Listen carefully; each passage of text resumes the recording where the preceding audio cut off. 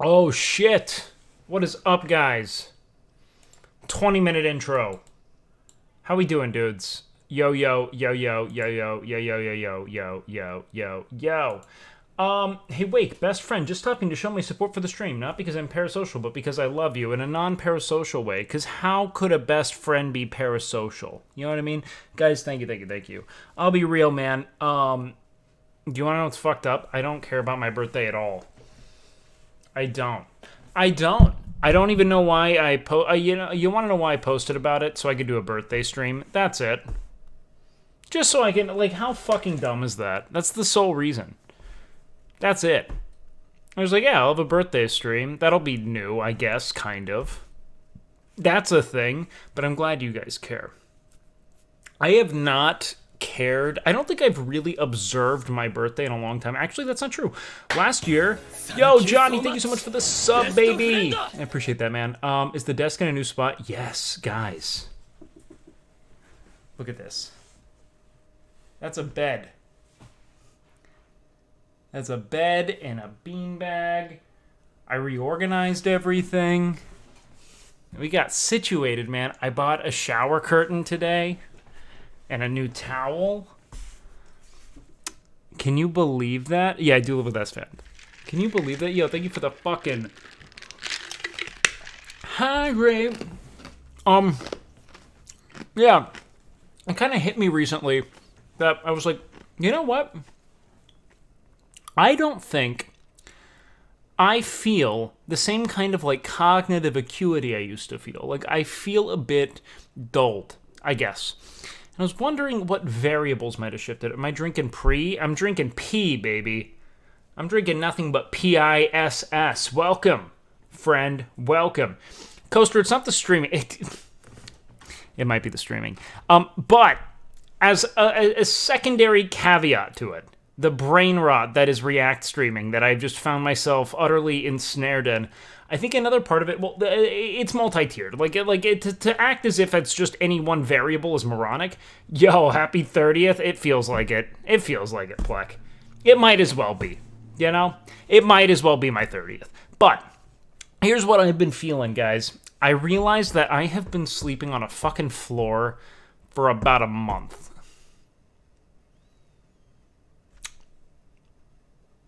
That I'm probably not sleeping as efficaciously as I could. You know, like, I promise there's not the same depth to my REM cycles. There's just no way. You know, like, virtually zero possibility of me sleeping well. Sleep is king. Yes, and I'm a massive proponent of sleep. I think that it is, like, the single most indispensable variable for recovery. Like, you can't not sleep, you know? Or expect to perform well in any capacity without sleep. So I set my whole desk up, and I just decided I needed a bed. So I got that situated, have that there. Now I have my beanbag there. I have not played the new Pokemon game. I don't have a Switch with me. So maybe in the future, if I buy a Switch, I'll do it. But honestly, I just have more, like, pressing priorities financially. Like, I really need to get a new PC so I can play all the games I need to play. Happy quinceañera. Thank you. This is actually a mitzvah here. Did you say this was a DGen 30-hour B-Day stream? Yeah. I'm just going to play 30 hours of World of Warcraft silently and absolutely erode my life again. Dude, I don't think I ever recovered from doing that stream. I don't. I don't think I recovered. I am still reckoning with the consequences of having streamed 30 consecutive hours. Like, to this moment. You've been sleeping at Esfand House on the Thor. I thought you had your own place beforehand, that you just go back and forth. That was a while ago. I moved in fully, like, a month ago. So, I'm not even kidding. Like, just now, I'm relatively certain that, like, today was the first day I woke up before noon since then. And I made myself do that. That's why I didn't stream yesterday. I was like, I need to go to bed at, like, sometime before 4 a.m., you know? Like, before the sun starts to peak above the horizon, I have to be asleep. You know what I mean? So, I willed it such. I shut everything down early. Got myself to bed, and I will tell you, It worked. I feel infinitely rejuvenated. I woke up early with kind of the sun. I woke up when the sun still had some life left in it. I went and I trained with Nick, and then I went to Target, and I bought a bunch of shit. I have not bought shit since... I don't even know when I last bought shit. I only buy things when I'm tasked with doing it, you know? But today I said I needed to make this kind of a home. No, this bed's not from Target. This is just from Mrs. House. You played for 32 hours straight? I'm pretty sure I played Classic for like 32 hours straight, yeah. I'm relatively certain. What was the price per kilo for shit? I mean, you know, you don't really buy things by the kilo. You know, I didn't just go and was like, give me 20 kilos of home goods, you know? I stole a bed from Mizkif's room, yeah. No, I asked Mizkif, I was like, do you have any spare mattresses? And he was like, dude, I've got like 7 spare mattresses for some reason. He's like, I have an unused purple mattress in the garage, just go take it. So I did. And now I have a mattress, so.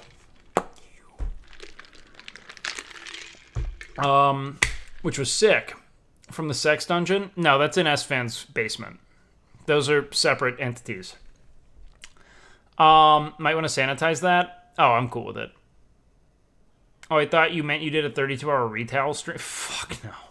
No, I'm talking about the 32-hour classic stream I did like months ago on launch. I very legitimately believe I still haven't recovered from that. That was what, like beginning of October, right? End of September? Something like that? I do not believe I've recovered. Like, we have just now hit, like, stasis, where I feel kind of at peace. Yo, Nick Dog, thanks, brother. It's like I got the mattress from Lakari. Look, man, I think mattresses are safe. All that comes soaked into the towel at that point. I don't think the mattress ever gets hit. It's only towels you don't want from Lack. Every other thing you'd find in a general linen closet is safe, you know? There's just one thing. Just don't, and I just bought fresh towels, so it's good. It's all in the waifu pillows. Does he have one? Does Lek have a waifu pillow? Like a body pillow? I feel like he would for the memes. Last week, my budster Evan told me he was attracted to minors. What should I do?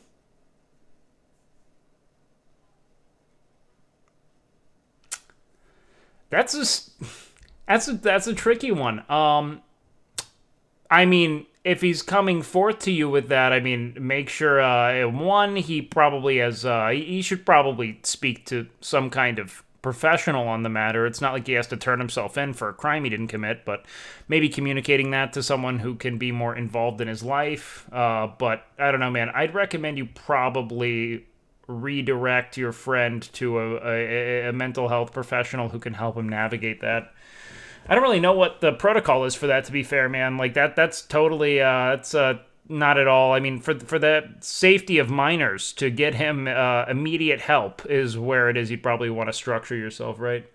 32-hour classic stream was insane for me, too. I was studying for exams and made it a rule that I could only stop studying whenever you finished your stream, as often as... as I often do work and watch your stream. I think I stopped about 4 hours before. Holy shit, that's also not better. You also need sleep, especially if you're studying, my guy. Don't do that. Hey, guys, everyone is saying happy birthday. Thank you so much, man. He has a living waifu pillow. No, he says that he has a girlfriend. They're not pillows or waifus. They're humans. It's very, very distinct conceptually. Not exactly just that. You know what we gotta do here, man? I think we gotta fill out the walls. Welcome Yo, to the Ethan Cum Turtle, Zone. thank you so much, man. Yo, Hyox, thank you so much for the fucking 500 biddies, dude. Yo, Tayo Infinite with the sub. Let's go. What up, Abadego? Welcome in, brother. Green screen for December. Ooh, that'd be kind of easy to set up, actually. I could partition it pretty easily along this axis. That being said, fuck, man, who knows? You got the Prime over Mizkif. Happy birthday. To the Cum Zone. Let's go. Actually, Mizkif just gave me a mattress, so I owe him, probably 500 primes based on that alone. Correct. This is why you set up a P.O. box so your loyal subs can send you fun junk. Oh, fuck. All right, yeah, we'll set up a P.O. box. Wait, post offices are open on Saturdays, correct? Maybe we'll do that tomorrow. Maybe I'll set up a P.O. box tomorrow, and we can do, like, a combined birthday, Christmas P.O. box thing. That'd be fun. Why must we differentiate people in waifu pillows? You know, man, I believe it was Aristotle who first pondered the question. But, you know, yo, Whitey, thank you so much for the 5, baby boy. Thank you. Do you think Esfand will let you use the gigantic green screen room? I'm sure if we, like, scheduled something, you would, but why would I? You know? I would only do it to have different backgrounds. But I think what I need to do is, like, set up some, like, wall decor, you know? Like, why don't we kind of make it cozy? Yo, what up, Jay Ruiz? I feel like I haven't seen you in eons, man. I hope you're well. You're, like, an OG. So I don't know, man. Sign of porn addiction is getting interested in things that used to disgust you. I don't think that that's what is happening with Avid Coomer's friend. I think Avid Coomer's friend needs legitimate psychiatric intervention. What up, Pokemon connoisseur? How we doing, dude? Welcome in, guys. Yeah, Fuel's birthday, man. I'll tell you what, birthdays are a really strange... I got a job. The worst thing to happen to me, man. If all my viewers got jobs, I'd be out.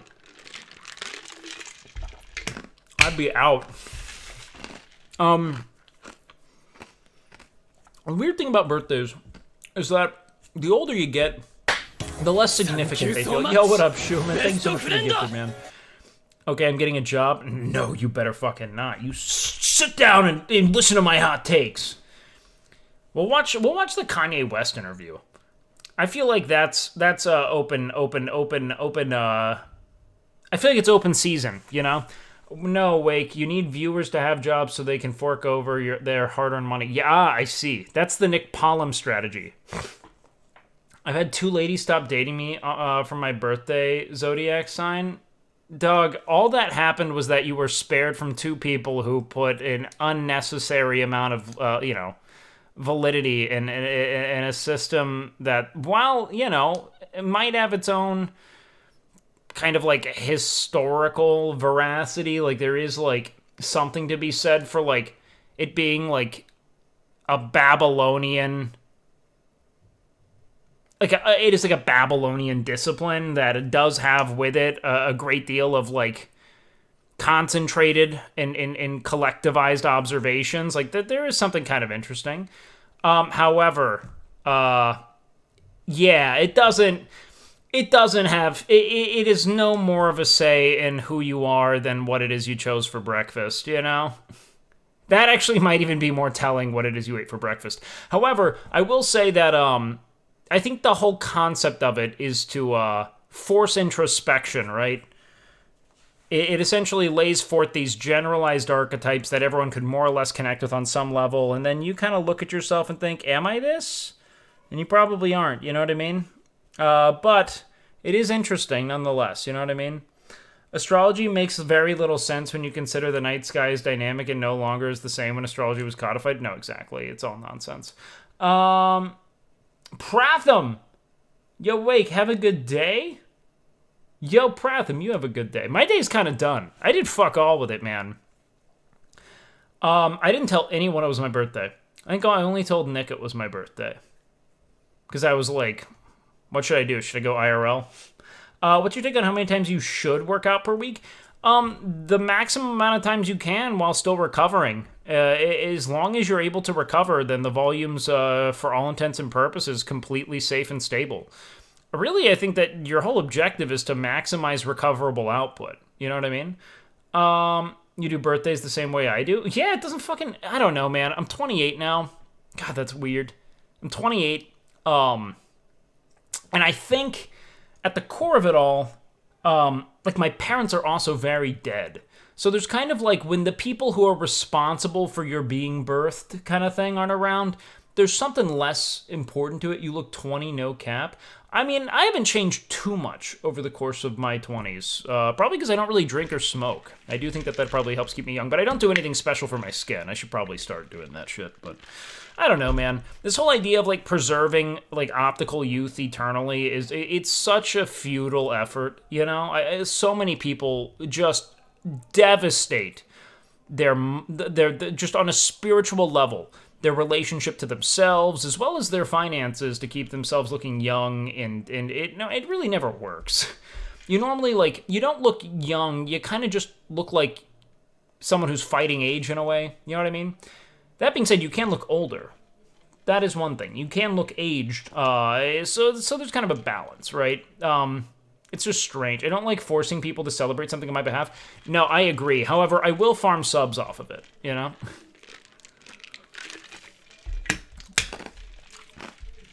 Every day is one day closer to death. Yes. Realistically speaking, it is indeed. I mean, that's kind of the thing, though. You know, we have finite time. We are finite beings, and we're tasked with this truly, just heinously self-important and deluded imperative of creating infinite significance for ourselves. You know, it's the whole concept of like legacy. I think that's so stupid. Paul Rudd looks fantastic. Dude, fuck any celebrity who looks good for their age can eat cocks. That's what happens when you're just unfathomably wealthy and when your job is literally structured around your appearance. You know what I mean? Like, all the money and resources in the world goes to that. What protein powder do you use? I fluctuate a lot, man. I like Rule 1, the Rule 1 isolate protein. I like the Labrada Pro Series whey isolate. It's a hydrolyzed whey isolate they make. I also use Dymatize ISO 100, which I think is pretty solid, and you can get that at a lot of grocery stores. So there are just so many that I stand beside. Also, I really like NutriBio. Super nice flavors. I strive to live to my own expectations. Legacy isn't that important to me. Well, legacy it's unfathomably short. It's just... This is why it's like the ultimate delusion. It is like the original copium of sorts. Like, yes, strive to make the world more inhabitable and welcoming on an ideological level. Like, try to forge a world that you believe successive generations will be better for inheriting, right? But if you have made your entire ambition for living about substantiating your value to succeeding generations, like to be seen as an individual entity is valuable, you are fucking just wasting your time. Because you will not be around to hear those praises, my friend. And you can just as easily be invalidated in the stroke of a few keys. I mean, it just doesn't matter. If you've made your objective to be praised in the afterlife, you're going to be... I mean, you won't even be around to regret it. You know what I mean? But I would say don't pass on the significance you could mine from the now in service of what you think will be praised in the future, lest it be to make the world legitimately better, and it's something that you value, right? Do you just eat it dry or mix it? Protein powder? Yo, what up, brother? Thank you so much for the sub. More upright rows, more bows. You know, I've never even asked you about your name. What the fuck?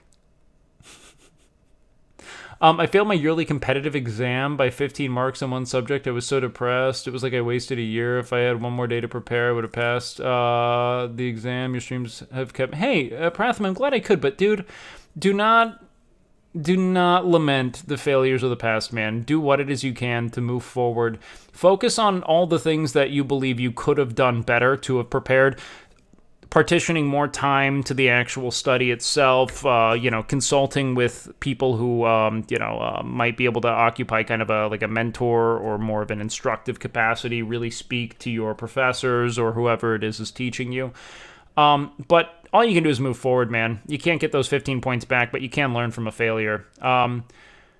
Tell us what you're doing to die and that celebs need to eat cocks. This is going to be a good stream.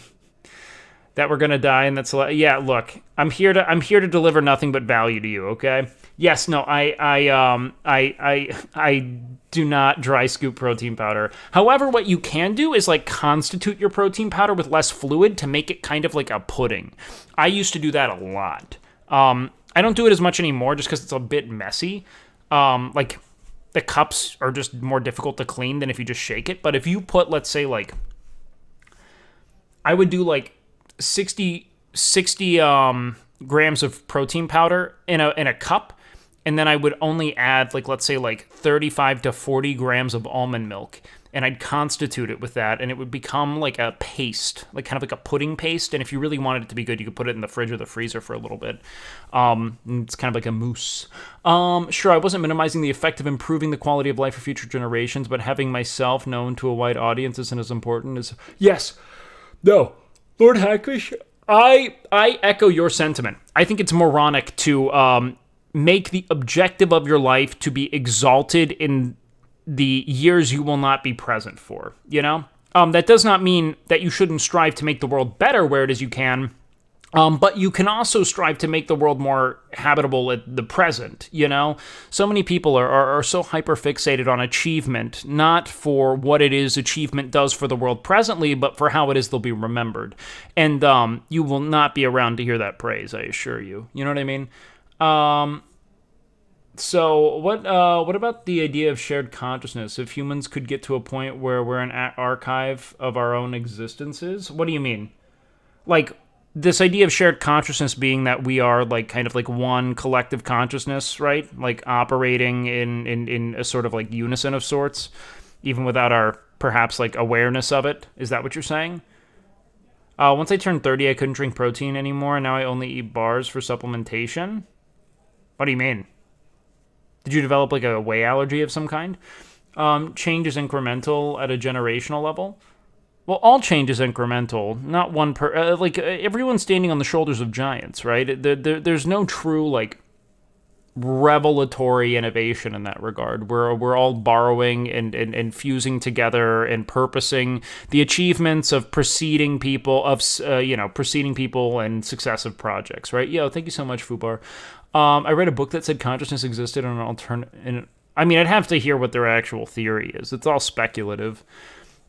Consciousness is kind of a weird thing. So, like, it's kind of like I've been reading a bit of Sartre lately, and he talks a little bit about how, like, you can't divorce being from appearing, right? Like, what it is we witness is all that there is, in a way, you know? And that this concept of distinguishing the being from the, like, appearing, if that makes sense, is, for all intents and purposes, like, that's like a very, like, theistic impulse to be like, this is the way it is because of this greater function. It's like there are very clear, like, we can, in everything we observe, if you're able to get really granular, you know, you can see the entirety of what it is. There's no creator, so to speak. And so the same could kind of be said for the concept of consciousness. Like, I don't necessarily think that it exists elsewhere. I think consciousness is literally just it is the compounded kind of, it is the product of the many, like, neurochemical and electrical systems and processes that occur in our, like, neural network. Like, that's all it is. That doesn't mean that it isn't significant, or that different elements of our own development or our own environment don't necessarily have a very like formative influence on how it is that materializes, but that it isn't independent from what it is we observe. It's not some higher, it's not some, like, higher endowment. You know what I mean? Humans are organic creatures. Solving death doesn't seem feasible to me. I mean, finding a way to, like, extend consciousness is another thing, but solving death, I mean, so I don't know, man. Like, Lord the Hackfish, you could look at, like, lobster. They theoretically infinitely regenerate, right? Like, they don't have, like, a cellular death. Like, they're on a biological level immortal. They just can no longer really seem to, like, actively, like, molt and then, like, feed. But they could live forever on a biological level. Yo, thank you so much, Calixta. If everyone shares consciousness, then what happens when one of the brains becomes depressed, causing the whole... I think that it's more to say that, like... And I'd have to read more on the actual theories, because I haven't read it. But...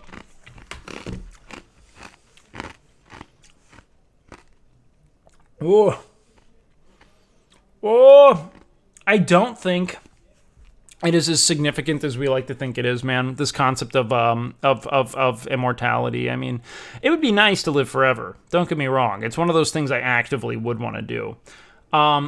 Wait, I guess then we have to define what death considers biological death or consciousness. Well, I mean, theoretically it would be consciousness, right? I mean, like, I think that that's how we identify the concept of our life, right? Like, it's the same thing why we declare brain dead, brain dead. It's like if someone's biologically sustaining, but they're not conscious, we don't really consider it to be life. To extend life and longevity? Oh, of course dude, that's the one thing that there will always be research on, is life and longevity. The problem is that I don't see it ever being something that's, like, meaningfully talked about, because eternality, like, immortality on a biological level would be disastrous. Disastrous for us. Like, we would have to literally begin to police procreation to make that feasible. So it's going to be another thing. Much like space travel, that's going to be relegated strictly to the ruling class. Is someone considered depressed if everyone is? Yes, that's exactly how it works. The idea that the brain creates consciousness isn't 100% proven with empirical evidence. We know they interact, though, obviously. I mean, it'd be very difficult to derive empirical evidence from it. The brain seems to undoubtedly create consciousness. Like, in the event that... I mean, I guess it's tough to say, right? Like, as far as, like, empirical evidence is concerned, but we do know when a brain is no longer functioning, consciousness seems to be vacated, so to speak. But then again, there could be consciousness, I guess. They could be conscious of everything that's going on and incapable of expressing it. It's kind of hard to ascertain. What's your stance on designer babies? Do you mean like sperm? It's like sperm bank children? Is that what you're talking about? Who do you think would qualify for extended life? I do not think that that's... I think that is a dark, dystopic line of inquiry to see what life is worth sustaining indefinitely. I mean, I think that's awful. And I don't want to live in a world that draws those distinctions. I'd rather we just die. And I'd like to imagine, realistically speaking... what will probably happen is that we will develop gene editing capabilities before we're able to sustain life eternally. And so you're probably going to have nothing but perfect specimen be designed for that point, and that's going to be a problem, because then, what it is we identify as perfect is going to be in accordance to our present value systems, and it's going to be in pursuit of infinite economic productivity at present, But then again, this is the interesting thing, is that I don't know, like... Then we have to question, to what extent do these, like, let's call them, like, these sort of, what's the right word for it, man? Like, these exemplars of sorts, right? Like, the people who really want to be, like, heralded as the titans of their craft. Like, to what extent do they want to live in a world where there's parity, but to this, like, apex echelon of achievement and output? Because I feel as if there's a great degree of egoism that pervades there, like people who want to be better than other people. It's just a really interesting caveat. Where, like, if you were to, yeah, right on, I guess eugenics is a blank... no. I think that it's pretty fucking problematic, man. I think that it's just going to widen the chasm between the rich and the poor in a way that's irreparable. It'll create almost distinct evolutionary timelines in a way that no one is really prepared to address. I think that gene editing makes sense only insofar as we use it to eliminate illness that need not exist, because anyone who says that we need that to, like, have perspective or so they can, like, that's just a weird theistic take. If someone can live without, like, cerebral palsy, that's a good thing, If someone can live without a, degenerative birth defect that causes them to have diminished quality of life or function, that's a good thing. It's not something that you want to, like, force upon someone so that you can feel righteous in your ideology, right? Like, God chose him for this, and we've all learned so... Fuck you. Like, your child is on a ventilator, man.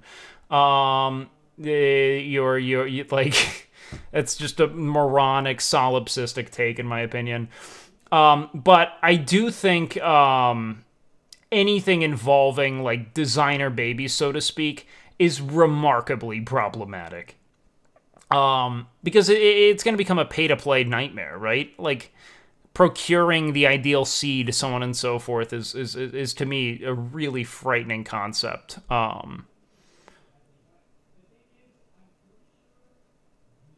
don't know, man. That's so strange. And also, to what extent does it even guarantee in this, like, fucking infinite nexus of genetic possibilities? I mean, like,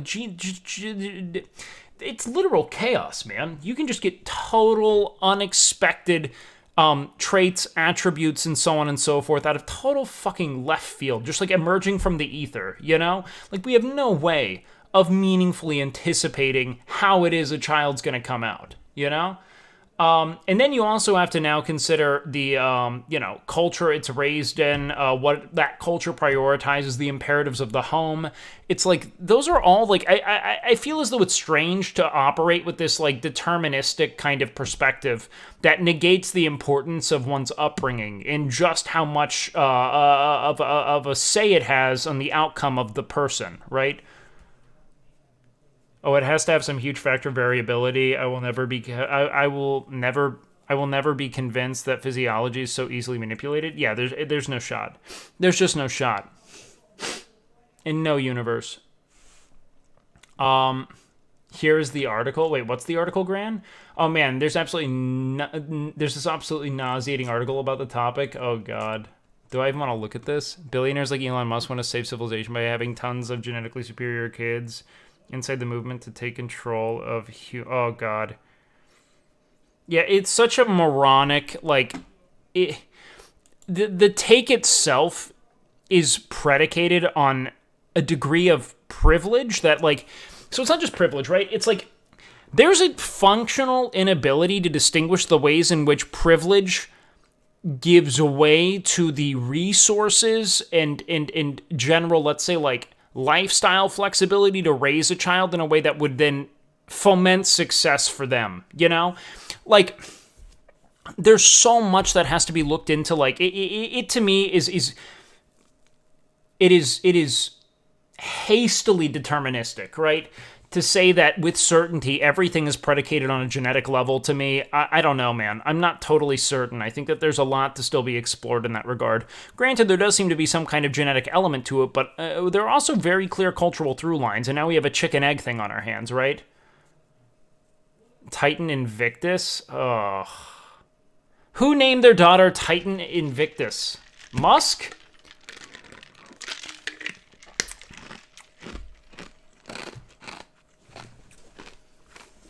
And then imagine for a moment being that child and being someone who was essentially formulated with a plan in mind. What do I eat? Your mother's puss, my dude. I don't even know your mother. We try to keep it on a no-name basis. It's spicier that way. Rick, I eat mostly chicken and rice, beef and rice, and then I'll do Rice Krispie cereal with whey protein isolate. That is more or less the entirety of what it is I do. And you know what? I like it. I thought she tasted like Wake the other day. They know. I wonder how do you pronounce the name, dude? I'm not gonna even XAEA12. I wonder how they're doing. They're going to be miserable. Like, there's just no way. You can't be raised with that degree of visibility and that much, not just, like, cultural expectation, but, like, familial expectation and still be okay. Do you overcook your rice on purpose? What? I cook my rice perfectly. In, like, a Korean rice maker. Guaranteed to get bullied? No, they won't. They're gonna go to, like, it's not like you're gonna send them to, like, a public school, you know? They're gonna go to school with other celebrities' children, and that's it. They will be coddled and protected. Have you ever used coconut milk in your rice? Yeah, coconut milk's great. If you get, like, unsweetened coconut milk, I think it's super tasty, but it kind of carries with it a very distinct flavor that will overwhelm the protein powder if you use protein powder with it, and that's the only reason why it's not my de facto solution there. Yo, what up, Viral? Thank you so much for the birthday wishes, man. They don't need to go to school. They have to plug in for 3 seconds. Easy peasy, my dudes. Easy peasy. Welcome. Yo, Shiva, thank you so much for the sub, homie. Thank you, thank you. Actually, let me get my sub counter updated for you guys so you can enjoy that as it goes. Where's my... Yeah, here we go. I gotta swap everything over to Stream Elements soon. I keep whiffing on that like a fucking dingus. Like a true goddamn dingus. Yo, Descard, thank you so much for the birthday wishes, Holmes. Mwah! You know what I eat? I'm imagining you're gonna say something about my mother. Or something like that now. Is that where we're going with that, if I were to ask? How old am I? Dude, I'm 28 years old. How terrifying is that, man? God, time is just so... It's not terrifying. It's just insane. It's just insane. How time just continues to march in perpetuity. No yielding, you know? Like, I don't know. It's bizarre to me. Yo, hi, Vanez. Thank you so much for the gift, man. It's just so... Like, you know it's the case, right? You know it's the case, logically. But the way in which we allow time to kind of accelerate itself in a way by really grounding ourselves in this sort of mindless repetition of the things that are, let's say, least upsetting, so on and so forth. I don't know, man. I think that there's a huge case to be made for forced variability in someone's life to extend the... I forget, maybe I was reading something about it recently, but like, when you consider all of the novel stimulus and inputs of your youth, granted, there's also just a clear, like, let's call it like a scarcity component to this, right? Like, let's say that you are, let's say you're, what's the word? Let's say that you're like 10 years old. That year from 9 to 10 is the 10th of your life, right? 20 years old, that year's the 20th of your life. It's literally, from a conceptual level, it is on relative to your total time lived, literally half as significant, right? So it would, in theory, it doesn't move at twice the pace, but it feels as if it has based on what your understanding of life is thus far. You know what I mean? However, I do believe that through forced novel experience, really putting yourself in a position of discomfort, taking on new tasks, it could do a lot. It could do a lot for you and extending your sense of value, right? Your sense of, if nothing else, like kind of like wonder of like, there's still more to do, there's more to learn, and you'll be better for it. You'll learn more. You'll engage more with people. I just think it is across the board a valuable thing. Yo, Sleepslorp, thank you so much, man. I'm glad that we have limited time because it forces us to make use of the time we do have. That's. I disagree. I think it's similar to saying that we have to have bad things to appreciate the good. I think it's just our way of making that which is in many ways cruel and punishing and you know, for all intents and purposes, unsettling, feel essential, right? We don't have to, like, I would still be making use of all this time. I'd still be doing shit. You know, if I had an infinite life ahead of me, I might waste a little more time from time to time, but I'll get bored and I'll move on. All it does is it guarantees me more time to do all the shit I think is fun and valuable. That's it. That's not bad at all. I think that's fucking great. I think immortality would be amazing. If I could just check out when I'm done, when I'm like, all right, I think I've done it all, I'd pick that. Because let me tell you something, man. While I'm not certain in any way, shape, or form if this is the single greatest way to be, it is also the only way I know to be. It is my sole experience of consciousness, right? Of sentience, of me in my own mind, with my own autonomy. I don't know what life would be like in the absence of this, so for all intents and purposes, I kind of fucking like it. Your entire paradigm would change without the yin-yang of life, impossible to even contemplate. No, I disagree. I think it's literal. I think that like much of our theistic, you know, let's not even say theistic. Our philosophical inquiry is predicated on making sense of the condition with which we live, you know, like the set of circumstances we inhabit. It's really all it is. I don't think we need pain and suffering. I think that we convince ourselves that we do because it's all that we know, and it's a certainty in many ways, you know, like it is the sole certainty, much like death, that there will be points of legitimate discomfort, you know. However, to act as if we could not definitively say that life would be better in the absence of it feels like kind of just wrong. Why would I need the perspective of pain if I know it would never exist? I think a lot of how it is we conceptualize the value of suffering is that it prepares us for suffering. It's like it justifies itself in a way, you know? I don't think it has to exist. I think the best way to maintain immortality is to check out whatever you need is to give yourself amnesia. No, the best way to do it is to subscribe to twitch.tv/WakeWilder, baby. That is the best way. If you were the only immortal, you have to experience everyone you know die, though. I've already done that. So many people I love are dead. You know, it's awful. But you find new people to love. It's an unyielding and unwavering truth. You find more people to love and to bring into your life and to share the lessons and axioms and experiences you had with the people you love with the new people you love. I don't know. If suffering is not necessary as joy, and none of it's necessary. None of it's necessary. That's kind of the thing. I mean, like, the point is that if you could eliminate suffering based on the discomfort it elicits, I don't see how it is, again, the world would not be somehow improved, right? Unless you wanted to argue that then we wouldn't have context for joy, but it's like I'd rather not have context for joy than only know that something is good because I've experienced something bad, you know what I mean? At the end of the day, it all kind of arrives at a point of neutrality, you know? It's the same reason why we all just kind of acclimate to the conditions we immerse ourselves in, you know what I mean? You'd be an entirely different creature. It's such a dumb idea. Can you expand on that?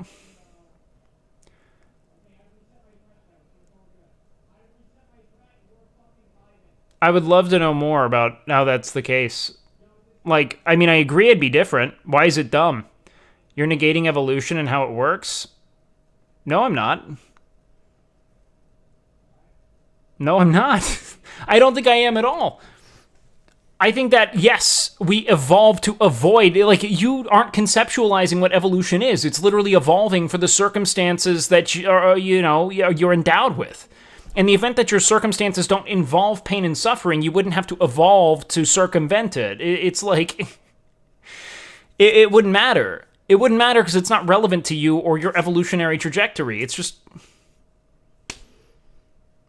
like, what's necessary is in accordance to Maslow's hierarchy, as you have more your idea of what is necessity. I mean, kind of. I mean, if you want to apply Maslow's hierarchy of needs, like, indiscriminately unto yourself, sure. But, like, that is, like, one dude's musings on what we need to be okay. But why would I want to live forever? Does that not get rid of the will to work? I mean, if you live forever at some point, everything you want will just come? Sure. Why is that bad? Why is it bad to not work? You know? I feel like we work as a consequence of our conditions, you know? If we didn't have to, a lot of people would just occupy themselves with their fascinations. Like, you're literally describing a better life. No compulsory labor, I would just read shit. Go out. I'd write. If you like working, then you'd work. You don't have to not work. You can do other shit. You can work in whatever capacity you want, man. You could literally just LARP having to work if you enjoy it that much. Doesn't matter. But, like, there's no reason to have to work, man. I mean, like, there is on a material level, but, like, you know, like, it's not like you need labor to occupy your time. You'd fill it with other shit you like. You could make whatever it is you want to make. All the things that you think are fascinating, you could materialize in real time for yourself, you know? Imagine being able to just play WoW forever. Long, I'd be fine with that. Trust me, Desmond, as someone who kind of could, like, I could make a life playing WoW. It could be you get bored of it. Like, you'll do other shit, you know? Like, that's the beauty of it. It allows you to just get bored of things and move on. You don't have to just play WoW.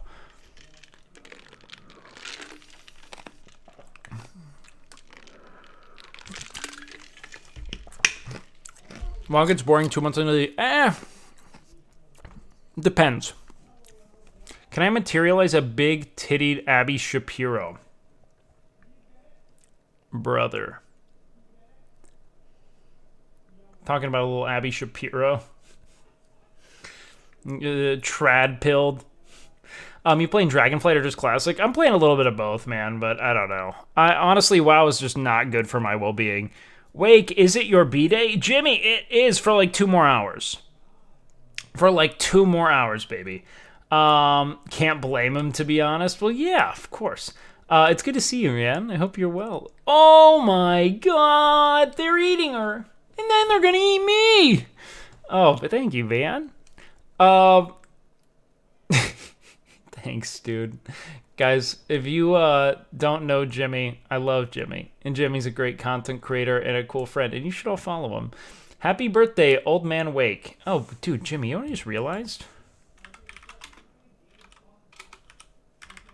I haven't given you, like, a sword or a diamond. You can be a mod. You don't ever have to use that. It's just so when you're in, you have power. Happy B-Day, Old Man Wake. I know, it kills me.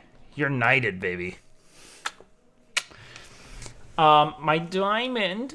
Oh, my diamond.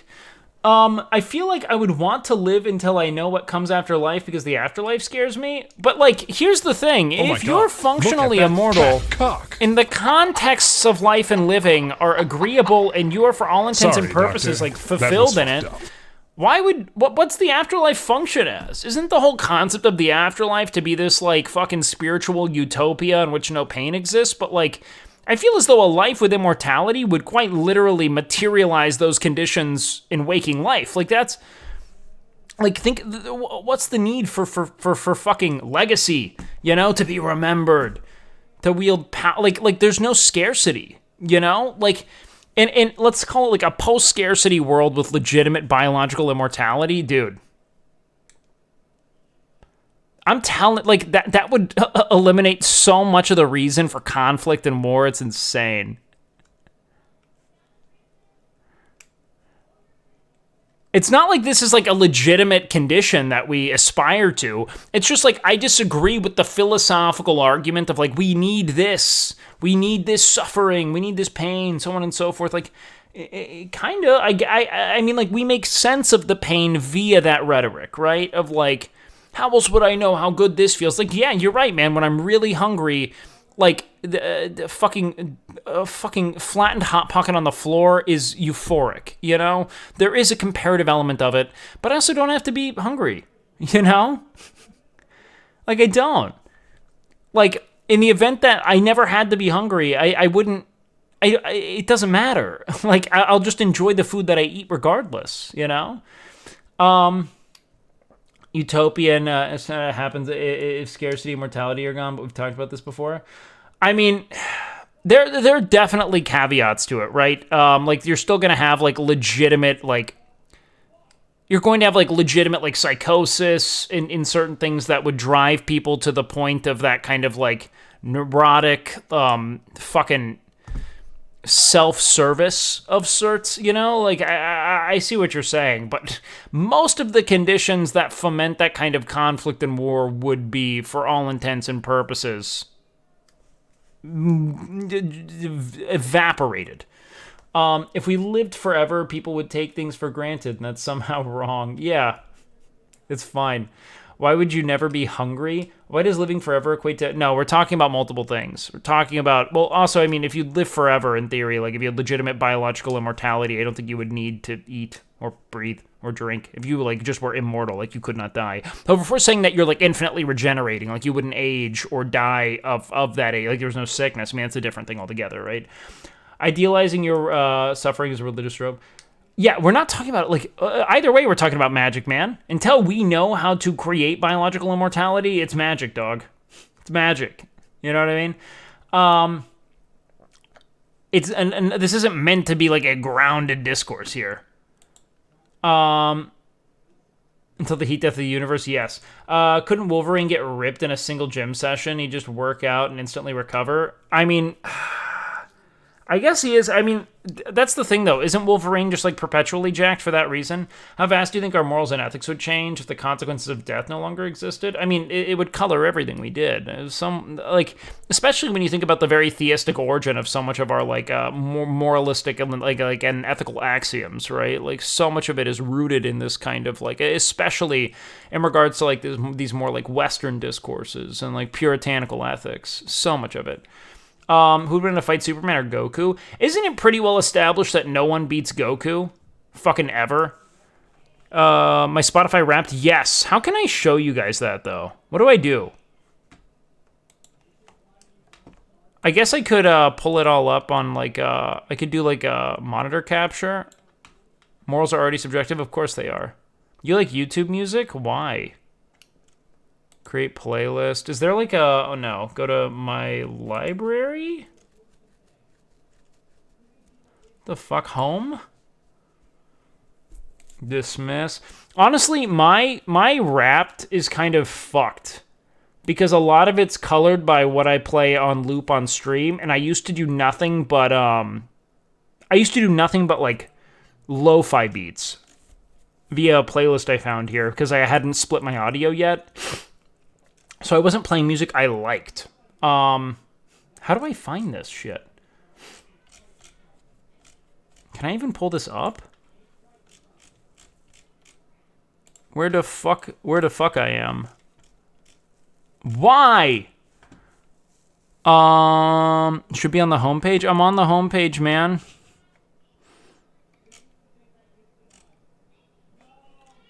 I mean, like, don't get me wrong, like, I can, like, I can find my playlist. However, like, I can't see the rep. Yo, Herbert, thank you so much, man. Oh, Hebert. Sorry, I fucked that up. Is it only on phone? That would suck. But that wouldn't make sense. It seems to be mostly coded for the phone. Like the whole, like, presentation of it's very mobile forward, you know what I mean? It's only on the phone? Fuck. Maybe I can't really show you guys that. I mean, I could pull it up and, like, show you as I see it, but I don't know if that would be that interesting for you. I mean, Chad, do you want to see it? Do you want to see it? If that's what you're yearning for, I'm happy to give it up, all right? I'm happy to make you happy. That's what I live for. I live for your satisfaction, all right?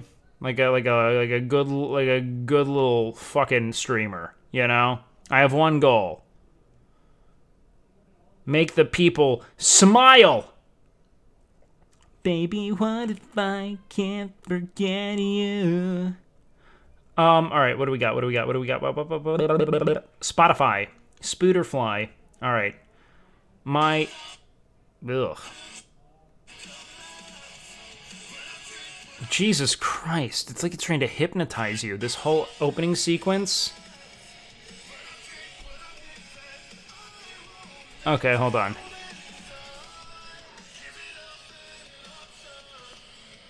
Focus! You ventured into the genreverse? No, I didn't! I listened to the same music the whole, like, for 8 years now. This is why... Okay, this is bullshit. So, my top 5. Metalcore. Lo-fi beats... Covertronica. I don't know what Covertronica is. Does anyone know what that is? I don't know. And then pop punk and drift funk. My number 1 was metalcore, which makes sense because that is most of what I listen to. So I don't know. All that listening added up. My playtime was 75,000 hours, almost 75,100 hours. That was close. Is that a lot? I imagine so. It's more than most users. With this song, it was love at first listen. I did listen to that song Pixel Candle by Anna Managuchi. Anna Managuchi? I don't even know how the fuck I pronounce this, but I listened to this song a ton, especially during Camp Canute. It was how I kept my spirits high when I was feeling, like, anxious and overwhelmed with, like, the visibility of it, as it just felt very cheerful. I mean, I do play it through stream, you know, so it's like many, many hours in a day. My most listened to artist was Kanye. Now I feel weird. Yeah, Descar's like, my most listened to artist is Kanye. I don't even like his music. I just support the guy. Alright, so my top songs. Oh, it's a ton of Census Fail, because I was really into Census Fail for a while on stream. Then I listened to Pixel Candle, and then a song called Pixel Galaxy. I was just listening to this like weird 8-bit kind of covertronica shit. The artist's message to their top listeners was crazy. Wait. Oh, for Kanye? Man, Kanye really let it fly on that thank you. I would like to give a shout out to the many great composers of Nazi Germany. I'm tired of vilifying them. There was genius there. Yo, what up, Darius? Thank you so much, man. I don't like your content. Stop, please. Stop, please. Dang. He was voted out. Kanye, good. This year can't be contained in a playlist, but we tried anyway. Okay. My most listened to artists was, one was Dance Gavin Dance. That's my number one. I am in the top 2% of listeners. So you could call me a fan. Multiple stab wounds, yeah. You like these artists so much we put them on a cover of a magazine, kind of. Alright. My top artists. Dance Gavin Dance, August Burns Red? Gee, I don't really love August Burns Red, but they're not bad. Chill Select, that was just from me doing lo-fi beats. Asking Alexandria, and then Of Mice and Men. I do love Asking Alexandria, but August Burns Red, I'm amazed made it into my second slot. I think it's because it's in a playlist I put on a lot when I'm on stream. Ye believes he has shot at presidency when he says shit like that with his Dude, fucking, he put Alex Jones in like PR backpedal mode, you know? Like, it's insane. Alex Jones, the single most unhinged, most speculative fucking nightmare in media, was just like Alex Jones like trying to redirect the discourse, you know? You know, we had to talk about the adrenochrome. Let's get back to the adrenochrome. He's like, even he knows he can't endure Holocaust denial, man. He's Sandy Hook might have taught him a lesson, you know? This year you had layers like an onion. Time to your listening personality? Okay, I know this one's bullshit. I saw this. My listening personality was the adventurer. I have listened to the same music since the 9th grade. There's not a shot. I have a famously static taste in music, man. Famously. Especially this year. I wasn't even focused on listening to new shit. I just listened to the same playlist. Is Dance Gavin Dance back together after the allegations? I have no clue, homie. I mean, there are some new bands I'd find, but nothing that really stuck with me, you know? That being said, I did get really into a lot of, like, niche electronic shit. Mostly just in watching a lot of, listening to a lot of shit that Porter Robinson would recommend. I don't know if Dance Gavin Dance is back together, to be honest with you, man. I know their last album was fucking excellent. My playlists are not public. I could make them public, though, in the future. Ocean's 8 Alaska's really solid. I really like, Amity Affliction is fucking great, man. I got into a lot of heavier stuff this year. A lot of deathcore and angry stuff. Yeah, it's nice. It's cathartic. A lot of really nice, like, content at peace people enjoy the catharsis of that kind of, like, rageful sound. I don't think there's any reason to, like, blanket vilify it. It's not like it says anything about what you're feeling, necessarily. You know? And it energizes me, you know? It makes me feel like capable of taking on what I have to take on in a given day. Like there's legitimate value to it. I hate to ask, but I thought I'd come here before I watched to ask before I watched myself. Liver King drama is wild. Forgive me if I'm. Oh, dude, it's so hard for me to even give. Like Liver King was so obvious. The dude was a walking side effect. I mean, he looked like every misapplication of anabolic steroids and performance-enhancing substances that existed. It was never something I even entertained at the thought of him being natural. It's great that it's crashing down on him, frankly, because he was literally, like, selling... The product he was selling was, like, this unattainable standard for a physique on the basis of it being more aligned with our, like, evolutionary imperative, you know? And you know, like... I don't necessarily think it's better to be vocal and transparent about your usage, because I think it does encourage utilization in youth who are super impressionable and not necessarily like aging out of their dysmorphia. You know, that motivates a lot of kids to get into the gym. A lot of them, like, the impulse to start lifting comes from a kind of dysmorphic relationship to their body that they internalize. And, like, don't get me wrong, I don't think it's a good thing for people to be laboring in the direction of a goal physique that isn't attainable, but I also think that in the event that they aren't leveraging their physique to sell something as a secret to why it is they look the way they do, if they're giving valuable insight that is applicable and is of use, I don't necessarily think it's imperative that people be transparent about their use, because I think that, if anything, what people normally redirect to is the drugs themselves and think that everything else is secondary to the usage, but it's typically not the case. Like, that's part of why I really only follow enhanced bodybuilders, because I know, one, they don't have any incentive to lie to me, and two, I can assess their protocol as, like, being relatively untainted, you know? He wasn't even a great responder? No, of course not. He's a horrible physique from a bodybuilding standpoint.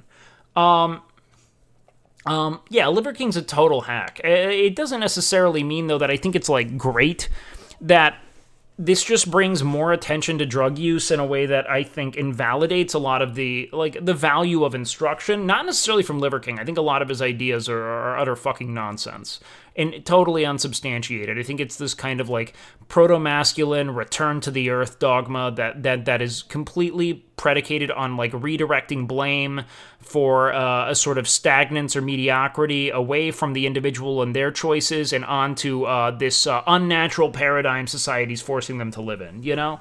I think that there are a lot of things that you have to consider as being like a personal choice, and it has less to do with, let's say, like, I don't think it's bad to go outside. I don't think it's bad to be in the sun.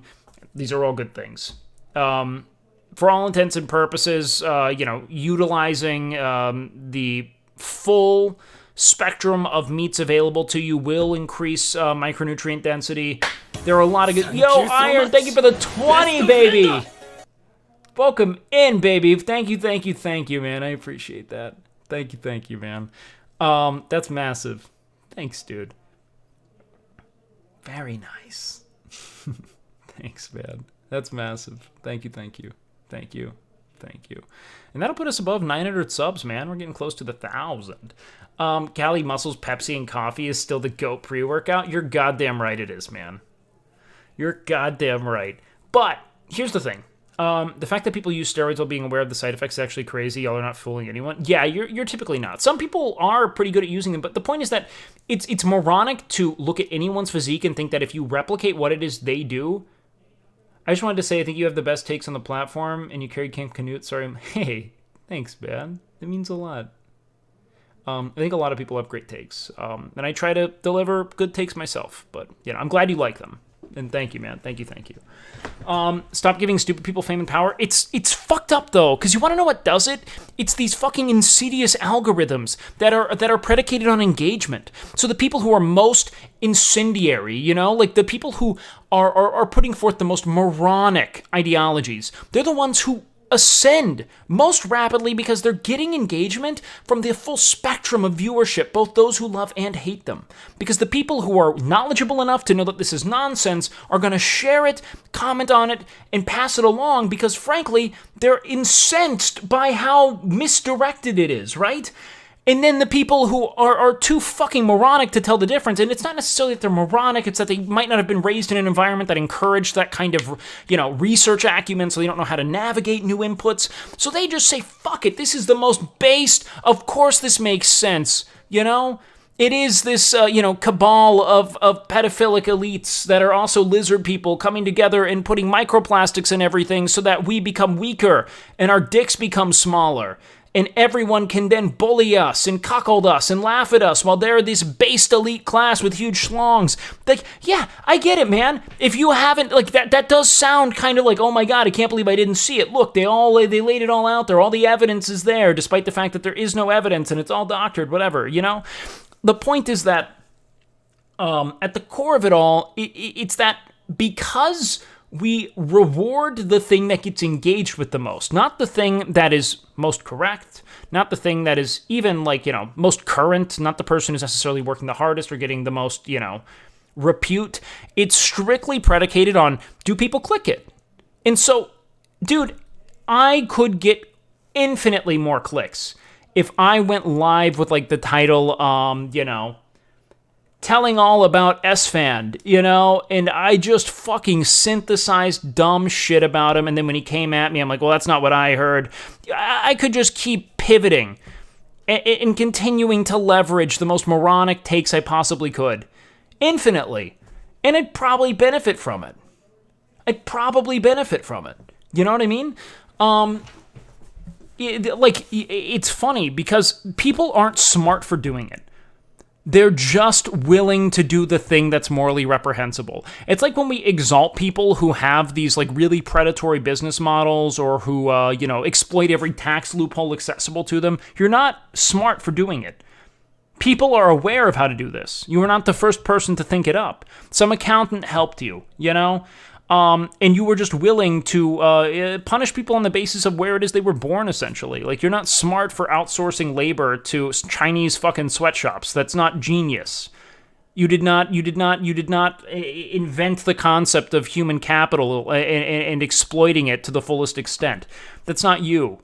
You're just willing to do it.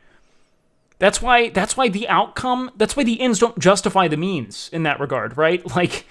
Profitability doesn't justify the expense that comes with it by way of human capital, right? Like life, liberty. It doesn't make sense like that. Someone being able to do it isn't that. That's not genius, Just like Andrew Tate going live and saying reprehensible shit about women and denying the reality of our total fucking cataclysm of mental health, especially amongst young men, which exists in large part due to the fact that we aren't having transparent discourse with men about the reality of the expectations that are thrust upon them, It's you're literally perpetuating it, like telling people that you're not depressed, you just don't make enough money kind of thing. That was bar none. It's the problem isn't that you're depressed, the part is that you're not making money and you're not getting laid. It's yeah, but you do realize that they're depressed because they feel as though they need to be making money and getting laid to be valuable, right? It's it's defeating itself, right? You're just there saying, yeah, no, you got to keep pushing that, right? It's just insane. It's insane to me that, and again, you find people who are young and impressionable enough to where they still exalt this kind of material excess and this pursuit of what it is essentially media told them they had to be of value, right? Which is it's very clear. We create these very well delineated frameworks for value. When we look at it, it's all right, so as men, we have all of these examples of who's getting laid and who's being praised, and it's who do we put on pedestals, right? We put people professional athletes, musicians, things of that nature, and their entire lives are predicated on material excess, of look at me, I do this, I own this car, I have this house, look at MTV Cribs and shit like that, It was all predicated on exalting the concept of wealth and material excess. And that material excess is then drawn akin to, or at least, let's say, as all the things that you would value, right? This kind of social value, you know, like the world celebrates you, people find you attractive, they want to sleep with you, people want to be around you. All of it's kind of predicated in part on that performance of wealth, you know? It's so then we tell men, if you can't make this much money, you're not valuable. And the reality of our present framework is that not everyone can make that much money. Someone has to be being exploited in this system based on how it operates at present, late-stage capitalism. It's predicated on the exploitation of human capital, and the reality is that the majority of us are going to be that capital. I don't understand why people want to sleep together. Your sleep doesn't matter who you're with. That's kind of a you know, an ascended take there, though. I don't care about actually falling asleep with someone. Yo, Wake, you are among the many people that push me to be a better Hey, thanks, man. I appreciate you. Hey, go watch Friday Night SmackDown. Throw the lurk on. I appreciate that, man. And thank you so much for the gifted iron. It means a lot. But what I was getting to here is that you have value independent of your wealth, and you climbing in your, you know, let's say like broad social visibility and that kind of like artificial value that we have tethered to wealth.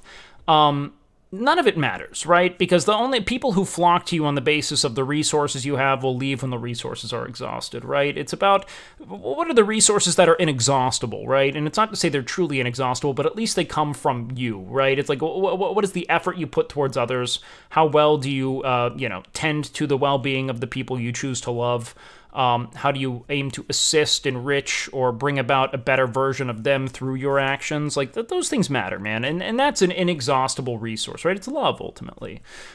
Extending that and extending it courageously and in a way that I think is in active opposition to these imperatives of, like, what's the right word for it? Like avarice, right? Of like you need to, you know, hold all these resources. You don't know when you're not going to have enough. When you give freely to people and yearn to be involved in their development, you'll feel infinitely greater value and infinitely more rewarded for it, because it'll actually, you know, foment a sort of like peace where I'm doing good things with the time I have, not just finding ways to procure all the excess I can so that, you know, women I don't actually want to be around want to sleep with me, you know? It's awful, man. It's awful. But yeah, welcome to the club. Yeah, what up, man? But yeah, man, I don't know. It's part of why I have an issue with like all the rhetoric that Andrew Tate's like responsible for pushing. Is that it reduces the function of man to his like capacity to get laid.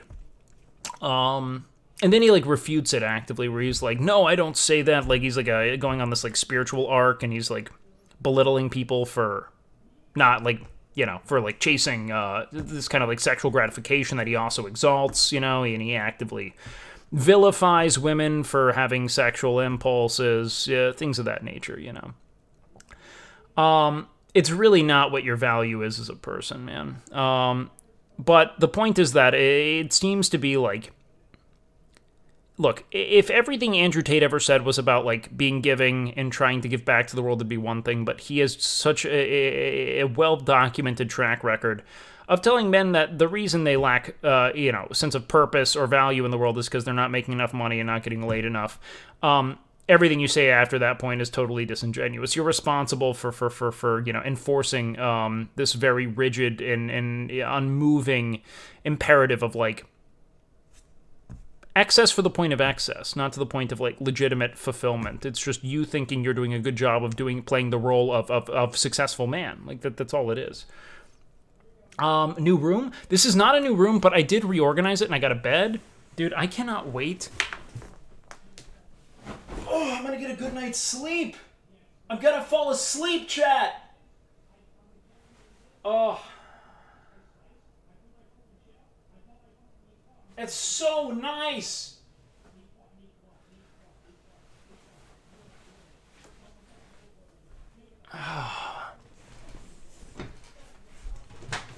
No, I was sleeping on the floor for a while. Is that a beard blanket? No, it's like the silhouettes of a bunch of Overwatch characters. It was just like in the room when I got here. I don't know whose this is. But it's sick. You know, it's kept me warm. Isn't it kind of cool?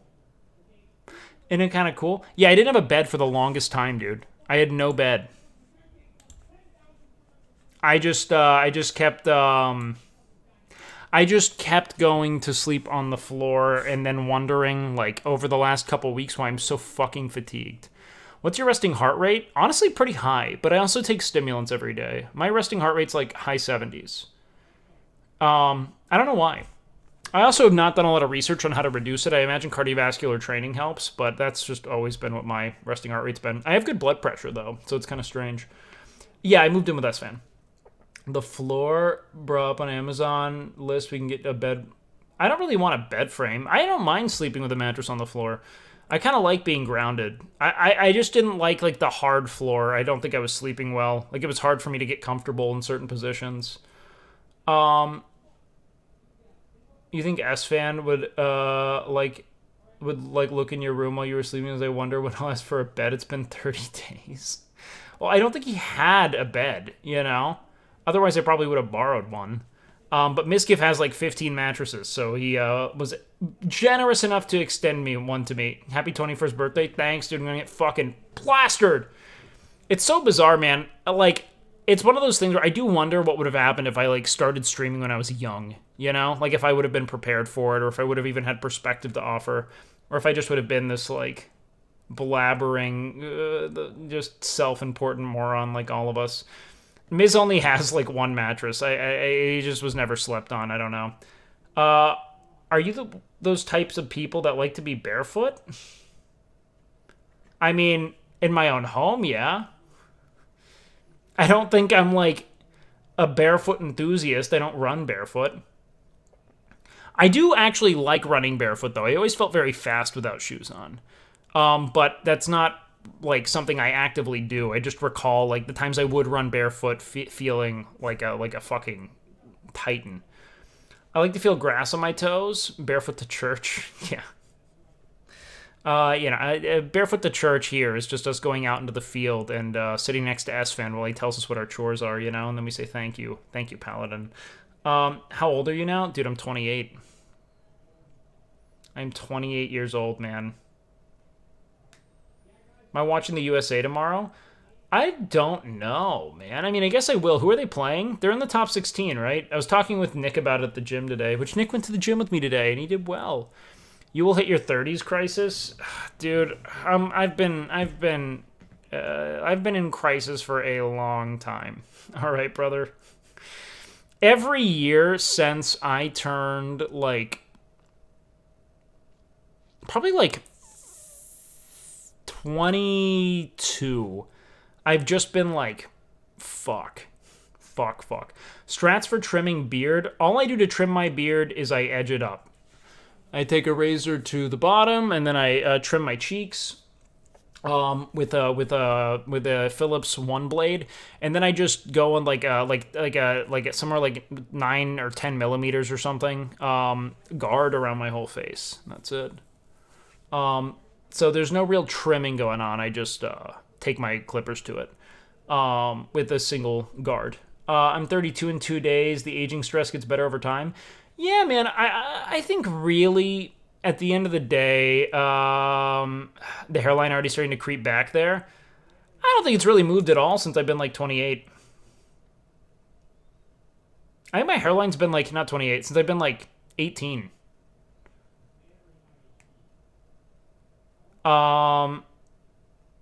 There's a hump when you realize you aren't super young anymore. Oh, I'm already there, dude. I'm already there. That's cap? No, I got good photos.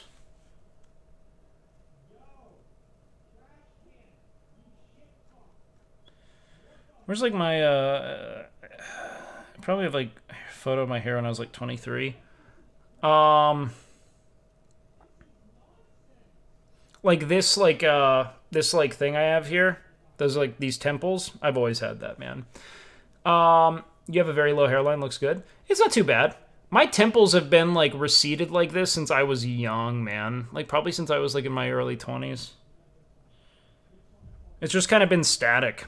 So, I don't know. Maybe it'll keep going. You sure show a man bun? Would like to see... Dude, I do not want to take my hair down whatsoever right now. Just shave it all and get it over with. I mean, look, man, at the end of the day, the hair goes, it goes. I will probably just, like, take, like, finasteride or something if it starts going, you know what I mean? My side temples are also receding with my man bun. Tying your hair also does create that, so I've had 2 cycles of long hair. I had long hair when I was in my early 20s, like 21, 22, and then I had long hair again shortly thereafter when I was in my, so I had long hair again as of recent, but I had a period of short hair, and my hairline receded a ton from bunning it. And then it all went back when I cut my hair. And then it gradually goes back again a little bit around the temples just from the tension you put on it. Even if you're not tying super tight, the tension is identical. Yeah. I've had the same hairline since I was like, this was like 4 or 5 years ago. Right here. It's just the same thing. It always goes back.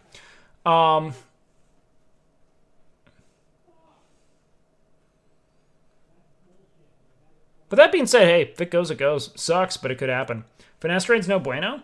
I don't think it's a great thing. I don't think that any medication's necessarily a great thing. I don't think you want to be taking medication. I think that medication, for many people, can be preferable to being unmedicated, right? It might be coping. I mean, look, man. Aging is an inevitable process, man. It is an inevitable process. There are things you can do to run from it. I think it's a losing battle. You cannot beat time. You know what I mean, man? If you have a genetic predisposition to it, that's one thing. If you don't, you don't. Are you watching the new PTV? What is that? Oh, are you excited for the new PTV? Oh, Pierce the Veil? I've not really followed Pierce the Veil in a while. I don't know what their actual sound is like anymore, to be frank. But I am interested. I will listen to it. I just don't know if they still like make like the same kind of like metalcore bops. If they do, sick. If they don't, such is life. But yeah, I've always had the same hairline more or less. And it's also like, dude, I don't know. I've gone through periods where I've like been like super fixated on the fear of aging and things of that nature, man. It's so unproductive.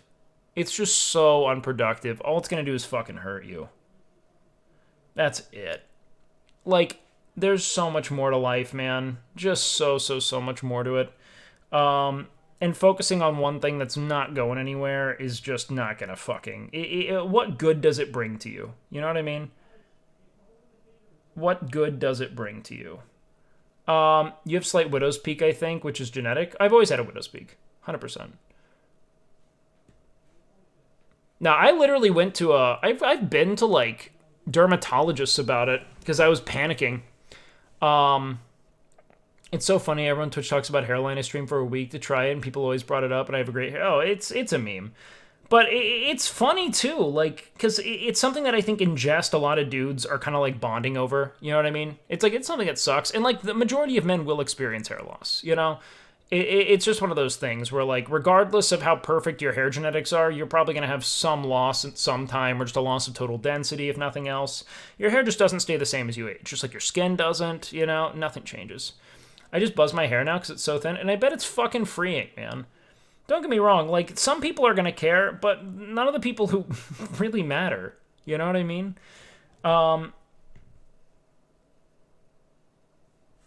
Holy fack? What's that? Why are you fucking posting? Where's that even from? I don't even think I've posted that. My girlfriend's at 95, thick head of hair, but I'm 5'2", so it's a trade-off. Well, yeah, dude, look, again, it's like, fuck, celebrate the things that you love for yourself, you know? Like it's an awesome thing to have for all intents and purposes, and I celebrate it for the people who do, but, like, for the people who don't, man, like, so be it, man. Like, I have, like, genetic, I had like genetic paneling done via like 23andMe, and it predicts everything based on your specific set of you know, like alleles or whatever. It's one of those things that, like, wait, more and more men will lose hair because of evolution. We don't need hair to keep us warm anymore. I think that's bullshit. Because balding is far more prominent in European populaces and far less prominent in African populaces, where it would be much, much, much warmer, and thus less need for hair. That's not the case, from what I can identify. Does wearing a hat cause hair loss? I wear one for a work uniform? Not likely. It's not likely to cause enough hair loss to be significant. Yeah, there's no way that's valid at all. At all. What was I pulling up here? But yeah, I think for all intents and purposes, man, like, I've had like kind of the same hairline for a long time. It's just not something I want to... The only time it fluctuates is when I lose weight. Every time I've gone through like pretty extended cuts, my hairline has gotten thinner. It doesn't move, but it's thinner. Actually, no. African populaces have, on average, like the most resistant hair to balding, from what I understand. At least like West African populaces. But yeah, I find that anytime I go through periods of stress, that's tough. Have you seen yourself in the Pokemon game? Wait, did I pop up? Emmy showed me the whatchamacallit, the sprite that she made. It was so cool. I wanted her to send it to me, so I could use it somewhere, because it's just so... Was I an alcoholic before? No. I mean, my family's an alcoholic. You saw it on the YouTube video? Wait, where's the YouTube video? Can you send it to me? I want to look at that. If you have it, send it to me. I'd love to see it. Where am I here? Liver King was juicing before? Of course. I mean, I couldn't confirm it, but by all metrics, the dude is so obviously using. He's using poorly, too. Like, he looks like he's experiencing all of the, like, true, like capstone side effects. The flagship side effects of use are all present in him, dude. It's insane. To act as if he wasn't is nonsense to me, man. Since you broke the alcoholism, you can confidently donate sperm. They still won't let me, dude. I wish they would, but they will not. They will not. If you were a Pokemon gym leader, what would your Pokemon be? Honestly, man, I don't know. I don't feel like I really have a Pokemon type. Happy birthday, bro. Hey, thanks a bunch, man. I appreciate that. And happy day to you. Even if it's not your birthday. Happy day, damn it. Rock type? Steel type. Hanging out here is so refreshing compared to the other fitness channels. I don't even know if I'm a fitness channel, man. I'll speak on it, but it's not really my point of concern. You know what I mean? You get paid when you donate sperm? For some people, hell yeah. Here. Last one was with Pokemon. Wait, hold on. Let's see this. Something has gone terribly wrong. Red, this time is going to be Pokemon Emerald. Now here's the interesting part about this Twitch Plays Pokemon. Gym leaders, trainers, and the Elite Four have all been modded and changed to some of my friends. There's a lot of secrets that are going to be in this game that you guys can probably figure out yourself. There's a lot of interesting... Seer! Oh, Sears is so good.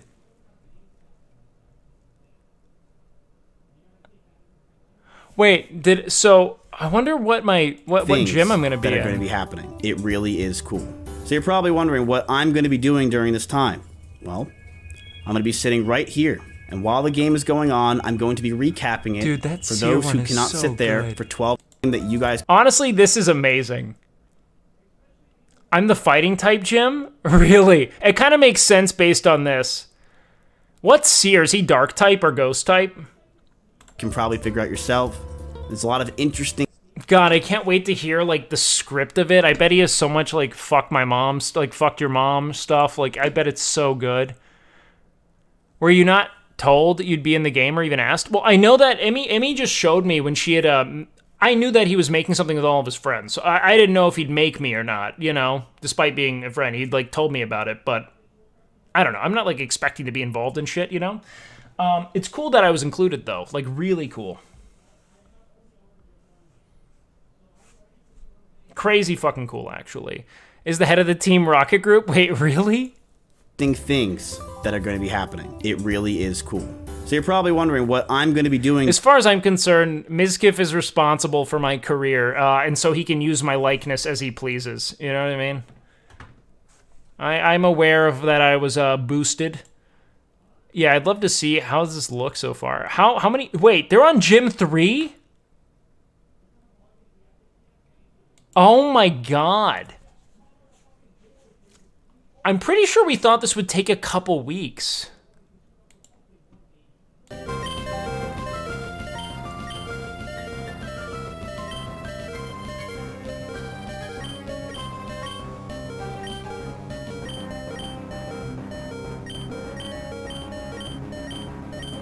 They should have made it a Nuzlocke. How much more fun would that have been?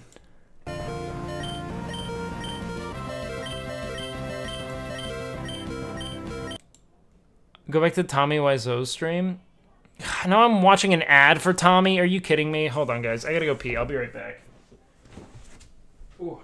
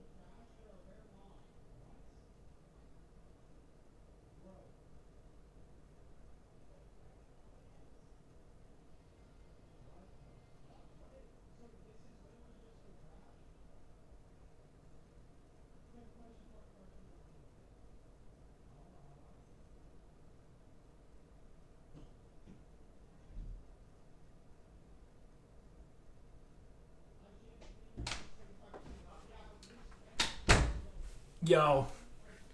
Why is there caca in chat, dude? Did you have a weeb crush on Misty? No, I had a normal crush on Misty because Misty was hot to my, like, 7-year-old self. Like, it's not even a weeb crush. It's just Misty's she's what you're looking for at that age, you know, man? That's it. Sam Samson? What the fuck is that? Dude, alright. Schumann. I made this my mission while I peed. I have definitive proof right here of my of the fact that I have a fucked up weird hairline. Check this out. all right? This was me, 17 years old, before, like, a homecoming dance. It's like, I've always had this weird fucking, like, M hairline that just, like, peaks at my corners. I just had a weird widow's peak my whole life.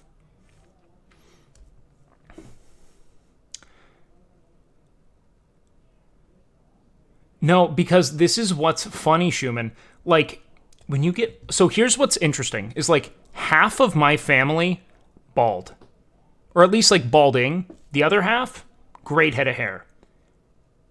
There's just no... You don't know. You know? You just don't know. So this is what it is. I was permanently banned. Is that everyone's hairline, like, matures to a certain degree in most cases. Like, well over 90% of men are going to have a hairline kind of move and be static. You know? That's how the majority of men work. Like, at the very least that happens. Yo, Schumann, thank you for the gifted. You have that vampire hairline. Dude, I always have had a really strange one. No, your mother's side's actually not more important. That is a myth. That is a myth. As a eugenics enjoyer, I can't date to marry a woman who has bald genetics in their fam. Yes, I will die alone. Here's the thing, though. Yeah, no, Arash, I have the same hairline as my father and my father's father. That's it. So my mother's father went bald in his, like, 60s. And then my mother's brother is, like, fairly bald. He still has hair, but it's a little bit bald. And then my mother, her side of the family is the worst hair genetics. My father's side, all is, like, rock solid hair.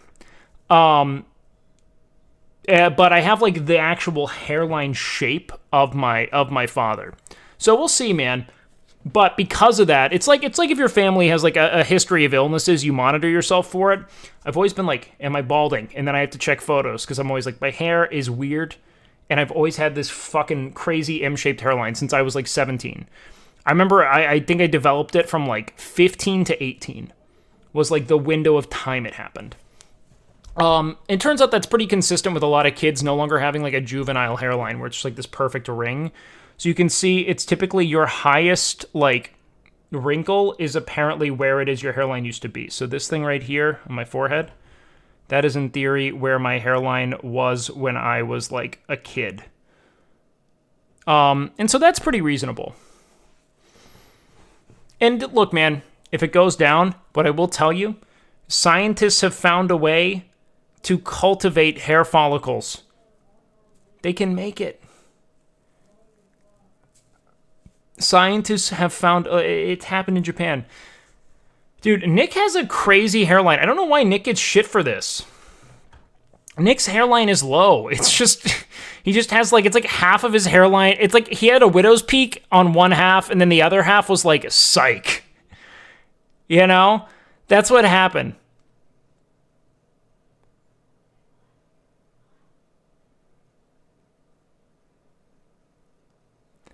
Like, this was meant to be a widow's peak, and then the other half was like, absolutely the fuck not.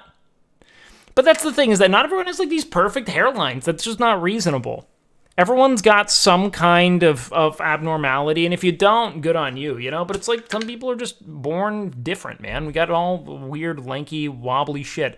Like Vegeta hairline. Well, Vegeta's hairline would be like a textbook, like, that dude's receding. If you had that much forehead, it's probably... Unless you're like, I don't know, Harry Styles apparently always had a really high hairline. I'm balding, I'm not sure if I like it. I don't know, man. Look, this is what I'll say, is that there are pharmacological interventions that the majority of people use with no issue. I will tell you, of all the people I know personally who use finasteride, none of them have issues. None of them. However...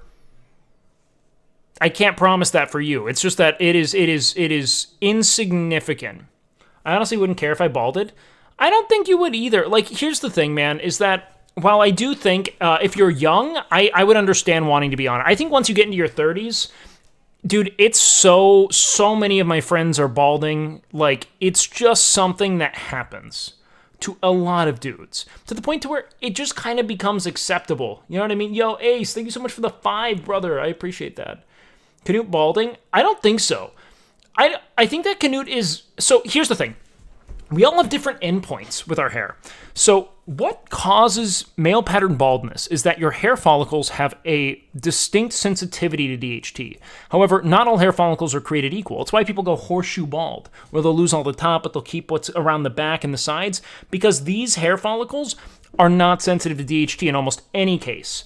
So the point is that we all have a different set of follicular sensitivity, right? And it's not as though all follicles are created equal. So Canute has had this same hair since he was like in his early 20s.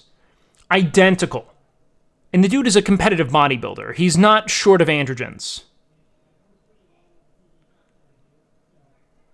He's not short of it. The dude is fine. I don't think his hair... I think that he has lost all the hair he's going to lose, in theory. It's been the same position since he was young. Canute said something about when he gets old and muscles and hair recede, he will work on his mind. When I am old, then I will read a book. Is this an improvement for Mr. Pollum? Let me see. No. I don't like lineups personally. Not to say that, like, and I don't want that to be culturally insensitive, but I don't think shifting your hairline, it typically looks good in most instances. I think that just shaving it to where it is sufficient. But then again, I don't know, man. It's its own kind of cultural concept there. But like a hardcore lineup, like if he had to augment his hairline for it, no. If this is just his natural hairline, then it's fine. Dude, I love Nick. He's so curt. I don't know how else to explain it. Like, every time I drop Nick off at his house after the gym, he leaves, like...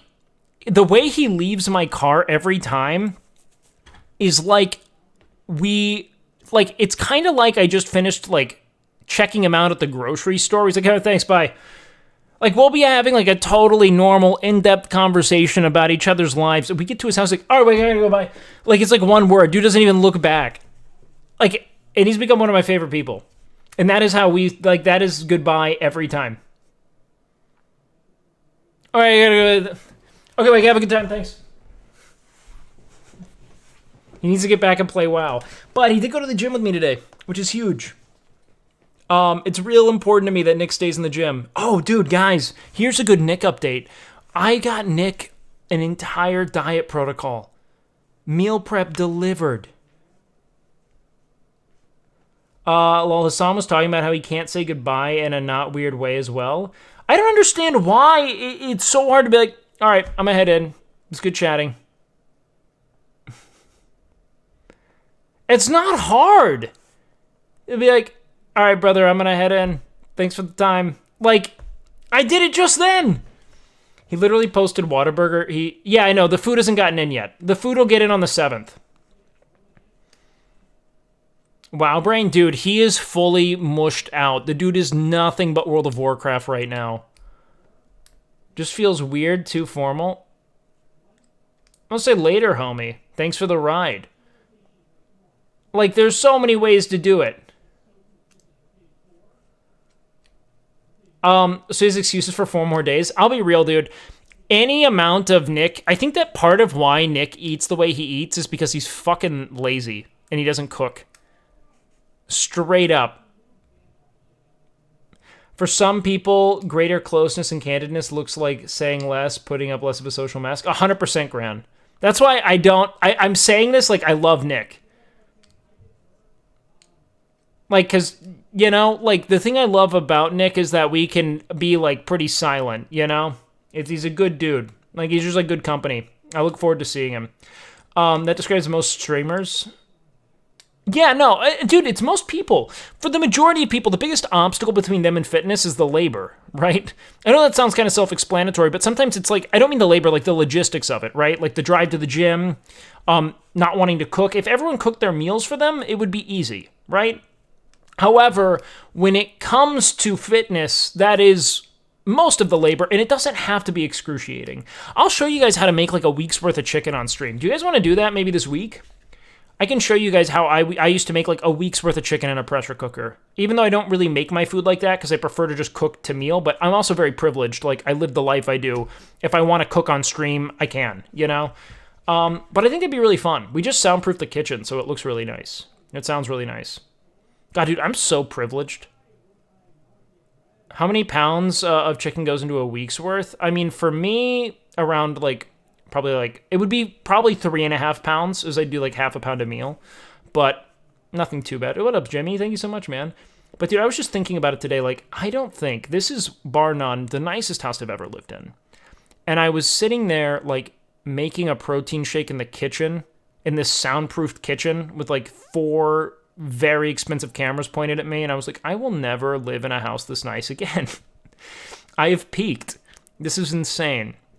And Esfand's are so generous and like opening his doors to me and giving a fuck and housing me and believing in my content. So I don't know, I'm a lucky dude.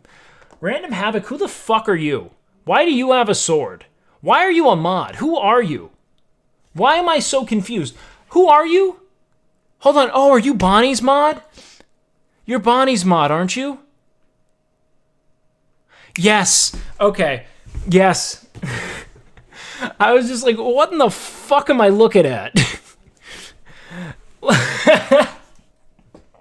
Yeah, she had me mod you and she was hanging out in here. God, I'm sorry. That was not meant to be that jarring. I was like panicked for a moment. Like, did I accidentally mod someone? Like, who did I give this power to? I thought you changed your name or something. Like you were another one of my mods. Whew. Dude just changes my stream title to the N-word. Wake's not big on that kind of thing. Wait, what? Have you considered expanding your personal training into a full diet exercise regime by acquiring a diverse cooking catalog that you can offer clients? Personal chefs can make huge bucks. Wait, is that what you're saying I'm not big on? I'm so sorry, Random Havoc. No, I totally remember you once. I grounded it, but it was jarring seeing a sword next to a name I don't see typically. I was like, most of the people I have who are modded who I don't know personally are pretty active. Personal training into a full diet and exercise regimen by acquiring a diverse cooking catalog that you can offer clients. What do you mean cooking catalog? Like cooking food for them? I wouldn't like to cook for them because I'm not that great at cooking. I'm really good at making cooking like feasible and like sufficiently tasty, but I am not like a categorically great cook. At all. And I would not want to do that. That's just so much time. Like, I sent you my butthole, but got no response. What happened? Did your phone die? Yes, and I'm sorry. It was trying to load the image. You really went high on resolution there, man. I capped my data downloading that photo.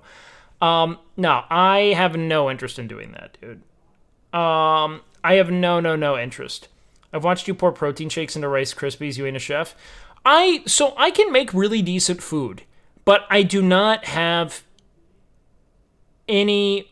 Oh, yes, one of the fun challenges of your streaming career is your aversion to monetization. Dude, I was talking about it today with Nick, where, like, I hate that I take sponsors. Like, I hate it.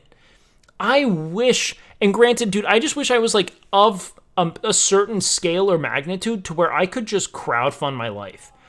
And not taint... I would never fucking run ads. I wouldn't even get partnered, dude. I'd just chill. I wouldn't fucking care. It would be so nice to just not take sponsors, not take any ads. And I wouldn't have to make much more money than I do now on Twitch. But I do have to pay bills. I do need to pay bills. But I do hope we can grow to that point and I won't have to ever take any monetization. Yo! Can you stop talking so much? I would really appreciate that. I can't possibly. I'm joking. Hi. Birthday. Thank you. Aww. Did you see? Look at what I did. What'd you do?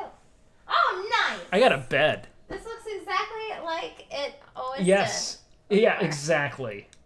It was the best setup, unfortunately, as I was formulating that in my mind. I actually didn't think of the setup. Then it's your responsibility, and we can't attribute it to anything else. Hi, Bonnie. Are you still alive? No, I just ended. How'd it go? I didn't know it was your birthday. I didn't read you. That's Sorry. okay. I don't. Feel bad. Look, we don't need it. I'm sorry. We're strong. Yeah, a Random Havoc came in, and I didn't know. I forgot that we modded him that one time when you came and hung out, and I fucking panicked. Because I was like, who the fuck are you and why are you a mod? Like, why? Who are like? I was like, he's gonna change my fucking stream title to a slur. I'm terrified. I don't know who he is. He's the best mod. And then I immediately Ever. remembered Yeah, that he's he the was good. greatest mod. You hear that, Random Havoc? Has he been with you? I didn't know it was your birthday. I didn't tell anyone. The only reason I did You're like, was I didn't know either. I frankly hit me across the face today. Big change. How old Whole are you time. now? I'm 28, Bonnie. Oh, you're a lot younger than I thought you were. How young? Wait, how old did you think I was? I need to work on my skincare. That's not a good sign. People always think I'm older than I am. Like, since I was young. Like, since I was, like, 16. Because I've always had facial hair. Really? I'm just, like, I've had facial hair since I was, like, 16. Not like this, but there was something. But I shave it. You shave really well. You don't even get 5 o'clock shadow. Are you, like, shaving on the hour? You know, sometimes. That's why you don't really see me all the time. It's, in my room. It's just all masked. Sometimes when the moon's out, I hide. I wax my hair off. You wax it off? Mm-hmm. Do you actually? Oh, yeah. No. Some people do grow facial hair and, like... I got, like, one hair on my chin. Did you panic? I freaked out. Because I found out that it wasn't just one. It was, like, 3. Then I found out it wasn't just 3. It was actually an entire beard. It was a beard. God damn it. I had a goatee. And goatees are the worst facial hair. What's the worst facial hair someone can have to you? Like, setup. When it's just, like, the beard. Strap. Just the chin strap. When it's just the beard. When it's just, when they have it. It's just, like, that line. You know that line right here? The chin strap? Are you talking about the really thin, like Vanilla Ice kind of thing? What is that called, chat? It's a chin strap. Is it chin strap? Yeah. It's the worst. I had a friend who did that in high school. Nick did it. Nick did a chin strap? Yeah. Oh, I guess he kind of did it recently, didn't he? Because Milena cut it. It's the pollen. Look, every leader in polymism will be equipped with a chin strap. That's the one thing I can tell you. Bonnie, are you playing WoW on your own volition, or are you being held against your will? I am playing. Is this like? It's both. It's both. But I'm also not allowed to play it on stream because it's gonna kill my channel more than my channel is already dying from my own my own act of ignoring my channel. Do you want to know something really fun though right now? Because I feel dead inside if I'm not producing like good content. And I feel it's very hard to always produce good content, so I go into bouts of depression. Do you want to know what's awful though? Is that I feel as though on some level there's a part of me that almost like I don't even recognize good content as good content if it doesn't get viewers. Yeah, that's how I feel too. Like even if I'm like that was one of my best streams. If people laugh a lot, then I'm very happy. Yeah, but then that's like you're like people are laughing more when chat's moving, and you're like, oh, there's Omega lols. And if it stops moving, I freak out. Wait, getting called out for fucking what? What am I getting called out for? Being yeah, okay, so what? I care too. I'm not letting WoW murder my channel. I'm not doing it. I was very tempted today to play Dragonflight. Oh god. Oh, I'm getting called out for letting WoW ruin my channel. Yes. But here's the thing, guys. I didn't lose any followers, which means they'll come back. No, but they just left. They're gonna come back. How do you know that they'll come back? What if they don't? Stop. I'm very sensitive about this, man. No, we've got plans to do more collaborative stuff. I'm gonna. Personally? I've said, look, okay, it's not forever, guys. Come back yet. Never play WoW on stream. It's a death sentence. Everyone's channels are dead right now because it's the time of year. No, it's because of Asmongold. It's the most wonderful. It's because Asmongold came back and just vacuumed everyone. It's the time of everyone. year when Asmongold comes back. Yeah, it's the Asmon month where he comes back for a month and ruins everyone else's CCV. I was doing really heavy and very well. And everyone then Asmon ruined it. Asmongold. You know what? I hate when you stream. I miss Zach Rar instead of Asmon. Zach Rar's just better, really. He really is. Honestly, maybe just go to YouTube, man. I think you do better there. YouTube's just really where you're comfy. Probably a really cool person. Have you met him? I've only seen him twice. Asmon's he's like one of thrice. Asmon is like because Asmon and I like we grew up very close to one another. We have like really similar life experience. We super like he's just cool to chat with. He's like we've lived very similar lives in that regard. Did you get a new phone for your birthday? I did. No, I got this a while ago. This is just an upgrade. It's an old phone though. It's an iPhone 13. Oh, I don't even have this one. Yes, you do. This is the exact same phone. No, it's not. Mine has 3 cameras. Yours has 2. Why does yours have 3? I don't know. Is this what... Did you stream from this phone for some time? I think that's the 12 Pro. Yeah, I did. Okay, let's guess your password now. Please don't do this. Don't do that game. Hers is the pro. You're a pro.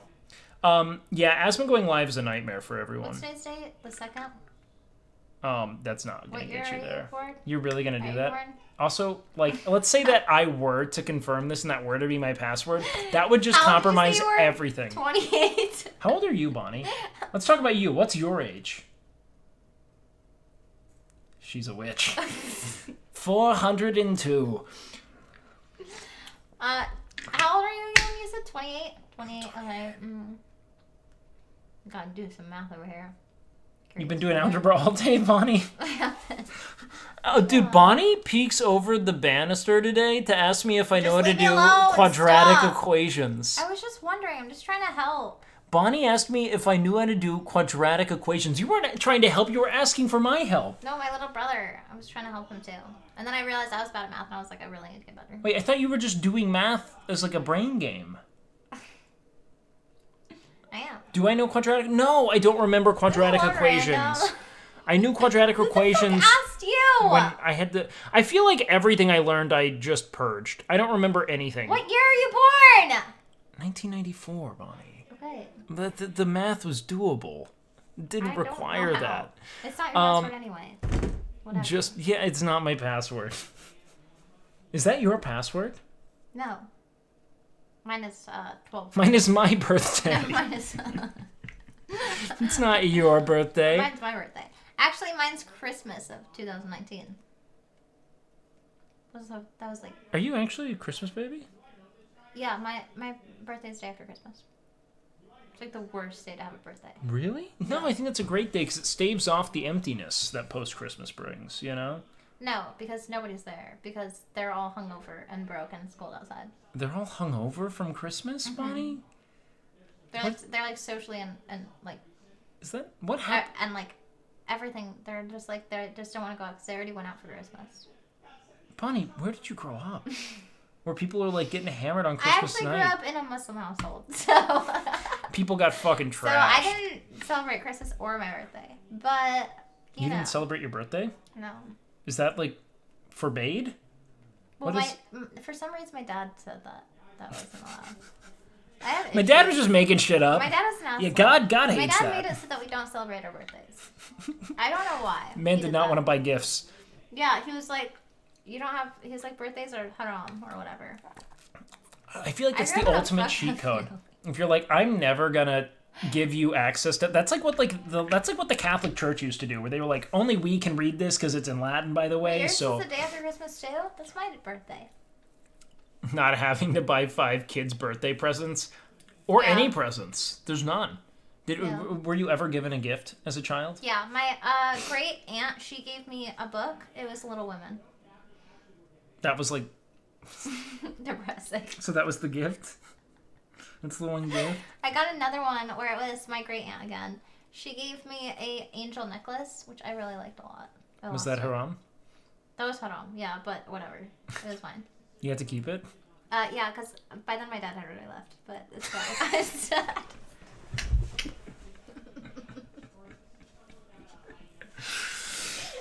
We could give you gifts now, if you'd like. Bonnie's 13, just thinking pragmatically. I think it's frivolous. We should probably 15, save. Yeah. You're 15? Well, actually, no. Actually, that was around time, yeah, probably. My dad died when I was 14. Yeah. So I have an extra year of trauma, and then an extra year of life lived. So yeah. I'm, for all intents and purposes, I'm better. Double. Yeah. Well, better. No. Only adding 2 years to it, doubling. Yeah. I'm fine. I didn't ask. So, how you doing, Bonnie? Like that's a red flag. I'm fine, by the way. In case you were curious. How's your chat? Chat, type 1 if you're alive. Are you okay? No, chat's How are you doing? dead. I don't know. I haven't looked at my view count today. I'm not looking for it. My chat is like historically slow today. Chat, are you okay? Type 1 in chat if you're okay. Chat's good. We're doing so well. 2. Oh, also my internet broke 3 times. Your internet did? Because I'm not hardwired in. Are you hardwired in? Fuck yeah. Why aren't you hardwired? I don't know. We have like 1,000 cables in here. I'm just used to everything 3 like for Espanol. Dude, my viewers are such like listeners. I'll ask people to spam like ones, and I get totally brand new viewers every time. Failed a PR today that I've been working on for like a month. Feels sad. I mean, dude, that's what it is. That's all like the labor of self-improvement is. It's just failure stacked upon failure. That's it, man. Yeah, it sucks, but we all go through it and we all have to deal with it. When's the last time you failed? Today. Yeah, same.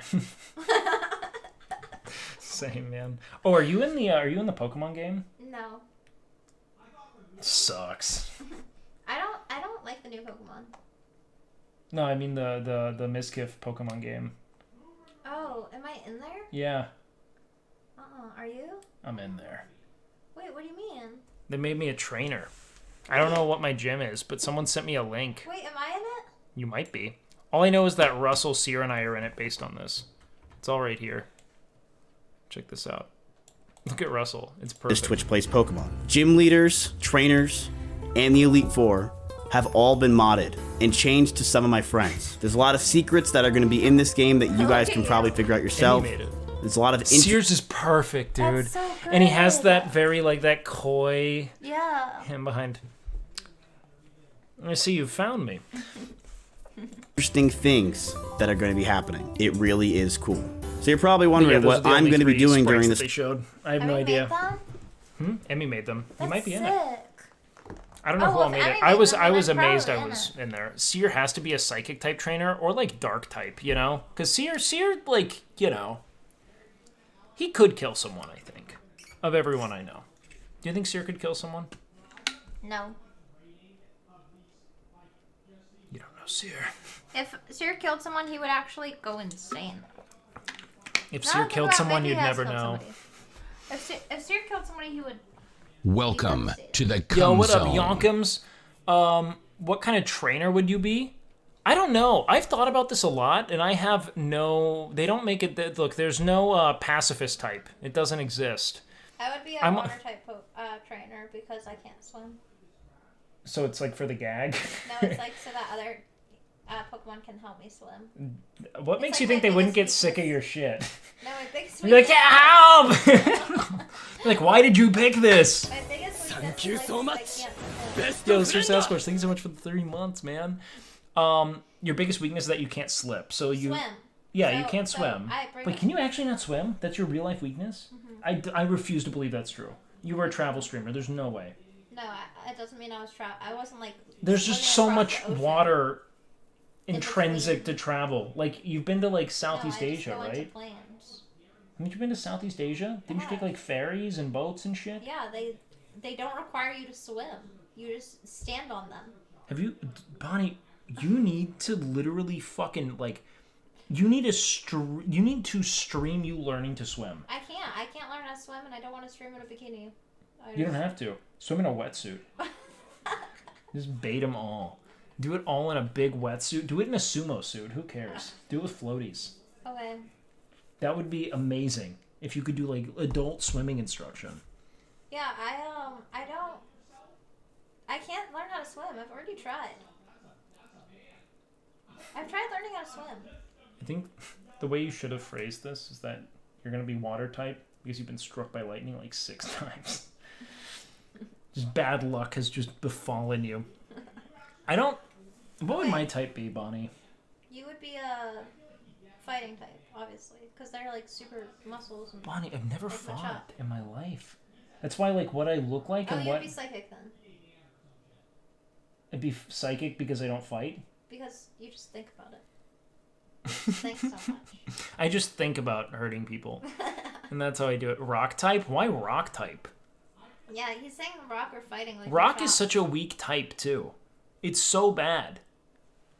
Wait, Actually, Hachu you're streamed learning to swim in Mizkif's pool? Okay, holy shit. Hachu doesn't know how to swim. Hachu has literally done every stream I've ever proposed. Like, anytime I'm like, I've She's got like an idea. 30 something. She's been around it. She's got time on you. Like, dude, I wanted to do, whatchamacallit? I wanted to do, like, a stream where I just, like, worked a job. You know, just, like, a normal job. I just IRL streamed just a day at a job. You know? Because I thought it'd be a good, like, I thought that'd be and she did it. She was, like, a cashier for an entire day. Who? Hachu. She just asked to be a cashier. Really? Yes, and she did it for a day. It was her stream. Hachu's balls are on the fucking ground, dude. She just does whatever she's thinking about in a given moment. It's psychotic. I don't get it. Wait. She started in a convenience store. He's never heard of Hachu Mart? What is Hachu Mart? Hachu Mart? You've never heard of Hachu Mart? No, what is it? Hachu Mart is Hachu's convenience store. She owns it. Did she actually? So pretty much what happened with Hachu is Hachu started off in a convenience store. Oh wait, so she was streaming as a cashier. As a cashier. No shit. And she got fired. So for streaming? For streaming. So what she did was she started streaming full time and she opened up her own convenience store. And it was called Hachu Mart. Wait, so she's been around for so long. And so she has a convenience store, but actually it stopped being a convenience store and now it is a gift shop. Wait, it struggled?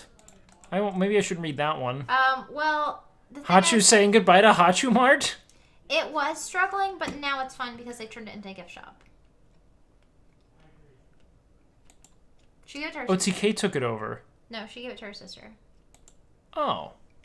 Well, this is fun. She gave the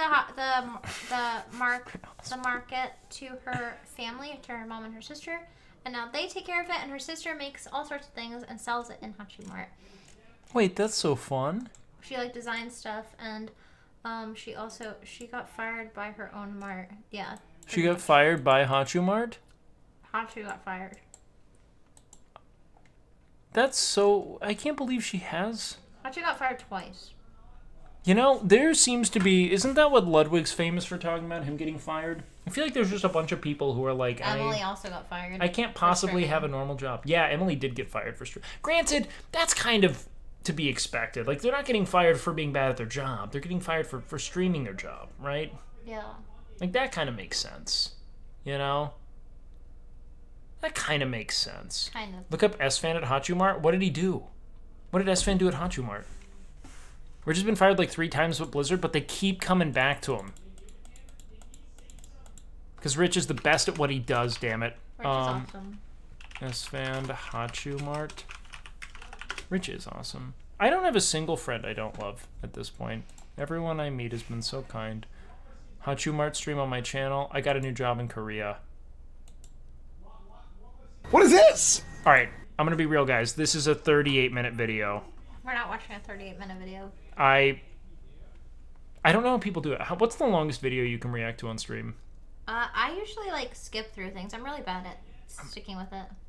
My chat hates I either make a 5-minute video last 3 hours, or I just blast through a 30-minute video and never watch. Oh, I'll watch like a 5 to 10 minute What? video without You're at Hachu Mart. Yay, boss. Yes. too much, but 30 minutes to an hour, I'm usually Places in the Just entire tell- world. University of PvP Phoenix video, Online doesn't dude. count. Okay, I went to Rutgers. Rich is awesome! In real life, I skip through videos. That's what my problem is. Like, I'm constantly skipping through things. What do you think it is? Because I have ADHD and I don't have the patience for it. Or is the I have content anxiety. bad? Because I've also seen you sit down there and crush a reality TV show in a day. No, that was research. I'm learning. I was trying to figure out how to start my own Twitch show. What'd you learn? But I have no idea how to do that. Wait, did you have an idea? I had an idea for a gaming show. Wait, hold on. What was it? I'm gonna mute my mic.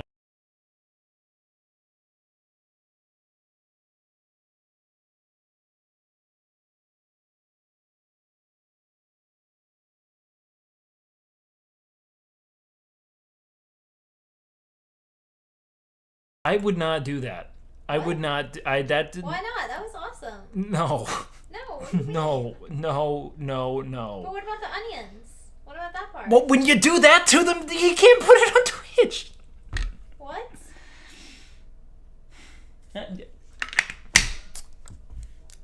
You know. Glad that you thought of something. You know, that you're getting the brain going. I didn't say anything. Sure, dude. Glad to see him on the. Oh wait, Rich is doing Race to World First. That's actually really big, really big. World first of what? It's like so it's a WoW event where when the new raid tier comes out, they like essentially have a race to beat it, and it's live streamed. All the like top teams are kind of like televised traversing it. Really? Mm-hmm.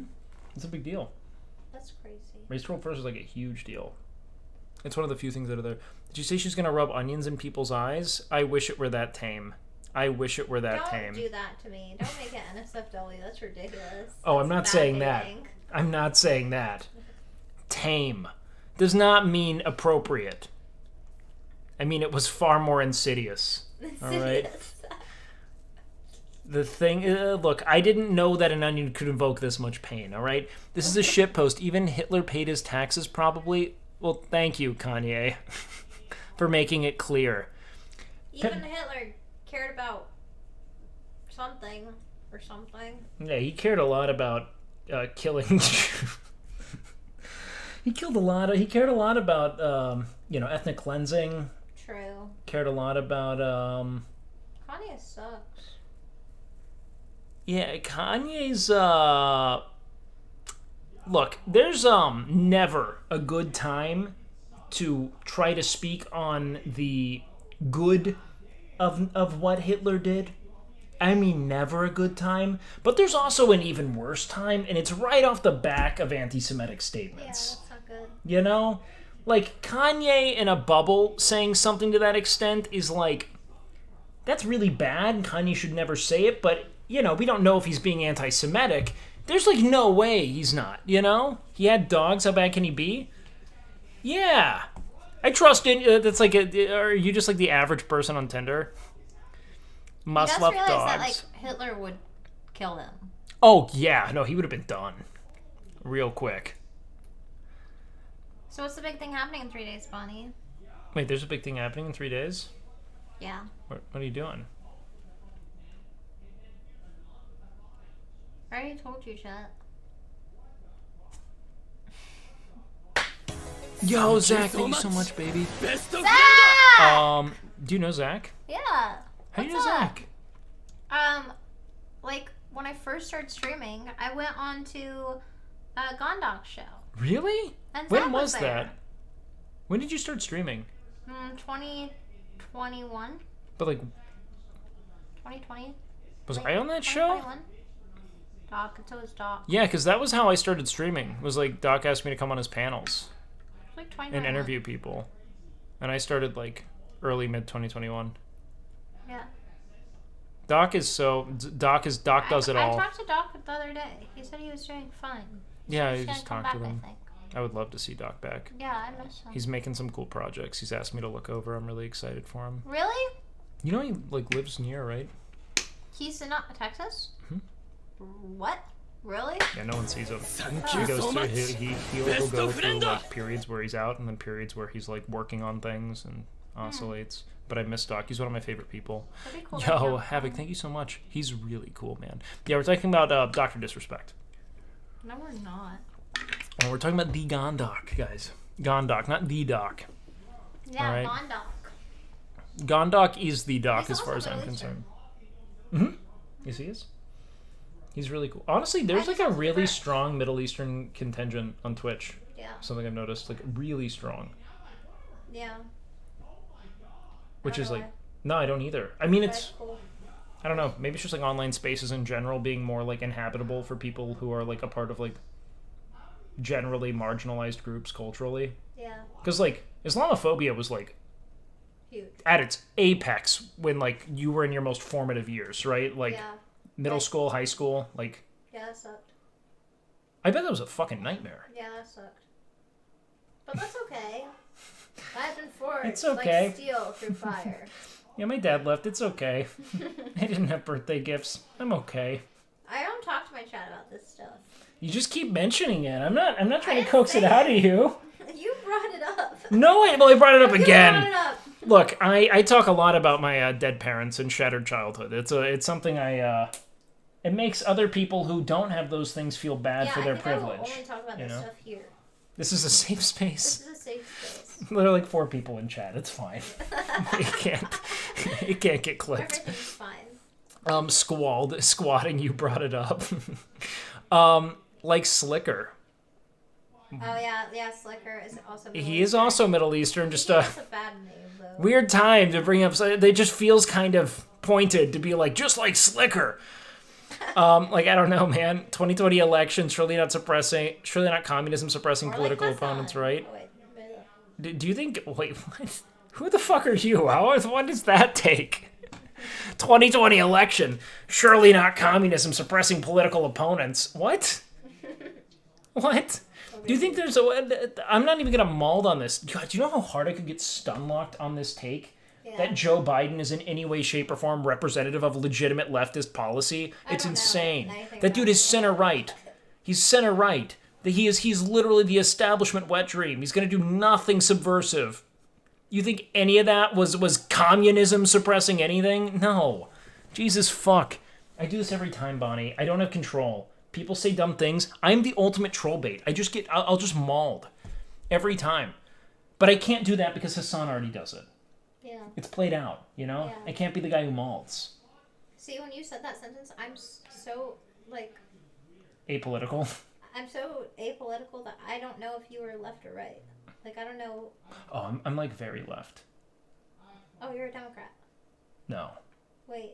I mean, I would vote for the Democratic Party generally I don't because understand what left and right means, actually. No, you're right. Like, the Democratic Party would be on the left, but, like, I'm, like, much further left than the Democratic Party. Wait, so you're And more of a beliefs. Democrat than the Democrat? No, I'm not a Democrat. That's how left. So, like, you're left alone. Yo, Willmaker, thank you so much for the 5, dude! So you could say that you're left alone. Oh, yeah. I'm left alone. Just me. And, like, you know, I guess Hassan.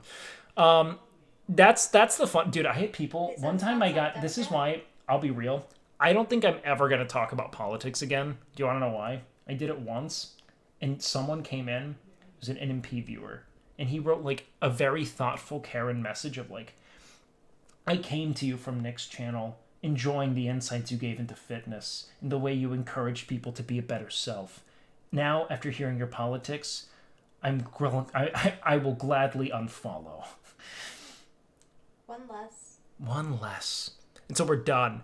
Polemism. Well, yeah, and then again, I mean, ultimately, this is all about Trojan horsing polemism into it, you know? Trojan horse. I was talking about the Trojan horse just the other day. Grayson didn't know what the Trojan horse was.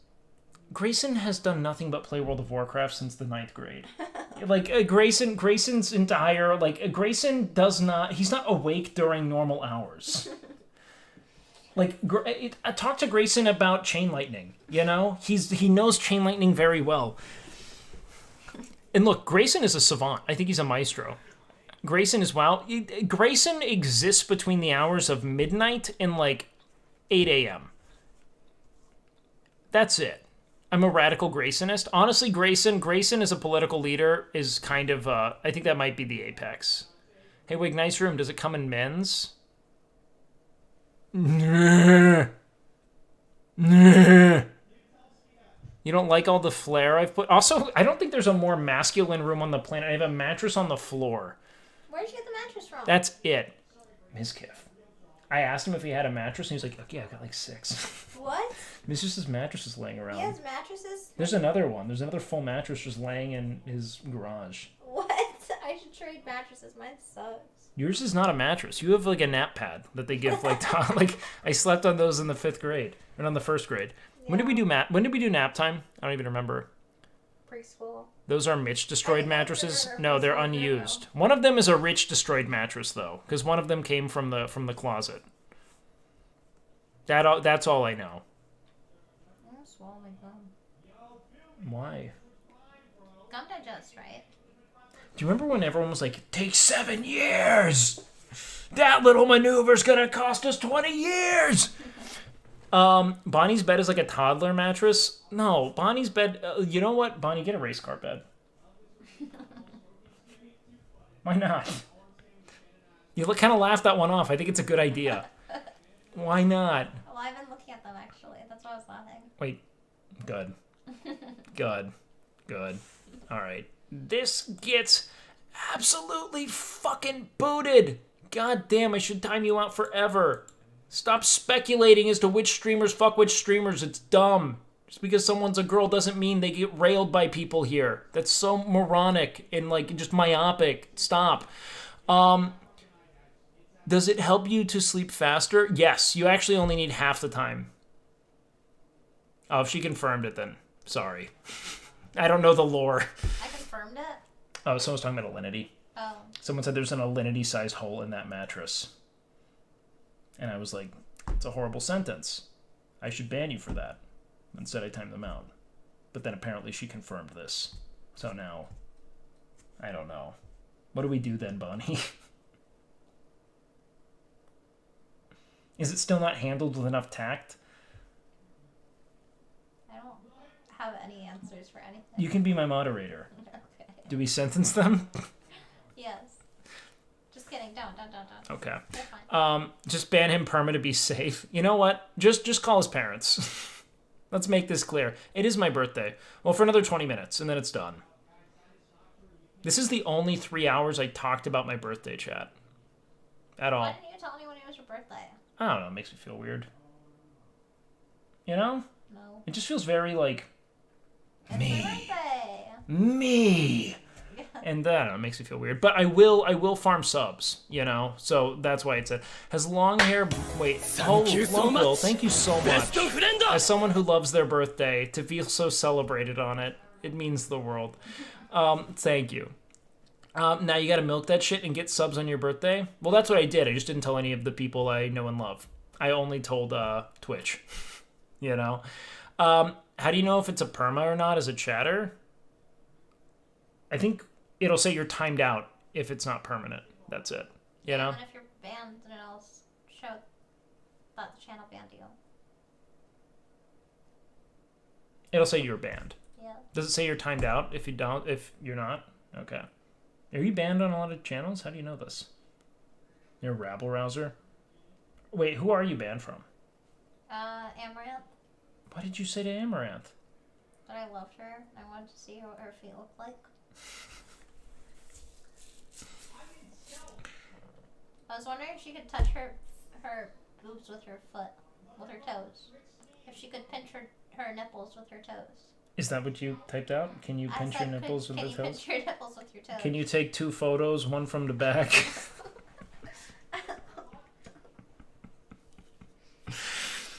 Well, Bonnie Well, actually, Coomer. I wasn't even asking her. I was just saying, like, is it possible to pinch your nipples with your toes?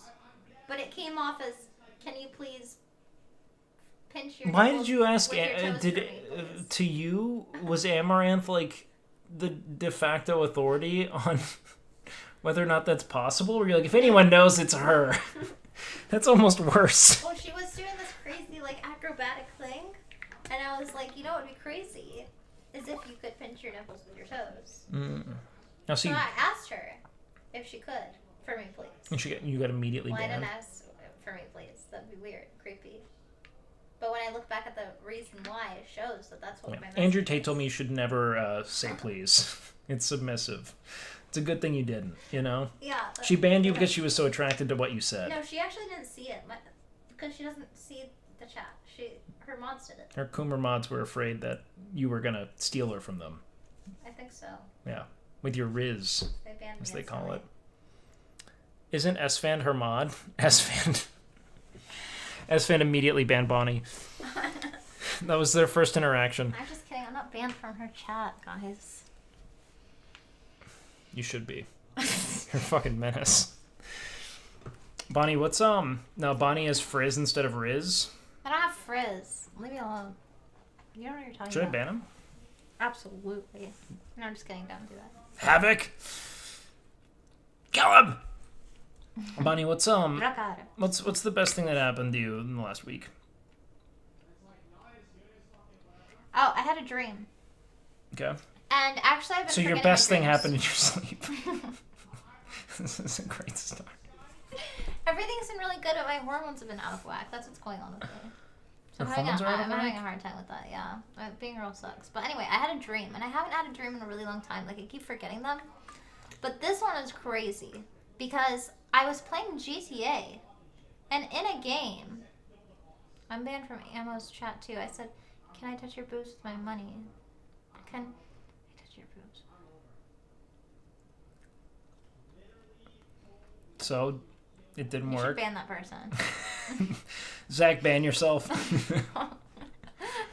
Anyway, so It looks so bad I was when my playing- mod says this, by the way. When my mod declares that they got banned from Ammo's chat for doing this, now the whole integrity of what keeps my chat together is brought into can't ban a mod. Havoc, I'm sorry.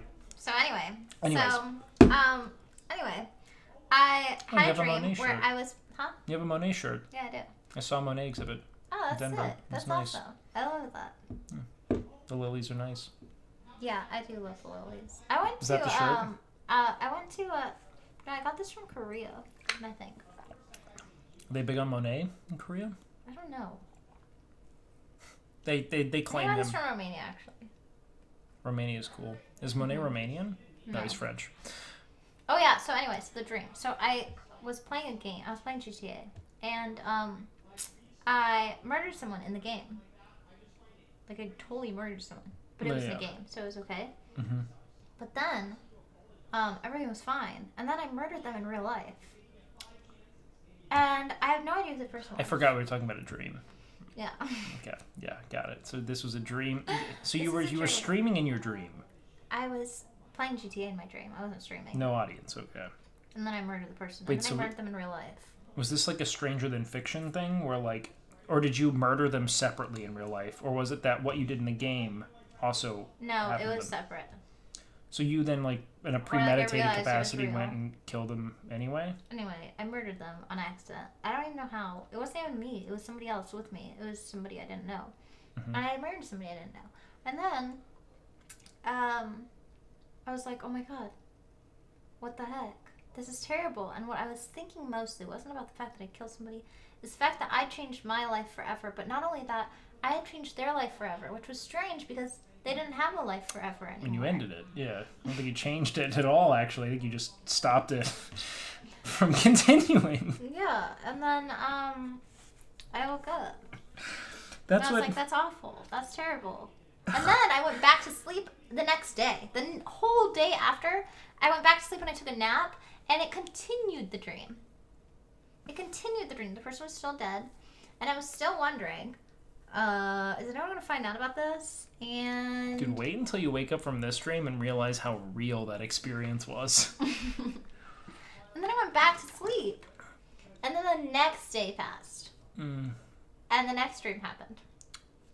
Except I didn't remember it. It was something else. So this is the best thing that happened to you this week. Because that was my question, what the best thing that happened to you this week was. And it was the... fact that I had a dream. Because I've really missed having dreams. Oh, you haven't had dreams in a while? Mm-hmm. Like, when's the last time you dreamt up to that point? It's been like a few months. Are you, like, privately smoking a ton of weed? Because that does happen. People who are, like, perpetually stoned don't dream for whatever No. reason. No, I just wasn't dreaming. Weird. Or I think I was dreaming, but they weren't meaning anything. And I was just like, not remembering them as soon as I woke up. Just thinking about everything I had to do that day or something. Well, back to business. Stop traveling, stop dreaming. Yeah, I did stop traveling, but you know what? I'll go back to it eventually. Traveling is exhausting. I feel like, do you have, like, a weird amount of pride invested in, like, continuing to travel? No, No? I'm completely detached from everything. Good. As someone who like forged an identity in travel for a long time, it was so freeing to not for like coming home and having routine and like a place of belonging Yeah, and like ritual I partook in was really nice. yeah. I think it's nice, and also I'm super adaptable, so I can like go from like place to place. I think traveling can also get weirdly mundane in a way that like where like you kind of like acclimate to the novelty and take it for granted, and you no Yeah. longer do it with intention because you kind of just want to like Yeah, like you want to like melt into what it is you're doing in that moment. Like you look for routine despite traveling. yeah, and even when I was traveling, I was actually finding a routine, which is really cool. Mm-hmm. But the thing is, traveling is fucking exhausting, Zach. Except you don't realize that it's tiring until you're not doing it. And then you realize, like, holy crap, dude. That's a lot. To figure out, like, okay, what's my battery charge every single day so I can go out and stream and walk. Literally, like, I was like, how many hours was I I mean, you have to walking? charge your phone. I was walking, like, 6 hours a day. I Yeah, have, like, screenshots of when I was walking. just like 30,000 steps kind of thing. Yeah, it's weird. Were you eating like just a monster? Yeah, I was eating a lot. I was like going out to eat. Dude, when I was I would die. Do you know what I would look forward to every day when I was in Southeast Asia? Was going to 7-Eleven at the end of my day and buying snacks. 7-Eleven? The 7-Elevens are so stocked there. In Southeast Asia? Yeah, yes. they are really They're stocked like premium convenience store experiences. They're pretty badass, I'm not gonna lie. And just finding new strange snacks that are like foreign to me that I could try was so... Like that was like... I don't know what I do now because I've become so neurotic about food. Yeah. But then again, all I really did was like I ate like chicken and like rice ultimately. I mean, I had like curry with it, but that's like kind of the staple of so many diets. It's just chicken and rice. Do you have like OCD about your food? Oh stuff? Yeah, I have OCD about everything. Like I have legitimate diagnosed OCD. What, you do? Oh, dude, it's awful. Oh wow. Like I'll have like crazy ruminations about things that make no sense. Like a fear of like reverting to like. My phone's on 1%. Do you have a charger? That's why I'm frantically scrolling through my phone trying to find this. Oh yeah, here it is. Okay. It's not very long, but this is a charger.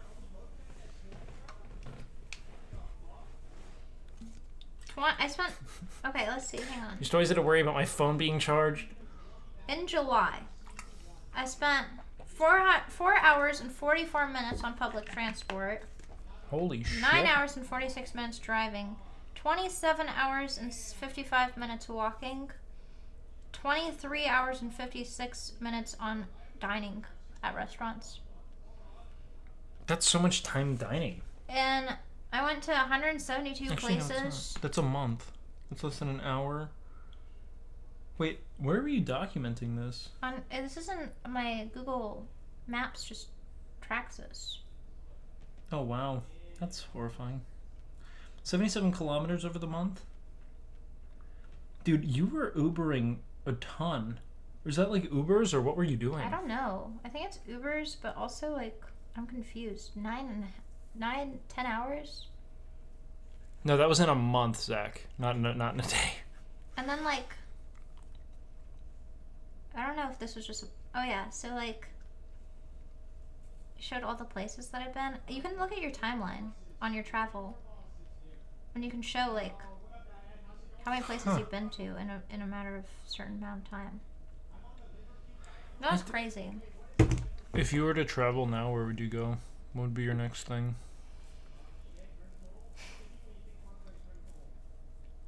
Kind of hit every place on the top of my list, to be honest. Kind of been there. I mean, I haven't been to very many places. I think Vietnam would be really cool. Vietnam's on my list. Japan is also on my list. Japan would be really cool. It's just more expensive. Yeah, and it's kind of theme parkish, huh? I don't actually know about that. I felt like your desk? You know what? Actually, just anywhere works. Thank you so much. Best of That's where it belongs. Do you look under there? I just have a ton of gum there. Yo, Johnny Cakes, thank you so much. I honestly did not love Thailand for that reason. It felt like everything was built to facilitate tourism. Yeah. Which, granted, like, that's their prerogative. Like, I do not shame them. That's not like their job is to have an authentic experience for me. Like, that's part of why it becomes a problem, right? Is that, like, when your sole economic stimulus is from people coming and, like, spending money there, like, that's not a... I did like Thailand a lot, though. I miss Thailand. I loved the people I met in Thailand, but the experience of Thailand, to me, felt very much like...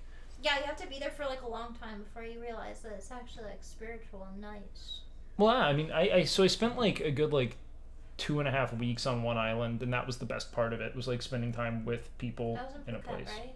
No, that was actually in Koh Tao. Oh, Koh Tao, yeah. But I don't know. The actual, like... Bangkok, for instance, it was just kind of like... I hated Bangkok. Tall white dude, tuk scam time, every time. And I was like, nope, I do not want to go to the temple. Thank you. Just take me home. And they would be like, you gotta come check out this temple. And I'd be like, no. And then we'd go to the temple, and then they would stop the tuk and be like, hold on, I have to go get something. And then some guy would come out and try to talk to us about these suits we could go buy at a store, and that they're having a special sale. What? And I'd be like, no, I'm okay, thank you so much. And then they'd go and they'd take you to the store and be like, so do you want to go in there and buy the suits? And what? I'd be like, nope, I just want to go back to my hostel. And they'd be like really fucking pissed about it. That's crazy. That's insane. Wait, the exact same thing happened to you too? Yeah, it's a really common scam. Really? Yeah, the really common tuk scam. Super common. For guys mostly. Well, yeah, they have to sell us men's suits. Yeah. But I imagine, like, yeah, Thai fashion, yes. Yeah, holy shit, yeah, man. That's so nuts. They were talking about how you get, like, an Armani suit for, like, $200 or something. And I remember being like, all right, man, that's really cool. And they're like, yeah, we'll ship it to you and everything. And I was like, I'm okay. Thank you. And I was like, oh, you really just got to check it out. Let's just go back there and we'll just see it. They just kept pushing it. Like, you could not say no. However, I'll also say people also looked at me like I was like a monster everywhere I went. Why? Because you're tall? Yes. Like, I'd never been like this. It was my first time experiencing, like, being truly, like, other. You know? Like, not being, like, a part of what people would typically see and being, like, you know, not necessarily ostracized. Like, it's not like people were mean at all, but, like, people would just stare at you, you know? You'd be like, hello. You know, it was like the first time, like, But really I don't experiencing. think that it's because they didn't like it. Like No, I don't feel that way at all. Thai women love foreign men. No, it was Thai all men very nice. Love foreign women, and it's like. It was more so the experience of not belonging. You know what I mean? Yeah. And like that, I think that is a valuable experience for people to have, regardless. Because a lot of people, like, especially if you're just like like, especially if you're like really white in general, but specifically if you're a white dude in the United States, you don't really have the experience of not being a part of like the like hegemonic populace, right? Of like tourists is like where you're like stuck as if you go into like Thailand, you're like thrown into the category of tourist. Is how I felt. Where it's like it's Like a not different so much class. that I didn't belong, where I felt alienated. It's like okay, I understand that I fall under the category of tourist, but I can negate that by trying my best to learn as much as the culture as possible and adopt it and the language as well. Well, yeah, because then there are less barriers where they're like, okay, let me present myself in a way that you can digest, right? So now they can kind of be more themselves. And it's kind of like, also like it's kind of like a hack to try and learn the language and like understand the mannerisms. Because once you do that, people change their attitude towards you completely. I've hung out with people who didn't do that, and it was weird. And then, like, when I'm by myself or with people who do, it's, like, completely different. Well, so many people go there strictly to get hammered with other expats and people on gap year. Yeah. That's it. It's just a bunch of British people on gap year who want to get hammered on an island and then, like, solicit Thai prostitutes. And that's all they do. German people and A lot of Russians. German. It's a lot of European people. Yeah, mostly I saw Russian, German, British. I did meet a bunch of Russian people. Yeah. I had, like, a... They would just, like, pull up on their mopeds next to me and start speaking Russian at me because they thought I was Russian, too. That makes sense. Which is weird. No, Because my hair was curly also. I don't know why, but, like, that makes sense to me that you would appear Russian. I'd be like, what are you doing? But they were, like, just, like, horny Russian men. What if they were, like, communicating, like, legitimate concern? Yeah, random. So many Russians. On stream it would happen to me. They On just come up to stream? me and they just start speaking Russian at Wait, me. what's XQC fan 7673? Did someone... Wake, you believe that men are prettier than women, right? No? What? My guy, if you believe that, you might prefer women. Oh, that's or you the might guy prefer that was men. in my chat that was, like, saying the same thing to me. He was like, oh, women... I said, like, it's weird that in the animal kingdom, the males are prettier than the women because in the human world... usually the women are doing more flair than the men. It's interesting because that's kind of how it is someone... So no, the flair... This is actually something that I think is really interesting because the flair that women are quote-unquote presenting with in the human world is in almost every way an affect of the imperatives of male hegemony on a cultural level, right? So I like... don't have any idea what that means. It means that, like, when you consider the ways in which men have domineered society and made women subservient to them in a historical capacity, they told women that there are very specific parameters with which they had to exist, you know? And then you guys vilify... So, can you just make it, like, so that, like, my blonde mother can understand it? 'Cause when that's where I got men most of take my cues power and they have specific taste in what it is they want, they then kind of like create a code of conduct and presentation that they enforce upon women in a way, you know, like you have to look this way and present this way, and it has to be pretty and it has to attract me, but you can't do it too much or then you're a whore, so on and so forth, right? So there are these clear things where you're not being given any opportunity historically to make money for yourself or get an education for yourself, and so everything you do is now you being forced to make a man happy and attract a man so that you don't like die ultimately, right? Like that's like the historical fate of a lot of Western women is that.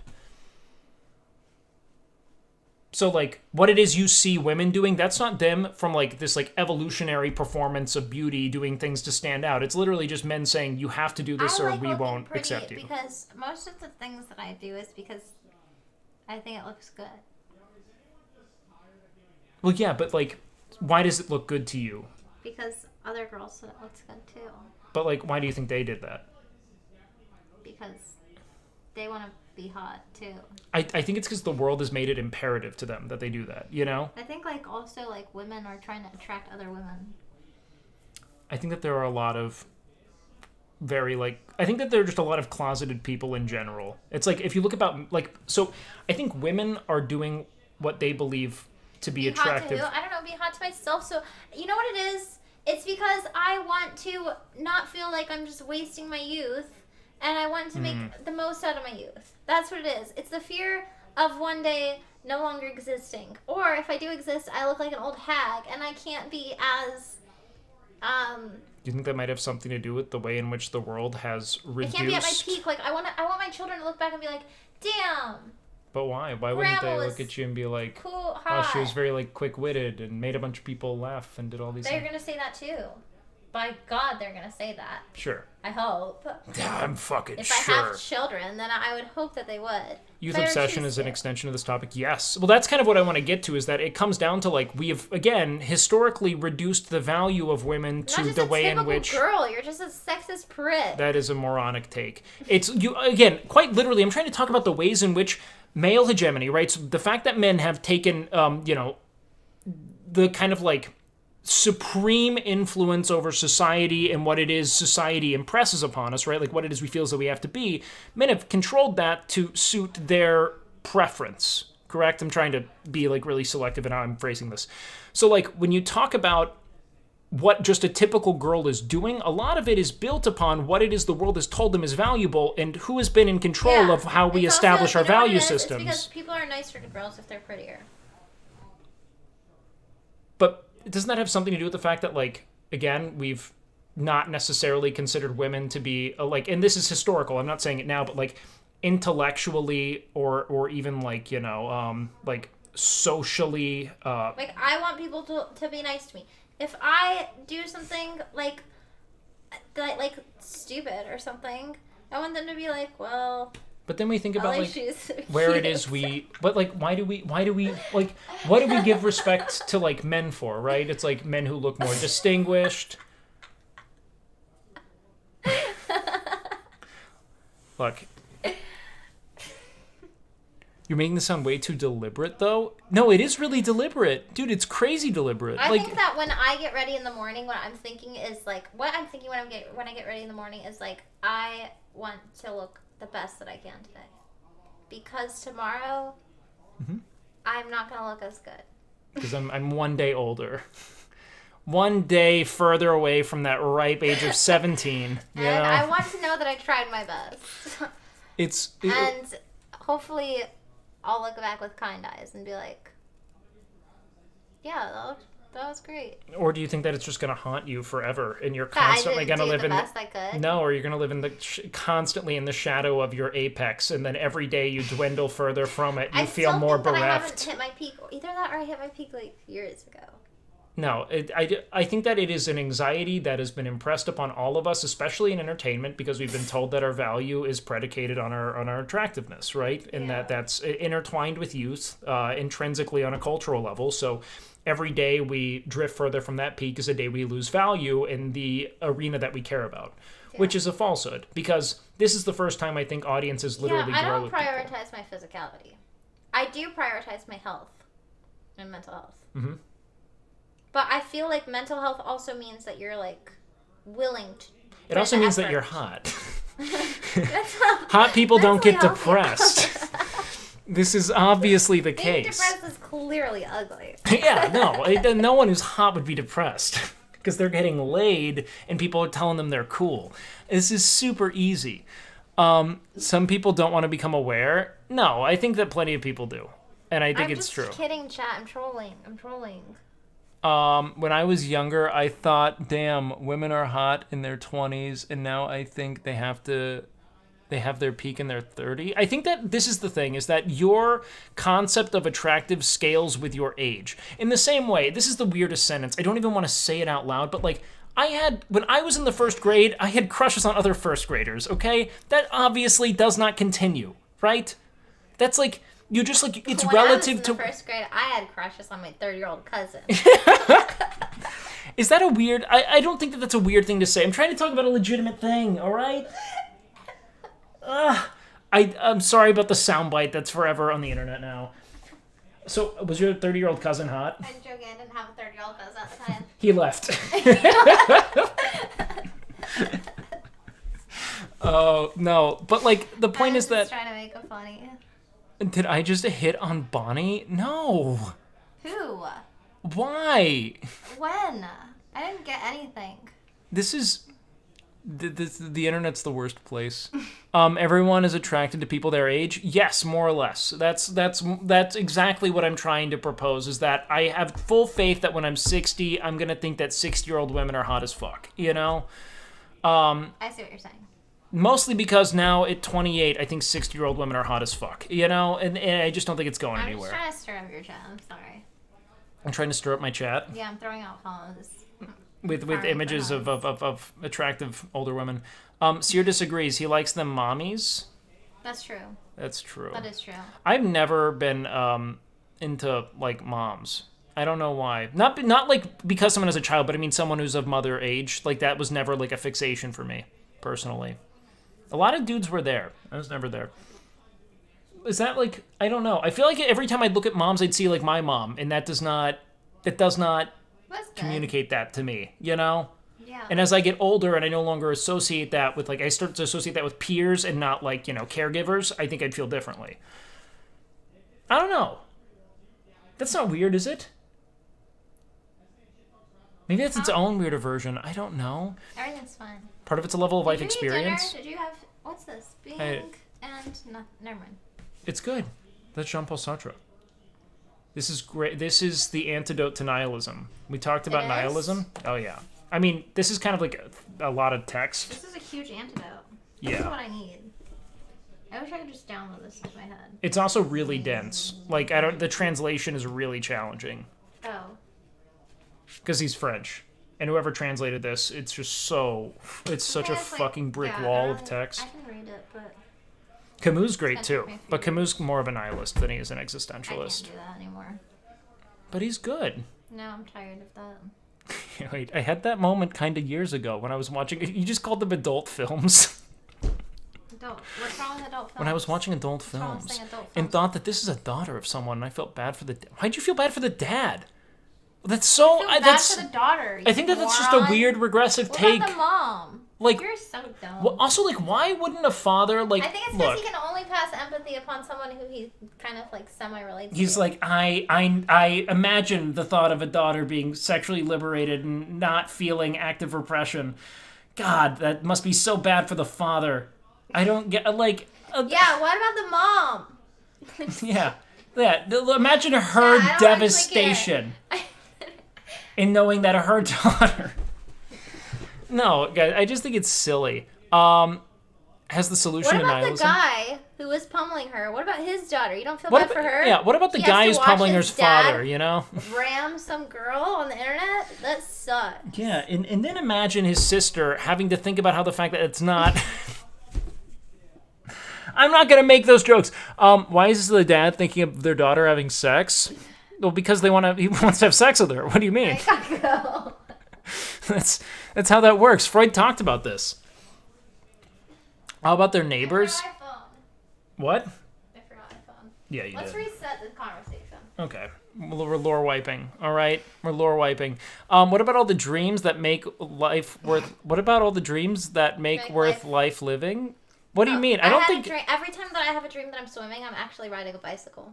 Like, I'm making the same motions that it would take to ride a bicycle. See, I have an But actually, inverse... instead of swimming, I'm doing the bicycle. But then I'm flying.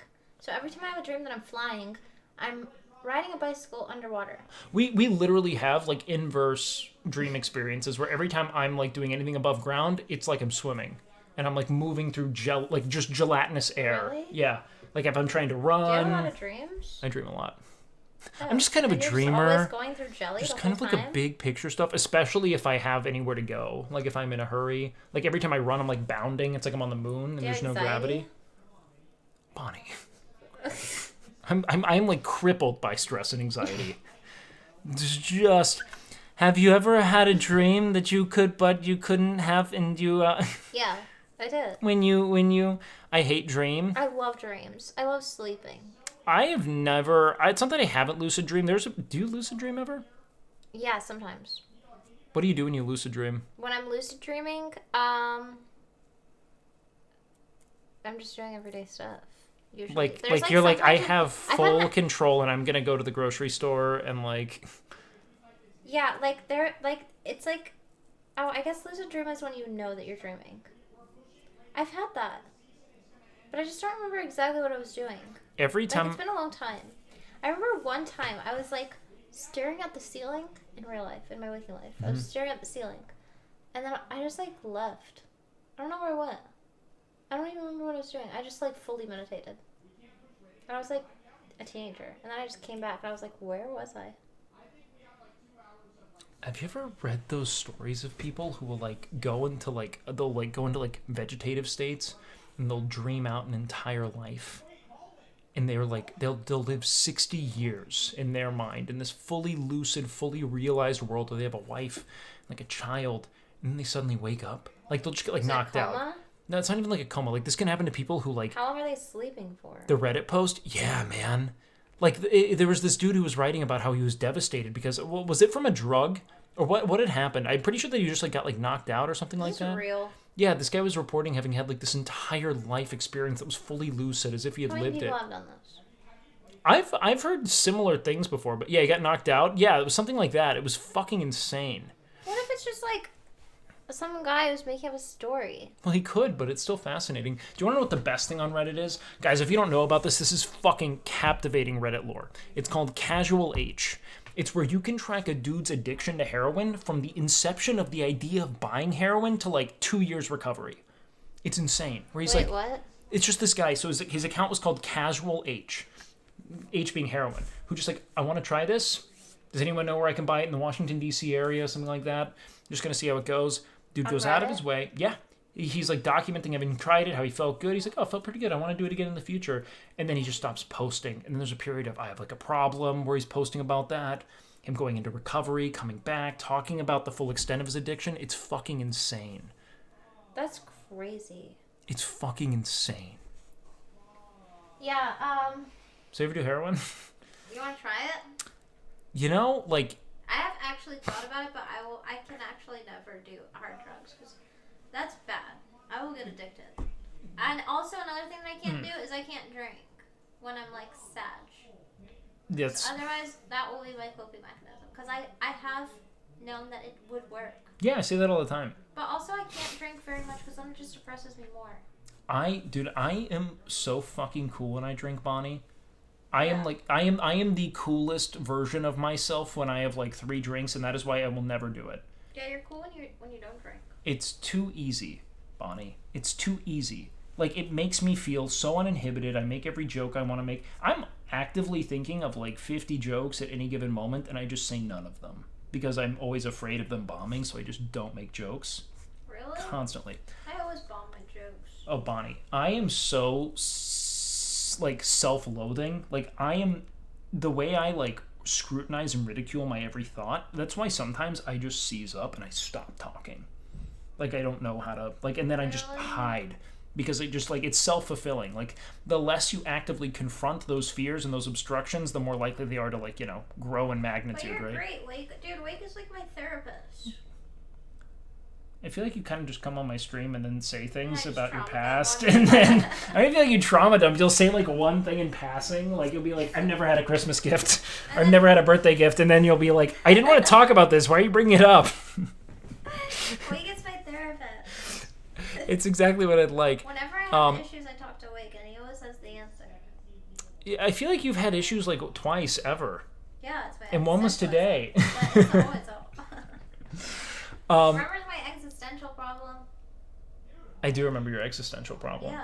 Well, it was more of like a nihilism. Yeah. That was last time you were on my stream. But then you said it was existentialism. No, I said existentialism is the solution to your nihilism. I forgot. Because you were That's like, why I'm still you were not worried that nothing would matter. Yeah, that's why I feel that way now. Still, because I forgot what you said. And then I said, probably refreshing not talking about WoW all day. Oh, no. Let me tell you something. I always loop it back to WoW. Every problem she has, I'm like, this is a lot like Khadgar. Just like Medivh was tasked with overseeing the realm. You too.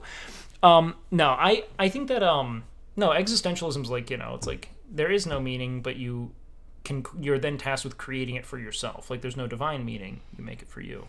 And then you're like, I'm gonna be the, like... Do you ever mix the ketchup with the peanut butter? Thank you so much. Honestly, I'll tell you what, it's not that bad if you do. I put peanut butter in chicken and rice before, when I was, like, really deep into dieting. Like, really deep. It's not that bad. Yo, Guru, baby! Thank you so much for the sub. Do you want to know another thing? One time I put ketchup on Rice Krispies. No. It's great. Do you want to know why it's great? No. I'll tell you why it's great. So I put it on... I used Rice Krispies instead of standard white rice. I used Rice Krispies instead of standard white rice once because I was out of white rice. So I was like, I need carbs. I'm just going to add this in.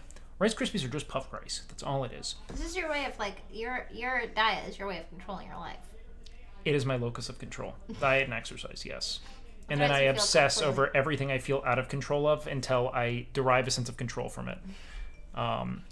Constantly obsessing over all the things that are going wrong or are not right or could go wrong. Bonnie, it's a nightmare. I'm going to start seeing a therapist again, though. I'm excited. Yes. That's good. I should probably do that, too, but maybe I can just... You just keep coming into my room and trauma dumping on stream.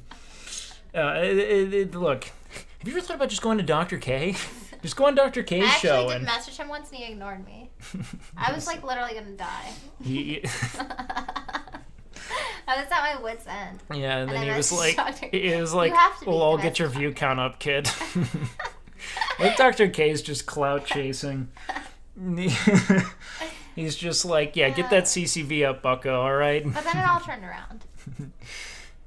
You want to know what would make you happier? An extra 1K viewers, all right, champ? Talk later. Okay, so this is the thing, though, I'd say about Rice Krispies, okay? I did not put ketchup on Rice Krispies alone and, like, eat it with a spoon, but I put Rice Krispies on my rice. Perma. I didn't even see that. Good. He's subbed for a month. You must have fucked up. You're gone forever, though. I trust that. Brit Bozo. R.I.P. Bozo. There we go. What was I... Okay, wait. What was I just saying, Bonnie? Oh, okay, yeah. So it was like chicken, and then I put the ketchup in like, or barbecue sauce or anything on there, and all the Rice Krispies become are like crunchy rice. That's it. It tastes like rice. A little bit sweeter, maybe, because it has a tiny bit of added sugar. It's delicious. Disgusting. Bonnie, try it. Disgusting. Try it and tell me it's disgusting. I'm not going to try it. I know. I can picture the taste. You've got Rice Krispies. You've got ketchup. Even if I put ketchup with rice, it's gonna be disgusting. Well, yeah, it'd be better with a different sauce. Like that. It's actually gross. No, I recognize it's disgusting, but like, it's just not bad. Like, like the flavors aren't offensive. Plus ketchup? No. I want to see Wake talk with Hachu about putting ketchup. Does Hachu put ketchup on everything? Rice plus ketchup plus marshmallow sugar? No. There's no marshmallow sugar. It's not a Rice Krispie treat. Krispies? When's the last time you ate a bowl of Rice Krispies? The shit is it's just puffed rice. Everyone thinks I'm talking about like Rice Krispies treats. I'm not. I'm not talking about Rice Krispie treats. It's just the rice bits. Put Rice Krispie scrambled eggs and ketchup and ate it. It's not bad. Rice Krispie scrambled eggs. Okay. Rice and scrambled eggs and a little bit of ketchup. I've had that. It's okay. But you're talking about food that's like made for people who, like me, I was like 10, maybe 12 years old cooking for myself. And we didn't have anything else in the fridge. This isn't a staple of your diet. It's something that's surprisingly pleasant in a pinch. I made a peanut butter sandwich and I dumped it in lemonade instead of milk, and I was like, this is good, because we didn't have jelly, and I dumped it in lemonade, and I was like, this is great. What did you dunk in lemonade? A peanut butter sandwich? No. Yes, wait, you were dunking your peanut butter sandwiches in milk to begin with? Hold on. You were dunking PB&J in milk. No, no. You dunk peanut butter at sandwich into milk because there's no jelly. But so you dunk it a little bit into milk and you eat it, and it's really good. I mean, it's kind of a cookie. But see, I'm open-minded to then that because you just like take you away should the be like, oh, milk. it's kind of rice. I'm willing to say, oh, it's kind of a cookie. You see, there's a willingness to look beyond what I know best. But now I'm an adult, and I would never dunk peanut butter into lemonade when I run out of jelly and milk. But you'd still dump it in milk, wouldn't you? Because I would also never advise yes, dumping a I cookie would. in lemonade. I would dunk peanut butter sandwich in the milk, but I wouldn't. I don't normally do that. But that's would still, do it. I would say it's a perfect Still. corollary to me saying substituting Rice Krispies That's for not that rice in a weird. rice dish is not that weird. Yeah, but rice. Okay, is dude, can normally with you ketchup, try it on dude. stream in the future, like for me, No. and I'll dunk a peanut butter sandwich Like, in I'm milk? starving right now, and that actually makes me want to throw up, and I don't have anything to hurl. You haven't eaten today?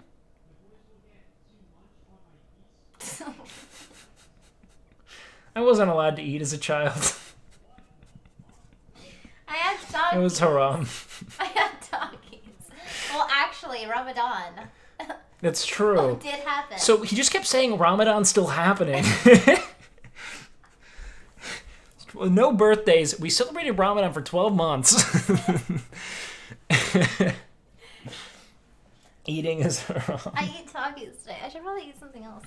Yes. Yeah, you should. What's up with like everyone I know who streams doesn't eat food, and then they just like binge eat at like 1 a.m. and then go to bed. I'm like, why do I feel so bad? My mom used to make Rice Krispies mixed with cottage cheese casserole with ketchup on it. I'll be real. There's not a single ingredient in there that doesn't make sense not your together. mom. That's not your mom. I don't care. I would still eat that. That lady wasn't Cottage your cheese mom. tastes good. There's no reason why it would be bad. There's no reason why fasting. That's why fasting, I'm so adamantly against it. So many people will just use their total lack of comprehension of how to diet safely under the fasting, umbrella, and just excuse, like, starving themselves. When I fast, I diet. Tortillas and peanut butter is Diet from great. sin. Look, I go through two things, all right? I either eat all the food I want, and then I punish myself for doing that by not eating. It makes sense. Ramen is goated. Ramadan. ramen. We were saying Ramadan. It's different. Do you want to know what else I've done before? What? Uncooked ramen noodles. With ketchup? With ketchup? No, I dunk it in lemonade, Bonnie. You did it with ketchup, didn't you? No. I'd only ever done it when I was waiting to cook the ramen. I was waiting for the water to boil, and I was so hungry I just broke off some of it and I'll I ate it. that. Yeah, I eat that too. That's fine. But you won't eat Rice Krispies cereal. With ketchup. No, with chicken, and the ketchup's the adhesive that binds the Rice Krispie cereal to the chicken. It's like fried chicken with a zest and tangy zest. It just doesn't seem right. That just seems illegal. It's good. I'm telling you, people Have you murdered tried someone it. Before? Have I murdered someone before? Have you murdered an animal before? No. Actually, I mean, I've run over an animal. Not intentionally. But I did, What's the worst thing that you've ever done? the worst thing I've ever done. Never mind. Just don't worry about it. I haven't done many bad things. I'm trying to think of what the very worst thing I've ever done the was. things that you have done are very bad. Yeah. I don't know. I'll go first. There was a kid. Yes, let's go, Bonnie. Hold that thought. I got something I want to say. So what happened, Bonnie? What was the worst thing you ever did? Forget it. You go. No. You Go say ahead. it. There was a kid. Okay. There was. Yeah, that might be the. There was a kid named Ernesto in middle school, and he was so fucking annoying. He always made fun of me. Why did he make He fun was of you? racist. Ernesto was racist. Ernesto was racist, and he was weird, and he was like the nerd of this class, so he would bully me because he needed someone to bully. Well, he started bullying some other kids, so I kicked him in the balls really, really hard. Like, so hard. And he was crying, and all the other kids were laughing. So the worst They're thing like, you ever "Good did job, was like. Bonnie, da, da, da," and I was like, yay. So the worst thing you. This is like saying my And then like. another time is when it was like Ramadan, and there was like this box of toys for kids in the masjid, in the mosque. And I was like hanging out there, and I saw the box of toys, and there were like little knickknacks. You stole it. And I stole one of them. Fucking stole one. Yeah, no, there's no coming back from that, dude. Chat knows. Follow count is fucking plummeting right now. Cancel Bonnie, dude. Now, when I was that's funny though. It was like one of those clapper things. And, this like, is like this is the like I don't know. My biggest flaw is that I just can't stand for injustice. I'm just like I think that might be the worst thing about me. It's just like when I notice someone's bullying people, I vanquish it. I go out of my way. I purge it. Yeah, you just kick the shit out of a bully. That's like that's the worst thing you ever did. He was also a nerd and he was being teased, and I feel bad looking back at it. Apparently, was he actually bullying people? I made like a Facebook post, and I was like, if there's anyone I've ever been mean to ever, this is like in early high school, like freshman year. Did Ernesto comment? No, he was gone, long gone. He had been like transferred or something. Anyway, so... He's long gone. No, he never recovered from that emotionally. Yeah. Anyway, so I was like, please tell me if I did anything wrong to any of you guys, and I'll apologize to anyone in my Facebook friend group. And this one girl, she messaged me, and she goes, yeah, once you punched me in the face and you said I was stupid. I was like, I don't remember doing that at all. So did you do that? I don't remember doing that at all, but I apologized to her. I was like, if I did that, I was joking. But I don't remember doing that at all. Bonnie. This is like selective amnesia, man. I don't know what the hell. You said you did it to all my friends. And you called my dad. And you said that you had hit me. I guess like another time I like stole a bird's nest. Like... with the babies in it, because I wanted to raise them. I wanted to raise them, but what happened was the mom started freaking out. So I had them in my house. So I killed and the mother flew in to the house. So you killed her, right? No. So what'd you do? Did you want to feed them? So did you want to chew up their food? But then she wasn't having it, so I wanted to go free. But then I tried to put the babies back, and she wouldn't touch the babies, so I had to raise them. Yeah, that's... So how'd that go? Did they make it? No? No. I go really bad, but I crushed up graham crackers. You had to chew it up and spit. No, I crushed it up and I mixed it with water and I put it in an eyedropper, and I was feeding them that, and one of them survived. To the point where I taught it how to fly, and then all of a sudden I saw it dead on the floor when I came back home go from like school. this. No, you go like this, up and down. Oh, you took their wings and just... No, you hold it, perch it on your hand, and you just go up and down and let it practice flapping its wings. Just like the mom does. You're supposed to just launch it off the highest point in the building. I don't know how I discovered that, but... Isn't that how they do it? They just kind of launch a bird off the highest point. Yeah, that was like bad. From That was when I realized you're not supposed to touch. Bonnie is Maya's arch nemesis. Yeah, Maya is the antidote to Bonnie. We can't. Maya solely exists because Bonnie. Yeah, I just kept finding these orphaned birds. Bonnie going around Austin just taking birds' nests. Fucking do something. I had good intention.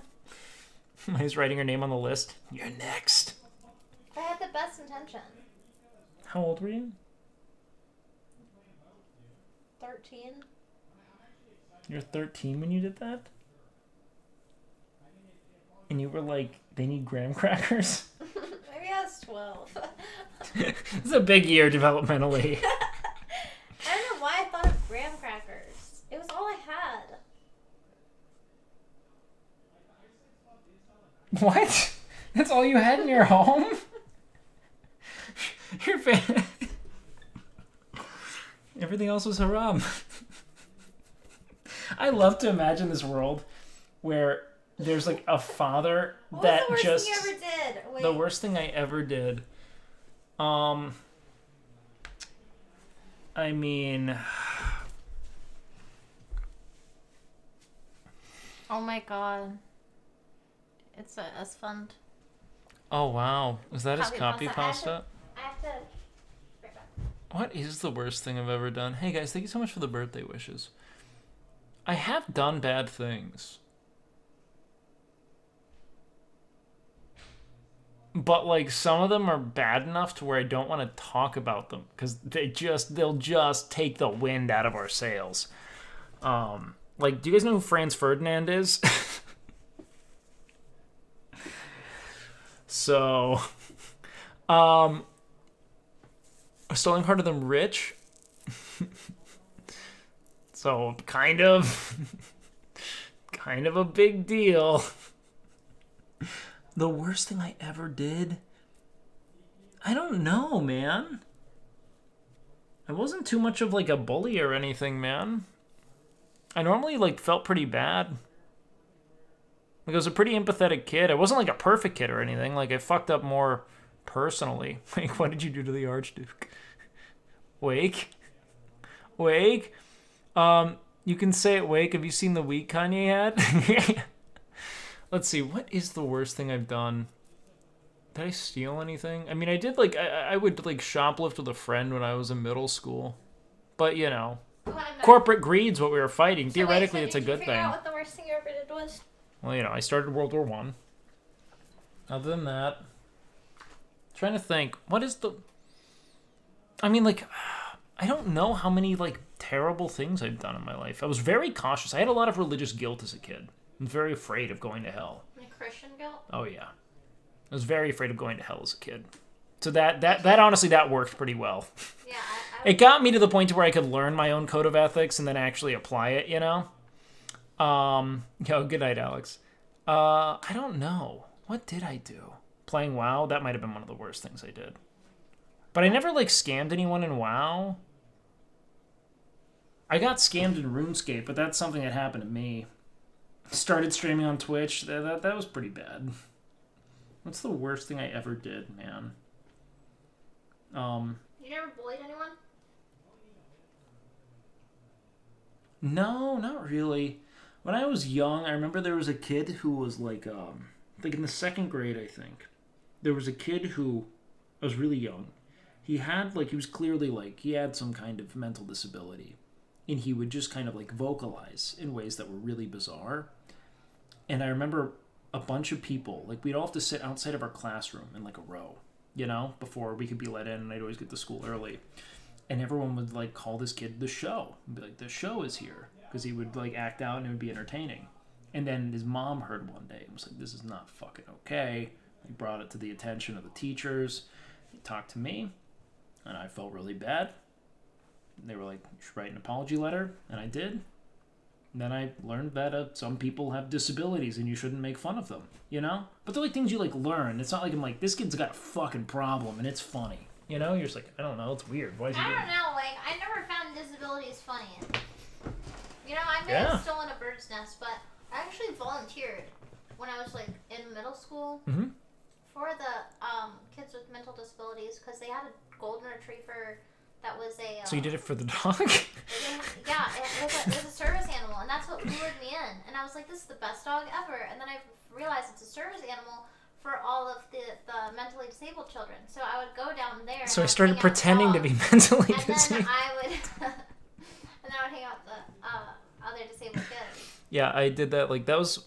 I didn't want to jerk myself off there, but after that I started, like, hanging out with and, like, being tasked with... Like, I would spend my time with the disabled kids because I felt a lot of guilt for it, and I wanted to be, like, a friend, and that's what I did for the rest of elementary school. Because, again, like, I was a very instructable child. If you told me something was bad and told me why, I would adapt. I didn't want to do bad things, you know?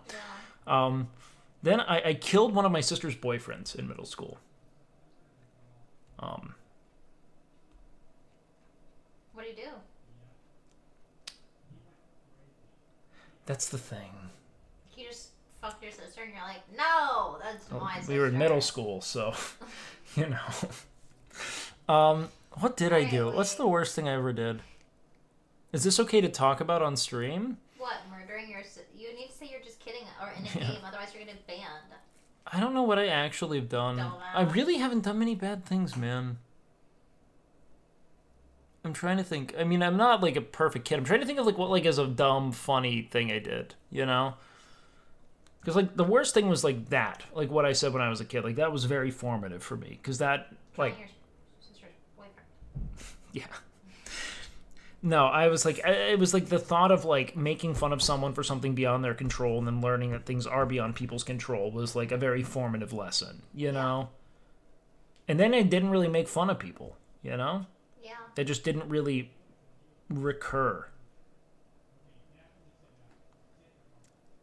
Like, I don't know, man. Now I'm spinning, like, I'm just now thinking, what the fuck have I done? My mom's purse wants to pay for a motel party. How'd that go? How was the party? Some adults started getting in an argument, and they threw Who came to another your person party? through a window. How old? You were young enough to steal $100 from your mom's purse and adults showed up? Were you that kid? I was like 16. Were you like very flattered by the interests of like 30-year-olds? Like, I'm very mature. Was that you? No. No? I feel like everyone has to learn the lesson that the 30-year-old taking interest in the high schooler is fucking creepy. he's emotionally and stunted. wrong. Yeah, that's not good, guys. Just not. You're not mature. She already for your mentioned her age. 30-year-old cousin. Everyone else is just creepy. Yeah, I was very flattered by my cousin's interest. He was 30 and rode a Harley. He was fucking cool. You thought I was super mature. He just kept saying, like, Oh, wow, you're girls so my mature age don't today." understand me like you do. I didn't see anything weird about it at the time. God damn, what was the worst thing I've done, man? It's funny, like, I have not been, like, a perfect kid. I just don't, like... I just learned pretty quickly. Like, I don't remember doing anything deliberately to be bad. Like, I was kind of like a delinquent. Like, I smoked weed when I was, like, really young. Like, the 7th grade, you know? Like, I did bad things, but I didn't do them, like, to people, you know? Like, I'm trying to think of what the most villainous thing I've done was, you know? Yeah. I didn't really do that many bad things. Like, there was a few times when I snuck out, but... I mean, I would, like, shoplift with a friend when I was in middle school. That was kind of like a phase. That was you shoplift? I did... Well, no, I shoplifted in middle school. That's actually really bad. Really? Because I see it as me actively subverting the power dynamics of a very corporatist country. No. I was just talking about how it's not good to steal from corporations. Is it? Yeah, it's not good. Even though their insurance pays for it, if you steal enough, then the insurance is going to get higher, and the prices are going to get higher to make up for that, and it's just like basic economics. You're not stealing that much. That's what everyone thinks. I'm positive. It's also bad for your ethics. Like, No. moral compass, it's bad. You have to think, okay, I'm gonna play devil's advocate here. We have to question who's actually being harmed by it. Is it bad to steal from a mom and pop shop? Yes. Is it bad to steal from Walmart? No. Yes. No. Yes. No. Oh Steal my from God. Walmart. No. This is why they didn't partner me, by the way. Kept saying steal from Walmart. This is why You're gonna get banned in one stream. This is why is that the You mentioned pedophilia, murdering somebody. I did not mention and you're pedophilia. trying to promote people to steal from corporations. Buy off to steal from Walmart. Yes. I'm not even allowed to be here anymore. I have to. You got to move out. This became so bad so quick. I don't think it's bad to steal from Walmart. I don't. I think that Walmart will never outsource the workers of Walmart will never be held. Steal from Walmart. Don't steal from Walmart, obviously. But I am saying that as far as like crimes are concerned, I put that at the very bottom. Stealing from corporate entities, I think it is one of the single most harmless crimes that can occur. Are you kidding me? What do people work for? No, that's exactly. They work to line the pockets of the people who own these corporations. And they will continue to only pay you enough to not quit. Everything, like, okay, let's say you have a book. Mm-hmm. You sell the book at Walmart. I Very don't excited sell about the that. book at Walmart. Yeah, That's you already don't, been because everyone's purchased. stolen it. No, because here's what happens. If I have a book and I want to sell it, I have a distribution company that sells it to Walmart and it's already been sold and I've already made the money. It doesn't work that way. And if your sales go down, then you're going to get less money. If I make a book that If good, they predict my your career's sales are not gonna going anywhere. If my book is so good, people are trying to steal it, I'm fine. I'm just saying it's an example. Like, the book's already If been they don't sold. think that it's going to be And again, my sales wouldn't go down. And all they know is that their problem. inventory went down. And they're going to be like, why do people really want to steal this book? And they're going to put it in the lockbox. And then I'm going to have more clout because my book is so You're good. Already, okay, you need an attendant to get it out. The book thing, it's any other item. Let's say it's a candle. Let's say it's any item. That it's, if it's that desirable, I'm matter. fine. I'm producing something of value. And I'm paying, and I'm producing it via unions and paying everyone a livable wage. And everybody goes out and steals. Literally, people are going to get paid a lot less for their items. Let me make it clear. They're getting their distribution sales. Stealing is bad. Do you want to know when I don't think stealing is bad? Because there's going to be people stealing the sales. I'll tell you when I don't think stealing is bad, Bonnie. When you are... So me, as a middle schooler... The butterfly effect? Me... Well, that's not even related, Bonnie. Yes, because everything affects everything. Yeah, but not everything would affect it. So here's the thing. Quarter of a penny stolen from the jar. And if everybody's doing that... I think that me stealing in middle school is bad because I didn't need to steal. But I think that someone stealing to fit their needs for survival from a corporate entity is totally morally permissible. It's not legal, but I think it is morally permissible. I've been in a very, very misfortunate situations, and I haven't had to steal from corporations. I would rather end up doing something like, let's say, a person who's selling weed. I think that's at the bottom, actually. If somebody is selling weed instead of going out and stealing, I think that's a lot less harmful than going out and stealing. Well, we could consider the full web of things that go on. So then you're buying drugs from someone who is procuring drugs from a source, and they are likely making money selling a number of other hard drugs as well. So then you could be, in many ways, indirectly financing the proliferation of life-altering substances. Super but let's say you're growing... Also, I would agree... I would not... I think that so much of how it is we police impoverished areas is predicated on sustaining slavery through legally permissible means by essentially creating an environment... It's not good to steal from the people! I think that in the event that it is between you and your survival... It's not good to sell drugs, but it's not good to steal from people. I don't think it's good either. I think that it is morally permissible in the event that you are... your survival contends on it. I think that people can survive without stealing things. I think that many people can, but I also think many people cannot. You also said it's never wrong to steal from a corporation. So you're back. Did I say it was never wrong? Yep. Verbatim. Can anyone confirm this? Yep. It is never wrong? Yep. I still... Okay. This is what I'll say. I don't think it is...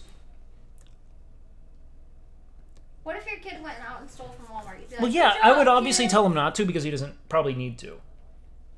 Does that make sense? I don't think it's a good thing. I don't think it's something to celebrate. What if you felt like he felt like he needed to? When do you need to steal? Like, what do you have to steal from? Well, it's a matter of like I don't have enough money to buy the thing I need. I have a child that needs diapers. For health the like in like food California stamps? we have like food stamps and we have like medical. Well, many of these things can be great, but they can also be insufficient. I mean, like there are a ton of contexts in which people still do not make enough to live. Tons. And it's not just relegated to me as an American or American citizens in general. They steal things. They're stealing like electronics, clothing. Probably to sell it. Yeah, they sell it. Because they ain't money. Do I think it's a good thing? No. Do I think that it's closer to it's as close to a victimless crime as possible? Yes. Because everything about present economic systems is predicated on maximizing profits so you can appease shareholders.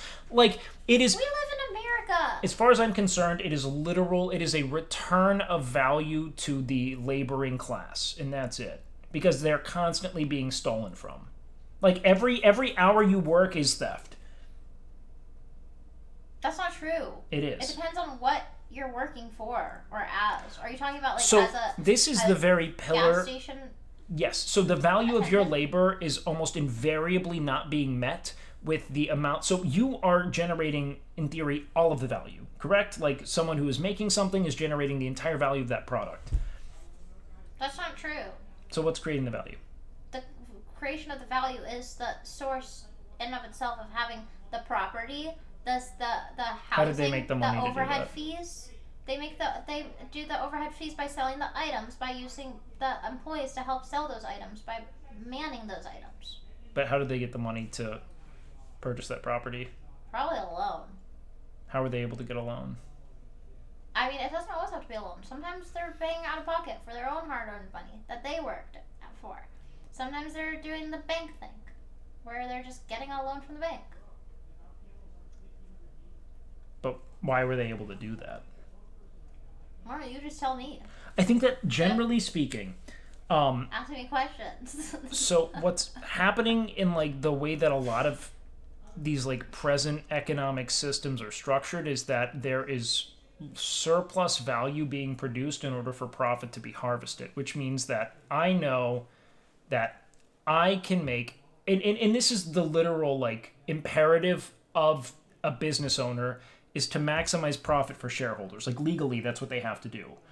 That comes at the expense of paying living wages to the people who labor for you. And it doesn't always happen in the U.S., right? Like sometimes American companies will outsource labor. America right now is at a point where like minimum wage, we've protested against minimum wage being so low because of inflation occurring also. And if that's balanced out, then that's fine. But at this point, what we've gone into is a political thing based off of being like, oh, we don't get paid enough for minimum wage, and that's why it's okay to steal. That's that's what your argument has turned into. When in actuality, ethically, morally speaking, it's not okay to steal from anyone, big corporation or small. It doesn't make any sense. So the point is that, again, like my present perspective on it is that and this is a weird hill to die, and I'm almost just doing it for the sake of it, because yeah, you're right. You should not steal things because you do not own them. As a general rule of thumb, I think that makes sense. Yeah, barring, in my opinion, the legitimate like survival imperative of like, if I don't have this, I'm gonna die, which I do think is okay. However, what I argue is that people are okay, so you're right now, you're pandering to people who live off of minimum wage, and what do you steal? Sir, who says, yo, Bonnie, go work a job at a retail establishment for 6 months and you will have a different point of view. What are you stealing from stores that you need so badly if you work at a retail job? Like, what are you stealing? if you work at a retail job, it depends on what your life circumstance are. Underwear, where it is you're living. Yeah, my they have the PS5. Good. But the problem is that I think a lot of us are focused on American issues when the issues ripple elsewhere. I'm not gonna go through every single person and be like, okay, you get to steal, you don't get to It's about considering like the chain of exploitation, though.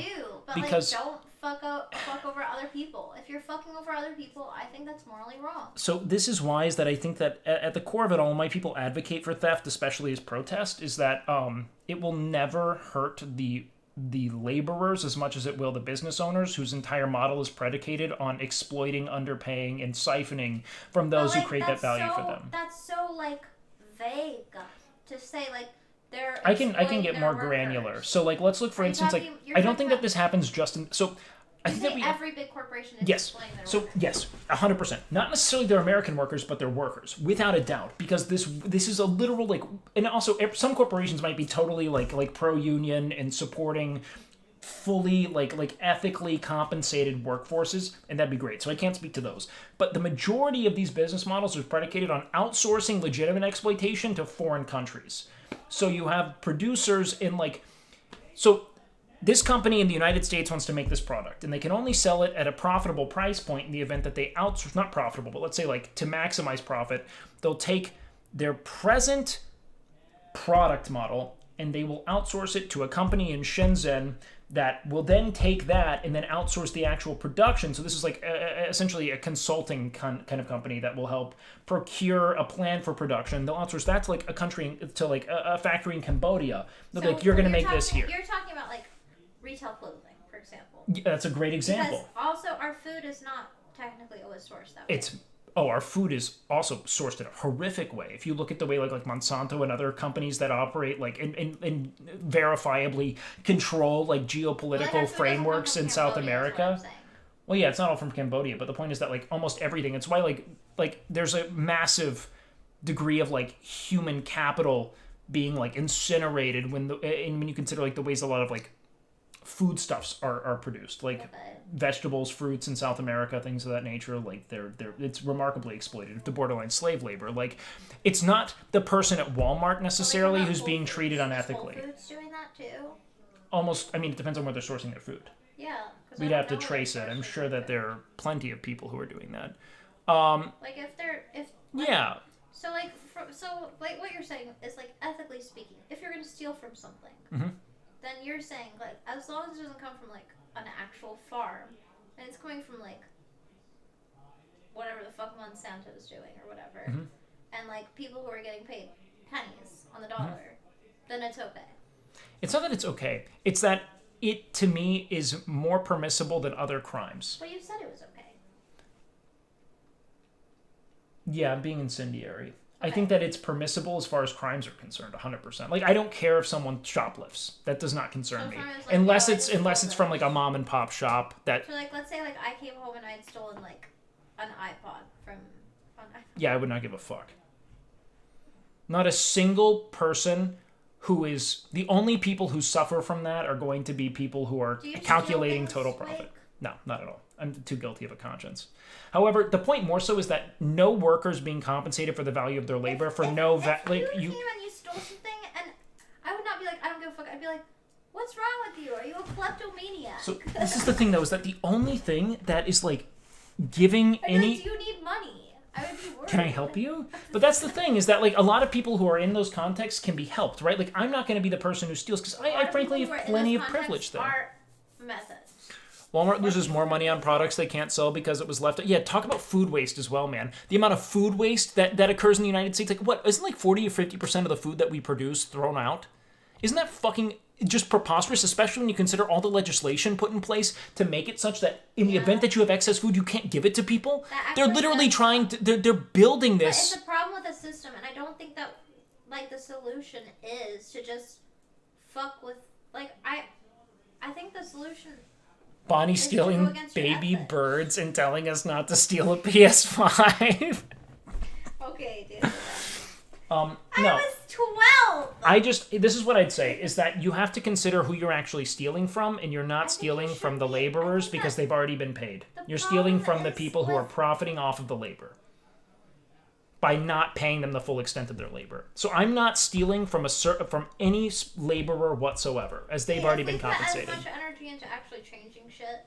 Don't you think that we would be able to change stuff instead of just like every man for himself? Well, the whole system's predicated on like political gridlock, right? Like when you have things like, let's say, change the system if everyone just heads are gonna have to roll, dude. Like nothing's changing. And instead people are gonna steal shit instead because that's... So wait, so I just said heads are gonna have to roll, and then you said instead people are gonna steal shit. So again, the point is that like the system is not moving unless again there's like mass uprising. And I don't mean it has to be violent, but I am saying that like... You said heads will have to roll. You know that means like chopping people's heads off. And I'm making an allusion to the French Revolution, in which, you know, the guillotine. That was a big thing, you know? But, I don't know, man. I don't know, maybe I'm dumb, but I was just trying to steal, that's all. And the problem with Wake's take is when more people steal from big corps, it hurts the local stores instead. I'd be interested to know why that's the case, because people aren't buying it from local stores. Because if the alternative is being able to buy something from local stores, I agree, but I disagree that that's going to intrinsically occur. Or justifying... he's justifying stealing from large corporations, and I'm telling him that's a big no-no. I'm saying that it's not good to steal, but if there was a single crime that had to be committed, it would be someone who can't eat stealing from Walmart. How do you feel about petty theft, Esfand? What's your take? I think it's bad. I think you should steal from the poor. Their fault for being Look, poor. Man, they can't make it work.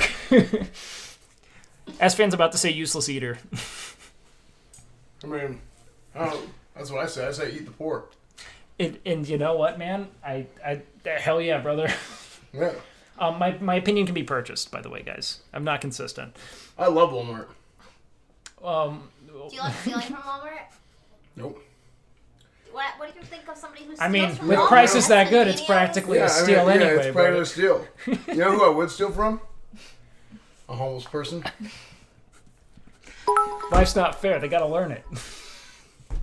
I would. I'd do it.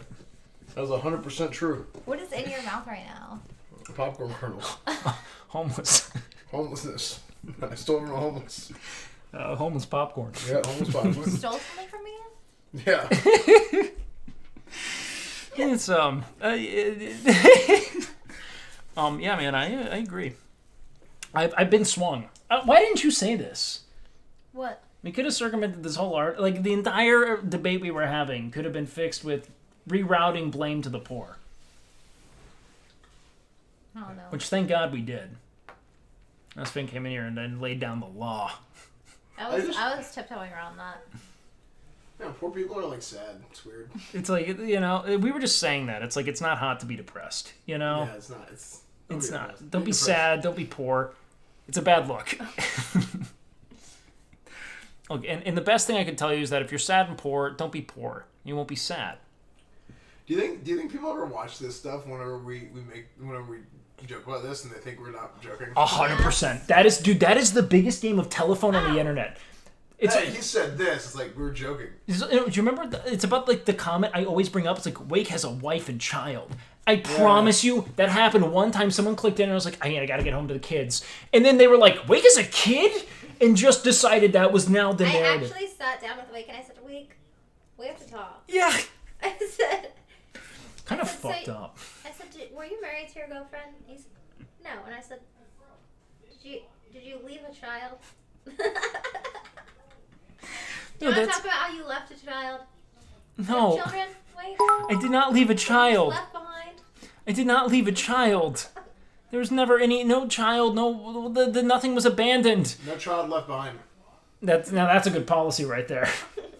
Up there with the fitness gram pacer test. Best of friend. Wait, did we say ugly or? Oh no, depressed people are ugly. Oh, depressed people are ugly. Poor people are sad. And it's okay to steal. By shopping at Walmart because it's so cheap. No, I think No Child Left Behind sounds great and all, but I don't know what it means. So I just all I know is you know, what it basically like if President Bush said it, I say it. If your child fails, they can graduate. What is No Child Left Behind actually? It's if your child fails, they graduate anyway. They already know. Is that what it is? Who put it into action here? No Child Left Behind. Hold on. That reauthorized the Elementary and Secondary Education Act. Thank you so much. Oh, it made it so the stupid people had some accommodations. They're not stupid. They're like ADHD Are they? or reading impaired. No, that's cope. I don't know. I couldn't read that. ADHD is all fiction. They just don't want to tell you it. So what is it? If you fail, you still pass? Yeah. Yes. It's all children get degrees.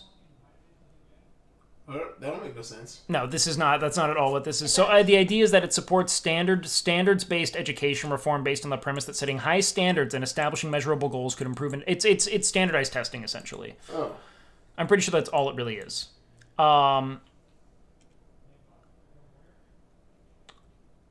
Wait, this is textbook political jargon. Bipartisan criticism had accumulated so much that a bipartisan Congress stripped away the national features of No Child Left Behind. Its replacement, the Every Student Succeeds Act. Which, granted, does sound a little better than like, yeah, we're not going to leave them out to rot. Yeah. But also, maybe they need that, you know? Chad, how do you feel? Do you feel you learned a lot today? The number of kids left behind? Many. What did you learn today so far, Jonathan? I feel like stealing.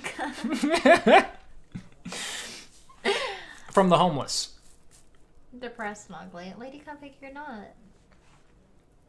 I should steal baby birds. Do you know Bonnie stole baby birds from a nest? Has she confessed this to you at any point? Well, how do we know the nest was theirs?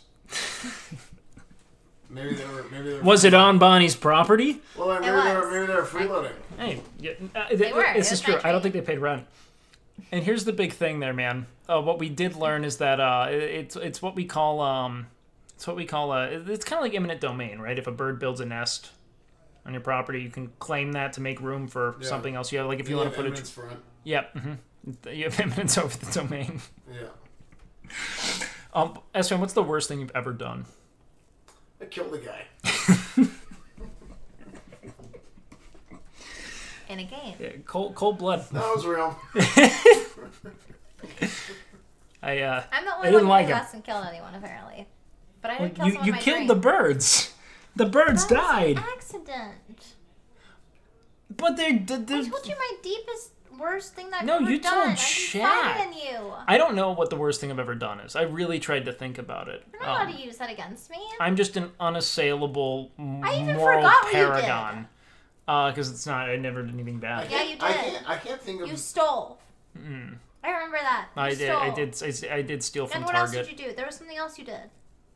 No, I mostly just stole from No, Target. there was something else you did. It was bad. Bonnie, you're making things up. You left your child behind. I'm trying to think. Have I ever really done anything like bad? I actually think I've never done anything bad.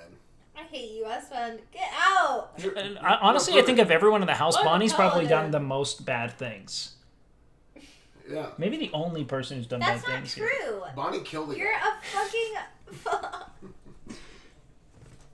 You guys both confessed to murder. Yeah, but mine was real. I didn't do anything. I can't think. Okay, what is bad? Give me an example of something that's bad.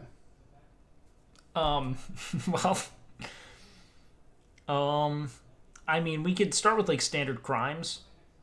Like, Okay. I don't think I've ever I committed. never Maybe. committed a crime. Not Manslaughter. that. I Maybe I did was- smoke weed in the bathroom and I got arrested, but that was when I was in high school, and that but that was sick. was dope. That was cool. Obviously you told us it was dope. Yeah. Yeah. No, yeah, we were ready. Everyone was like chanting your name when you went out. Like, Bonnie, Bonnie. That was cool. And you were like super stoned. You said 420. And they were like, yeah. Like, hell yeah, they were cool That's so shoes. fucking cool, dude. Yeah, man, it's so And cool. it doesn't even go on my record because I was a minor. I was like high school. I don't do drugs. I didn't do drugs. You know what you did though? What did I do? Got sacks. Did get sacked. Yeah. You were too busy being a winner. True. You know what's the worst thing I ever did? Not win a daggum state championship. That's the worst thing. In the eyes of God, well. What is the actual worst thing you ever did, Esfand? I don't think I've ever really done anything bad. I think you have. Nope. I think you told me something you did, and I was like, I jaywalked. No, No, there's no way that ever happened. No, there's 0% chance. I don't think I've ever actually done anything bad. Esfand, you were the traffic enforcer, man. You Yeah. made sure people didn't jaywalk. Yeah, yeah, it's true actually. true. I killed a guy who was trying to jaywalk. That's how much I care about this, man. Honestly, the You are worst the thing I ever Dexter of jaywalking. Worst thing I ever did, speeding maybe. Oh, no. Oh, my God. Get out. Dude, one time, so when I was in high school, this actually did happen. It's like the chain of events. So I rear-ended someone in high school, all right? Yeah. And the person who I rear-ended, it turns out that I ended up, like, an investigator called me later, right? So it was my fault in theory. People were, like, cutting through this main stretch of road. I drove from high school to my house to get away from the highway, so it would get super congested. And there was this forced merge that would happen really quickly after a light. And I heard this engine, like, roaring behind me, so I went to look at my blind spot. Someone, like, 2 cars ahead had stopped. Everyone slammed on their brakes, and I just tunneled into this car, right? Yeah. They all died. Okay. What? So what ended up happening God, that's was that scary. Wait. Oh, they didn't? no, they're good. They're good. God damn. This story Boring. sucks. So what happened was, like, we ended up, like, I remember we went out and this woman came out, and it's kind of like you're like, she was like the apex Karen. It was like this woman might have been like 6'1", like Giga Karen. This like really tight, fire red bun, 2 kids in the back, right? And she comes out and she's just pissed, like fucking. All right, well, we're gonna have to fix this, you know. Wisconsin license plate, so they're new there. This dude just unfolds. This lanky dude unfolds out of the passenger seat. Fucking soul patch. Yeah. This chill hair, like he's I like a hate soul fully patches. receded soul patch, just like Hawaiian shirt, and he's like, hey man, that's pretty wild.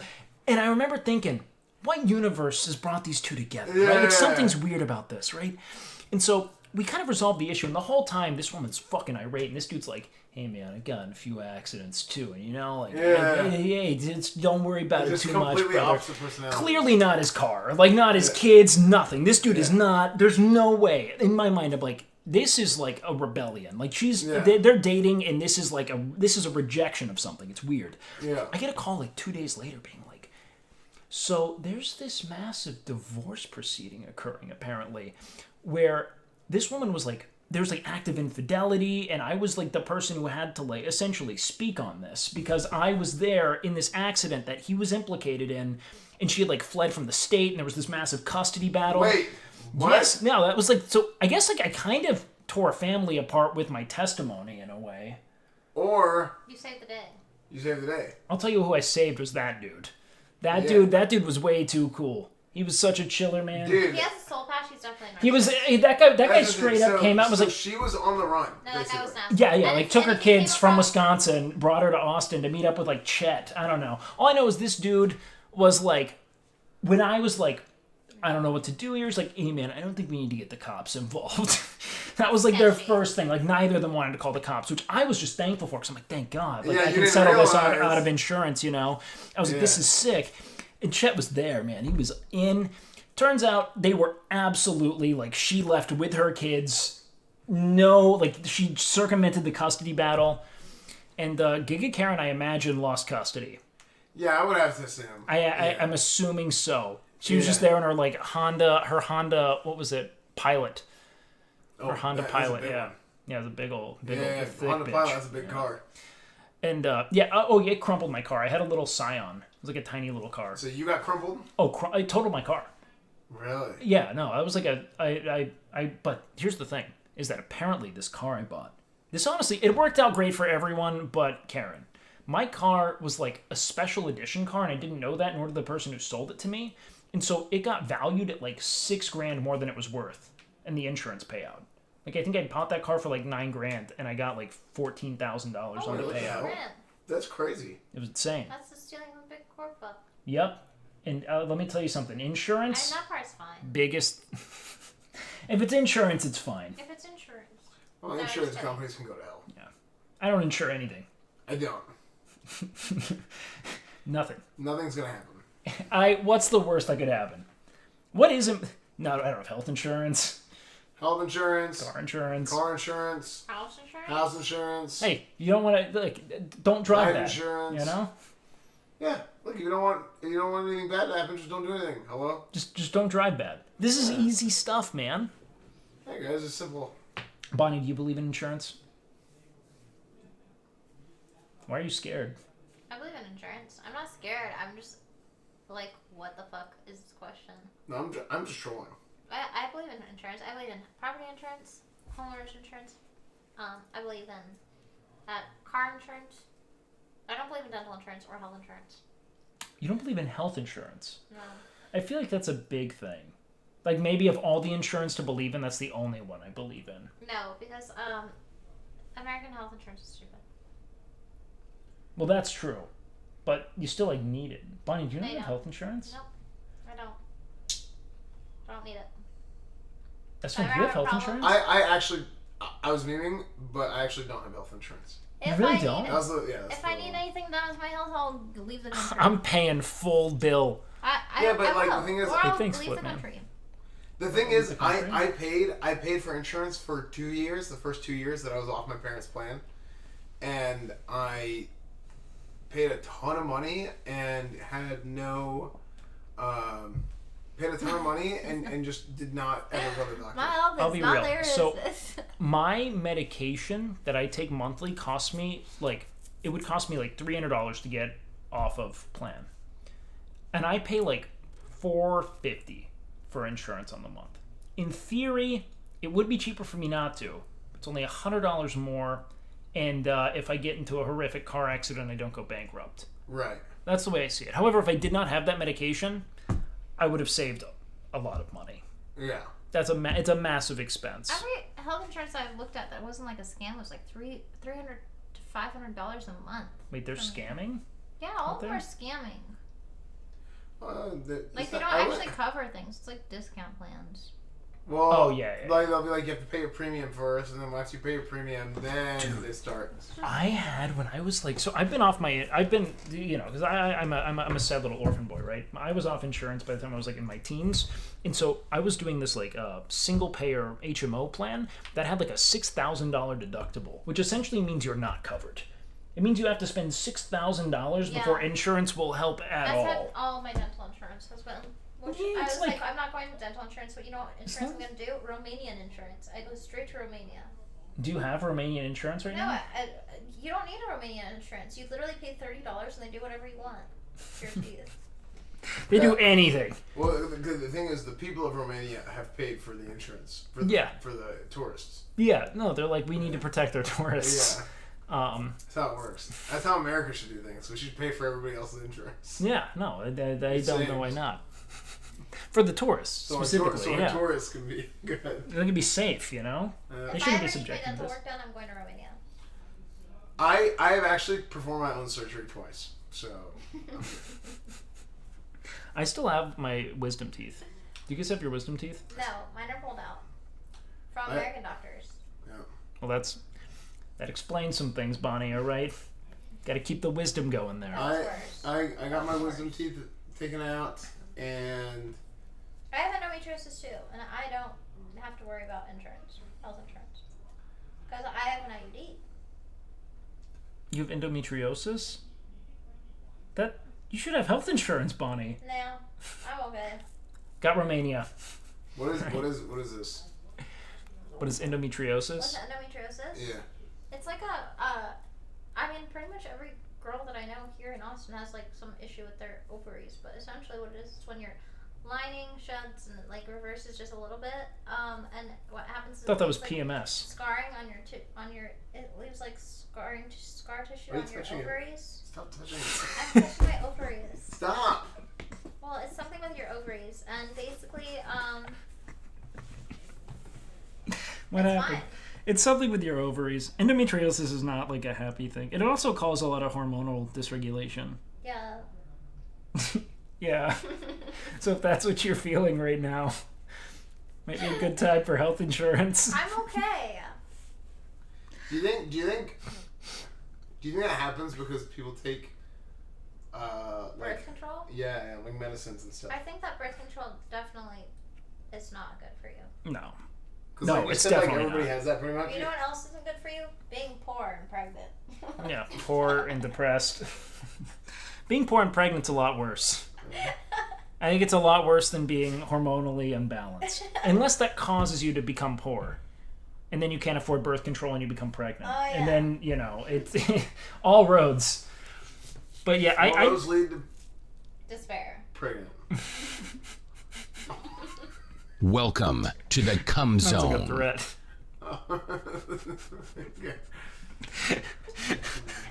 That's All why right, brother. abstinence. That's the one thing I stand behind. Abstinence and state championships. Yeah, That's what Texas is known for. No child left behind. No Child child left left behind. behind. Yeah, endometriosis. You should. That's not good. I'm fine. I'm perfect. Yeah, I think birth control's awful. Actually, Yeah. it fucks people up. Yeah, I think because if you're supposed to do that, why don't you just let it do that? Why don't you just get pregnant? You know. Well, no, I mean, I'm not talking about that part. What are you But that's talking like about? its function is to control birth. Though. Yeah, but no. Girls take birth control. Girls take birth control in like middle school and like. For endometriosis, if you take birth control, if you have an IUD, it makes it so you don't have your period, so you don't have a problem. That's the point. No. I'm talking about. Oh, you're talking about like in middle school and girls start taking birth control? Yeah, but they're Because not. their parents don't want them to end It's a up with kids. precautious. No. It's a precaution. They do it so they don't get pimples.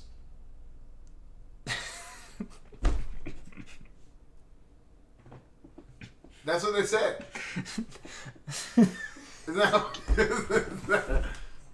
Is that what it is? That will undoubtedly cause you to get more pimples. Estrogen will make your body go nuts, man. No, but isn't that what it is? I think it's, I literally it's remember girls. Accutane. No, I remember girls in high school and middle school who were not sexually active taking birth control to regulate their like hormones and not get acne. That's weird. It must have been an old wives' tale. There's no way, because like Maybe. inundating your body with estrogen would like create more. That'd combine. There's a bunch of girls in high school who were taking birth control that were not doing. They lied to Lil Bro. I imagine there are a lot of young girls who don't want to talk about why they're on birth control. I think you're No, I'm telling you, I know. Because listen, I remember when I was in hey. middle school, I really wanted to do birth control because it makes your boobs bigger. That is true. It does do maybe, that. Maybe that's what they were doing. Maybe they didn't want to say. You want to let me know. Let me tell you. But I didn't do it when I was younger. They were not doing it for not having babies. I know that much. That's because they were not. They were not getting laid. Let me tell you, these girls. Not. I'm just kidding. But seriously though, they were not. It's irrelevant, but it's relevant. But just to be my clear. reaction was a joke. Dude, I'll be. I mean, they would have been all over me if they were. That's what It's I know. look. They just would have been so. They definitely would have been interested. There's only one excuse for this, all right? But here's you want to know what is crazy, Esfand? Mm-hmm. People report coming off of birth control and no longer being attracted to their partners. Really? Yes. I delete this font, right? Yeah. Yeah. After the Is whole. that real? Yes. How? Because hormones.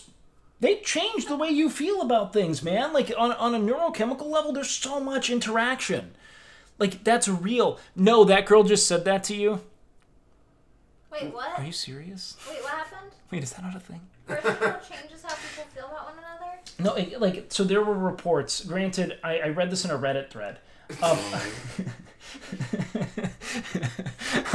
of women coming off of birth control and being like, I no longer am attracted to my partner and I want to leave them and I don't know what to do. And it all started when I stopped taking birth control.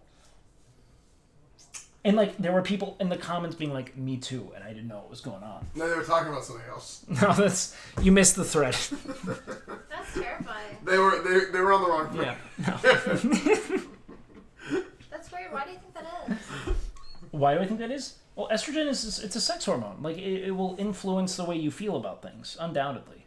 Like especially in regards to like attraction. It's the same thing. Like dudes who take a bunch of testosterone will feel like remarkably different about certain things and what they're attracted to. It's super common, dude. Isn't that crazy? Really? Like so many of our actions is dedicated based off of our hormones, which we have no control over. Not me. I have perfect control my hormones. I can Wim Hof breathe Me too. till they go where I want them to go. No, I'm telling you. Tell me right now. What do you want? What do you want me to do? Testosterone or estrogen? Estrogen. You just start crying. Boobs get fucking awesome. No pimples.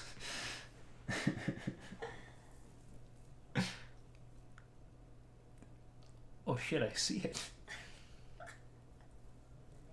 It's not that. I feel like crazy attracted to you right now.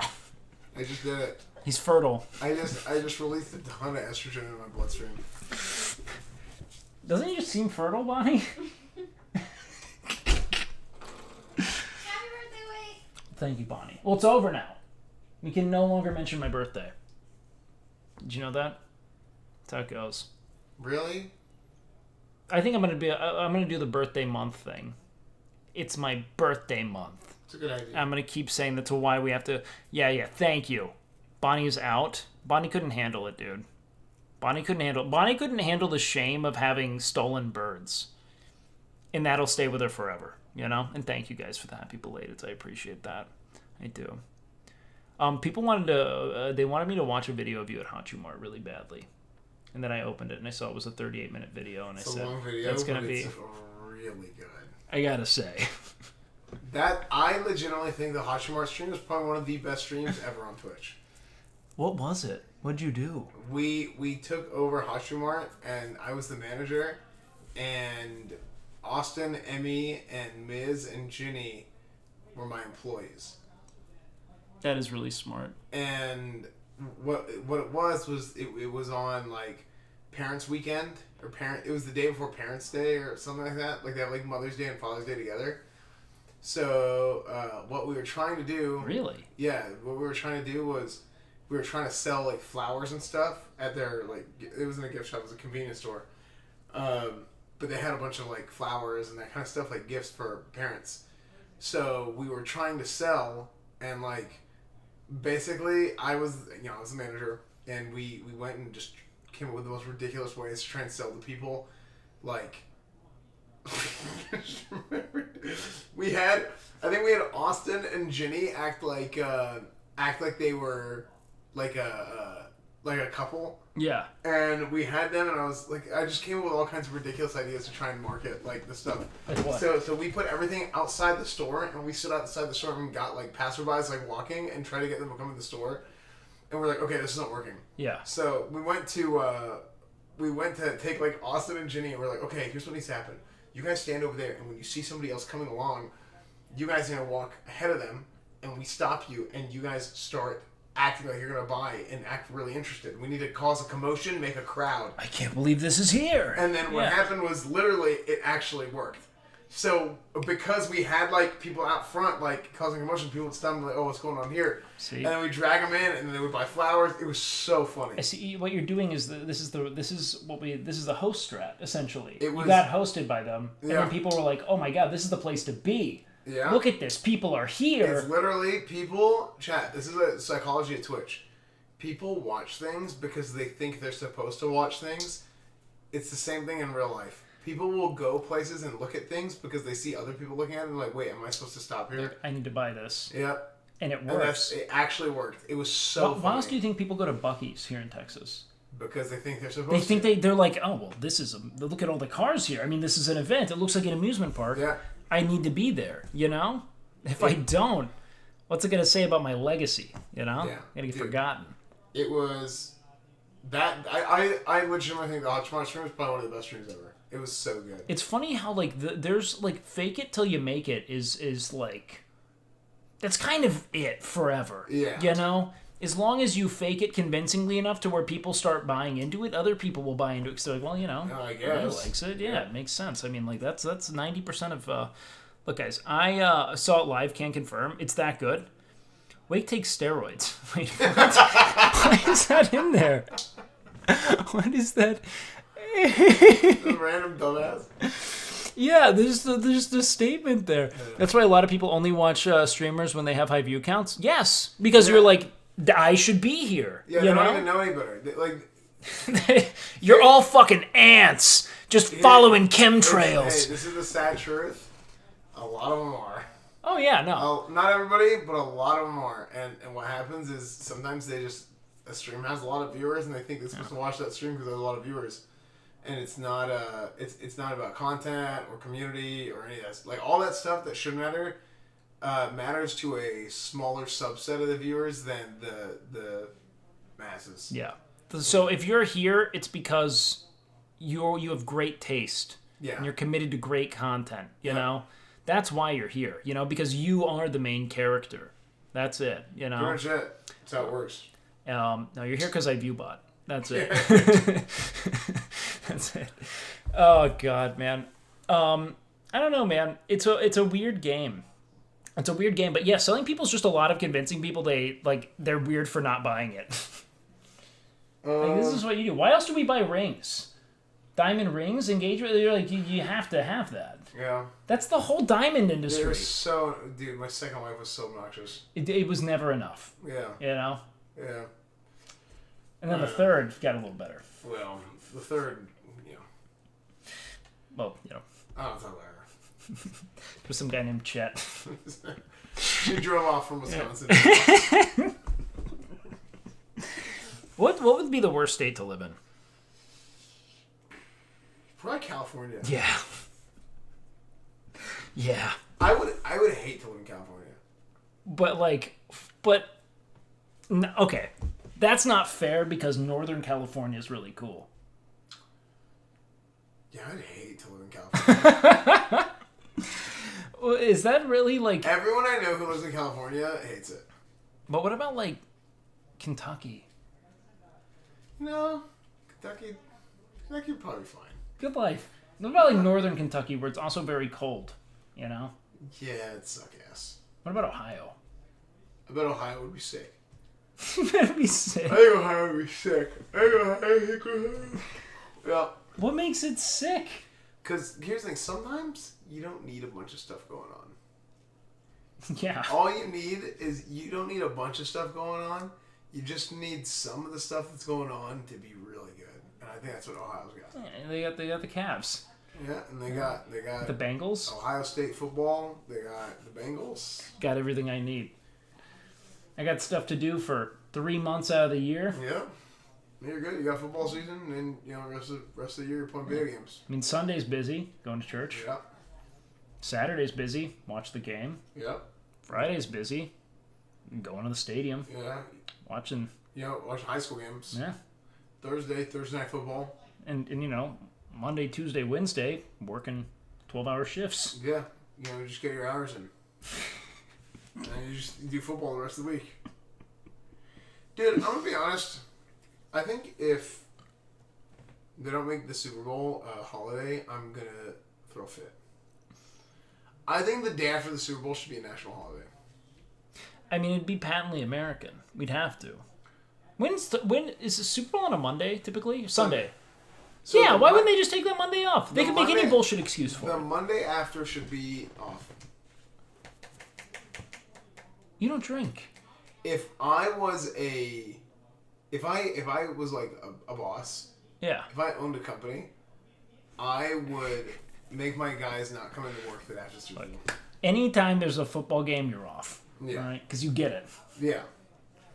Productivity would skyrocket. I would say, you know what? Hey, fellas, it's Super Bowl Monday. Get her done. Yeah, you're good. You take the day off, have fun. Time to be with family. It's time to be with family, you know, and celebrate. Yell at them. Yeah. That's what I'd say. Don't care Well, about actually- the channel. That reminds me. Dude, soccer World Cup match. It's at 9 a.m. The U.S. is playing against the Netherlands, against Holland. Is there any universe where the Netherlands should be better than us at anything? We just have so many more people. But here's the thing. All of our people, we also have so many more sports. Dude, no, okay. I fucking talked about this with Nick today. Soccer's a spring sport for you, right? Where you grew up? You don't play it in the fall? Everywhere else it's in the fall. Every other state, they play soccer in the fall. Really? They literally monopolize the fall here. They're like, no. You're either Yeah. fucking sitting at home. In Texas, you don't play other sports in the fall because everybody plays football. No, yeah, or you're a fucking nerd. Yeah. You're a fucking loser. You don't go to... yeah. And all the football players play soccer, basketball in Texas. That's insane. I didn't know Yeah, that. you can't. You literally, like, yeah, Texas is the only place where that's the case. Period. That's so stupid. Everywhere should be spring. So people can dedicate themselves to football. Yeah, they can do football and then they can do soccer in the Yeah, spring. or they can be chastised for not being. Yeah, like what? Did- Because dude, we had a bunch of people who played football and soccer. We had a handful of people who played football and soccer at my school. I mean, only our kicker did that, but you know, he did it. Yeah, we had a kicker do that, and we had a number of guys. We had one of our DBs do that. Oh, our coaches would never. Our coaches would just ridicule you for doing that shit. Really? Our coaches try to promote as many guys as possible playing more than one sport, more than just football. They only wanted to do that if they also coached that sport. Really? They had no interest in you. Like I played lacrosse in the spring. They hated that. I had such good coaches. Like my That's so coaches lucky. at my school were so good. Like we had insanely good weight training. We had like our off-season program was nuts. You know what we did for our off-season program? Huh. We had we didn't lift during off-season. We had voluntary workouts in the morning. We just worked in the coach's garden. Yeah. We would do cardio, like basically like running and sprints, and we do field work in the afternoons. Yeah. And then we would volunteer to come lift in the mornings. And everybody showed up. Because And if it's you not did- voluntary. If you didn't, you were like... Well, and here's the thing. Sometimes people didn't show up, and they didn't get in trouble. And Really? they shouldn't have gotten in trouble.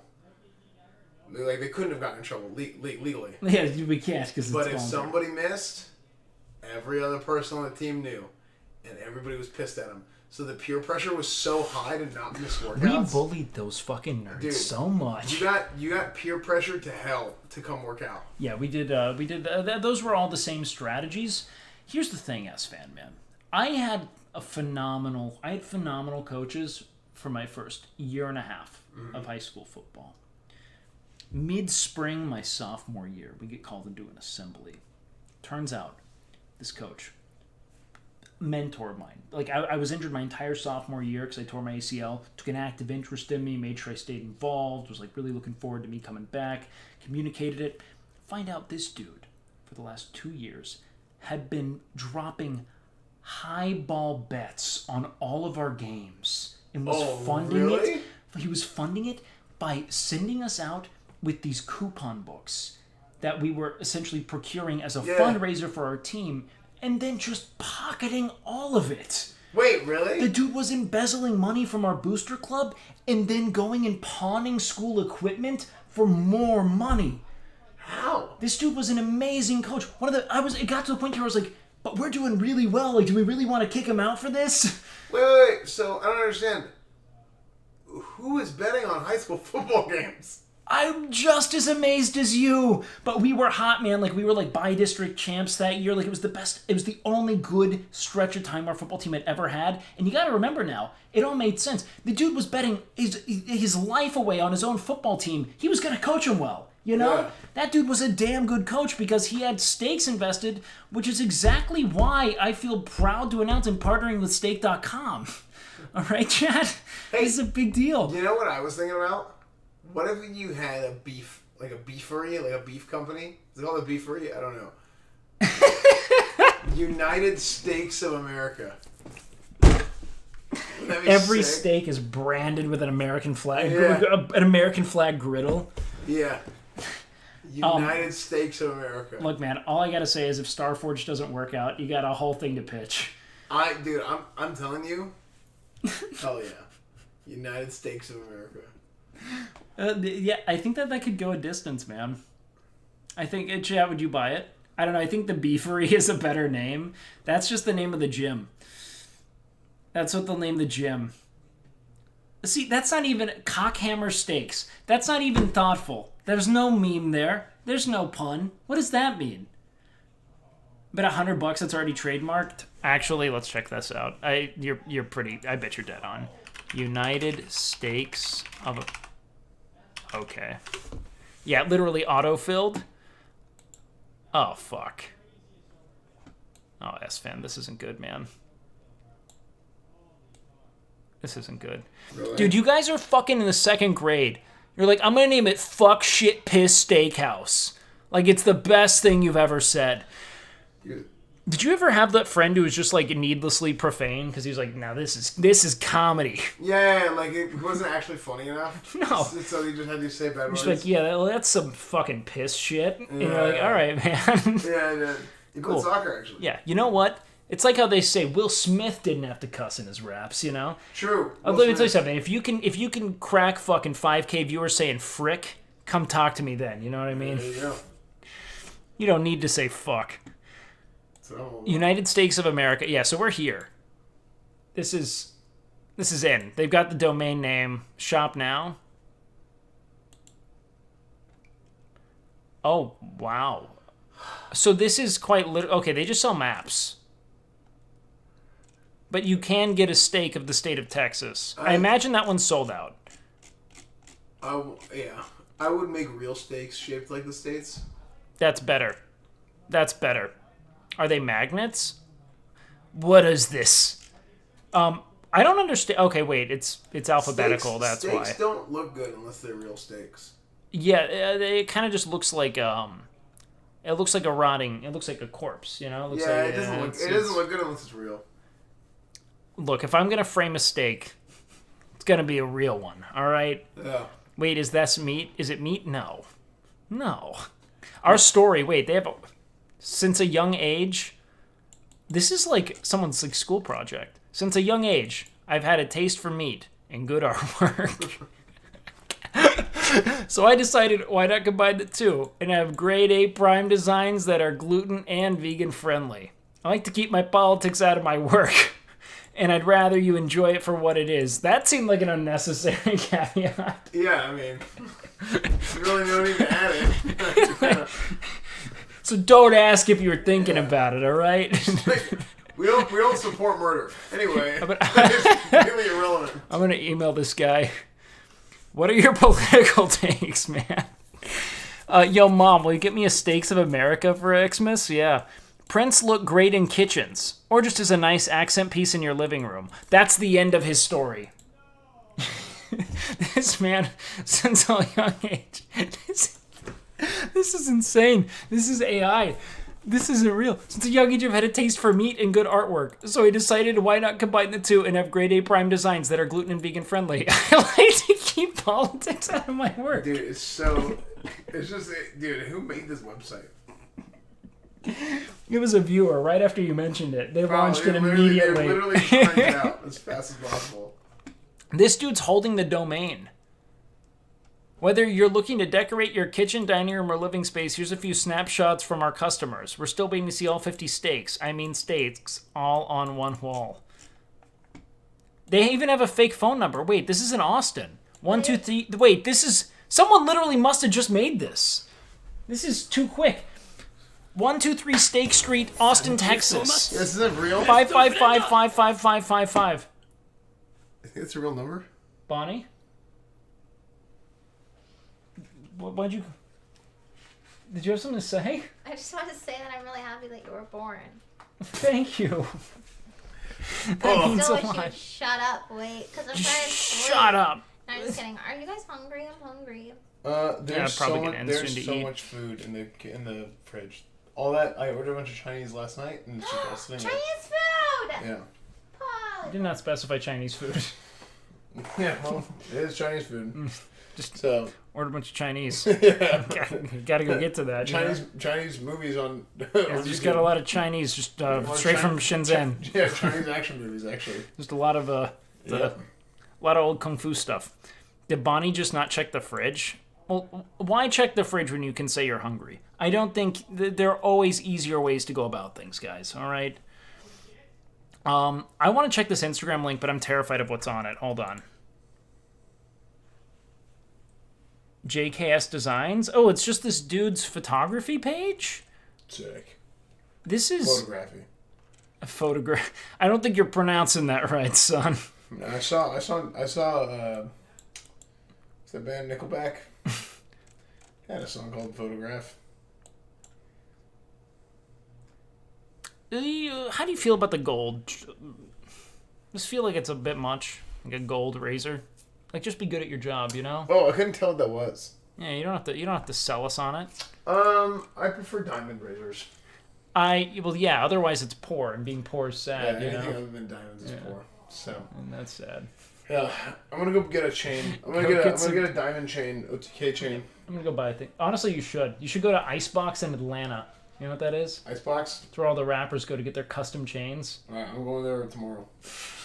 Alright, I got an early flight then. Yep. Alright, I'll see you guys later. Happy birthday, Wake. Thank you, baby. Turkey is for birds. You want turkey jerky, Wake? Do you want turkey jerky? Can I see that? Is this the Chinese food in the fridge? It is cold. Why was this in the fridge? It's just to refrigerate after opening. It's got soy in it, dude. So? The phytoestrogens. I'm not eating it because I can't eat food that I don't have on my diet plan. Bonnie, I'm not healthy. Months, you've gone from my average acquaintance to on the top of my shit list. You've become my fucking enemy, and I don't like it. You become a good friend, Wake. And I hope you. you never stop people talking. I will never stop, except when it's now no longer a reasonable hour to people talk. You can keep people talking, it's okay. I want to soundproof the room eventually. That way you It's can. not that loud at all. But Grayson. But Grayson, whenever I'll he's be real. screaming at somebody. Grayson kind of cradles me to sleep now, though. You know, so for a long time, before I got this bed today, I would sleep right here. This was where I would lay down. Yeah. And so I'm, right by the wall. And I would just, fall asleep to Grayson mauling at full volume over people not doing things right in raids. Yeah, that's scary. How are we not killing him? He would do that now, and that was, how I He got... screaming at Daniel. I don't know who Daniel is, but they fucked up. Yeah, Daniel sucks. Mm-hmm. If you ever hear Daniel, know that We never liked them. Believe it. Are you drinking boba? I am. The boba can't fit through that straw, can it? I know. Is that by design? No, I ordered it from a Chinese restaurant that delivered at like 2 a.m. and they forgot to give me a straw. So what are you gonna do with all the boba when you're done? Are you gonna just eat all the boba balls? I might just throw up. Bye, Catapan. Bye, Wade. Bye, team. All right, let's do this shit. Let's go to. Can we watch that one stream? Oh no, Hachumart.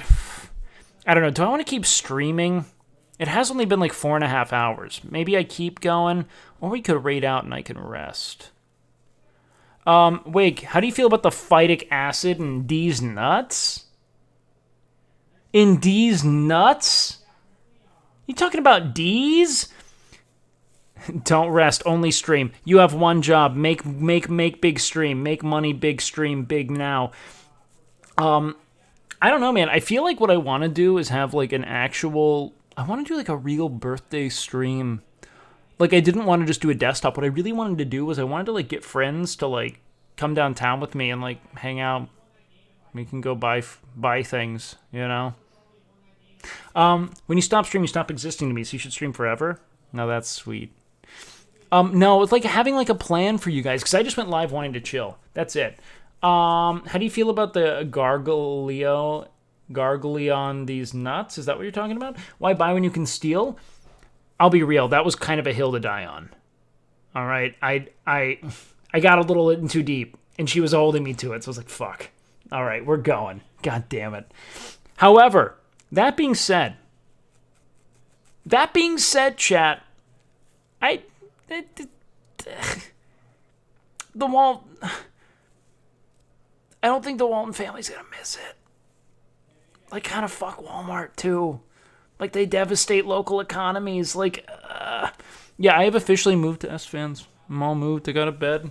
Look at that. It's all cozy. Paid rent. I'm so excited to sleep. I mean, I'm not exactly right. Like, okay, Bonnie's right in that, like, you shouldn't steal. And me justifying stealing on the basis of the products themselves already being stolen from the workers is, like, fallacious. Like, you shouldn't steal in general. But rather than, it's the same thing of, like, two wrongs don't make a right, you know? Like, you stealing, while it might hurt the employer, it doesn't benefit the employee. You know what I mean? And the real goal should be to benefit the employee, right? That's it. How much for rent? I strictly pay in chores and favors. It's all very Pavlovian. I don't know what I'm doing. He rings a bell before I know it. I've got my shirt off. I'm digging holes. No. I just pay normal. I pay rent. I don't know if... Does Grayson talk? I pay whatever Grayson pays. How about that? That's a bargain. It's not a sex cult, chat. It's not a sex cult. And it's well documented. You got a home gym now? I do. I do have a home gym. I'll be real. Ever since I moved in, I have not been going to the home gym, though, as much. I do need to. It's just that there are some days where it makes a lot of sense to use the home gym, and then other days, like chest day and leg day, where I kind of like going elsewhere. For myself. Oh, he always says, yeah, it's true. It's actually a really kind thing. Okay, here's the thing, guys. I have never and will never live in a house this nice. Ever. This isn't the thing. 1K, that is a bargain. I think it's literally just so there's like a formal agreement, you know? Have you seen the mockumentary of what? Yeah, dude, I trained Nick today. And I got him set up on a diet plan. Like of meals that'll be delivered to his home. It's massive. I'm really excited. Like, Miz has improved a lot since I got him on his diet plan as well. So, like, actually having food that's, like, delivered has helped a lot. How's it having a girlfriend there? Is it okay? What do you mean? Like, how is it having a girl? I mean, yeah, I just go see them. It's, I don't do anything here. This is, like, I'm mostly here to, like, really, like, I don't know, man. With friends, I'm working. But I just kind of moved in, so it's all kind of figuring it out as we go, you know? Yeah, of course. I also think on some level it's like it's literally just to keep people like accountable or to have some kind of like legal backing for your tenants, if that makes sense. Like it's just safer if you're going to let people live in your house to have some kind of like contractual obligation to meet, for all tenants. And like, let's say for instance, like I was in like I feel like if I were to like, let's say like go on like some kind of like psychotic, like, like fucking implosion. Happy birthday to No. you. Happy birthday. Okay, well, the candle sucks. Here, Don't. start over. Fuck. Yeah, guys, don't. That was a Happy puppet. birthday. Happy birthday, dear Wade. It's perfect. Happy birthday To you. Oh, right here. So I'm gonna put some ketchup on this. Yeah, I was going to, but the ketchup wasn't here. I was telling Esfand I was gonna put ketchup on it. Dude, What is wrong? Make a with wish. you? What's wrong with me is Make a wish foundation. Why do you put ketchup on rice? So I don't put ketchup on rice. I put ketchup on chicken, and the Here's rice your goes on special chicken. wish Like, wish don't get me match. wrong. I also think so. This is why. Thank you for my special wish mash. My wish mash. It's that this is sugar-free ketchup. I also use sugar-free barbecue sauce, but I went on a ketchup bender because I started. I just needed a change. When all you eat is chicken and rice, your sauce defines it, and you find yourself craving a new sauce. I was 'cause gonna that's put kind of ketchup You on want it, chicken but and- you chicken have and Rice the right one, Krispies? so. I've done it before. I don't choose to do it. So this is how I discovered that it's actually adequate. And Esfand, please hear me out on this, all right? It is similar to rice in its general flavorlessness. However, it has the crunch of like a breaded chicken would have, So when first of all, it was ketchup and mustard, but I didn't include that. It was both as a combined condiment, all right? I put it on the chicken as like the adhesive that binds. It's the binding agent between the Rice Krispie. the crunch. So it becomes kind of like breaded chicken, and it's just a crunch. It's not too sweet. It worked. It's your birthday, Wake. It is. Would you like me to Yeah. have a bite of my cake? Do you like that? I love it. It's everything I could have wanted. I'm not even kidding. When you guys came around the corner, I was like, if they bought me a cake, I'm going to have to actually take a bite of it, and I don't want to do that. I was relieved when I saw it was Rice Krispies. So thank you. I figured you wouldn't need a cake. Yeah, no, I was having a panic attack of like, am I going to have to do this? Am I going to have to enjoy myself? I can't do this. It's strictly punishment, Yay! Yeah, no. So you're gonna put the ketchup on that and eat it? Do you want me to do that for you? Yeah. I'm not going to do that. Typically what I do is I mix almond milk with whey protein powder and I eat it like Yeah. cereal. With protein powder in your cereal? Yeah. You put the protein powder in almond milk and you mix it first. And you pour it like the chocolate shake onto this. Don't worry about rent this month. You're good, bud. Alright, see you later. See you, man. That was thoughtful. That was fun. That actually meant a lot. In a weird way. It's a gesture. And you want to know why that actually means a lot to me is that it's like a very, like, it's considerate of, like, who I am in a way. Like, it's aware of the fact that I probably wouldn't eat a cake, Whereas, like, the de facto thing would be to get cake. That was just nice. Dude, it's 5-head as fuck. It makes... So, here's the thing. With Rice Krispies, the flavor's pretty benign, right? Like, it's flavorless, right? So when you add any whey protein powder to almond milk and you pour it over it, it takes on the flavor of the protein powder. It's like eating chocolate cereal, strawberry cereal, vanilla cereal. It just tastes good. And it's a clean, easily processed carbohydrate with minimal additives and very little added sugar. Like, it's not like a sugary cereal, you know what I mean? But that actually meant a lot to me. So I'm really grateful. I actually didn't tell anyone it was my birthday at all. The only person I told about my birthday was Nick. And then I actually, because we were working out, and I was like, actually, do you want to know a secret? Don't tell anyone it's my birthday. Mostly because I just haven't really celebrated my birthday since I was young. You know, it's just not really been a thing that I've cared much to do. But it's not going to stop me from coming and farming subs off of you people, making you think I care, making you think it matters. Oh, I'm going to do it every time. So I am going to come on and be like, it is a birthday, and I need the lovin'. I'm kidding.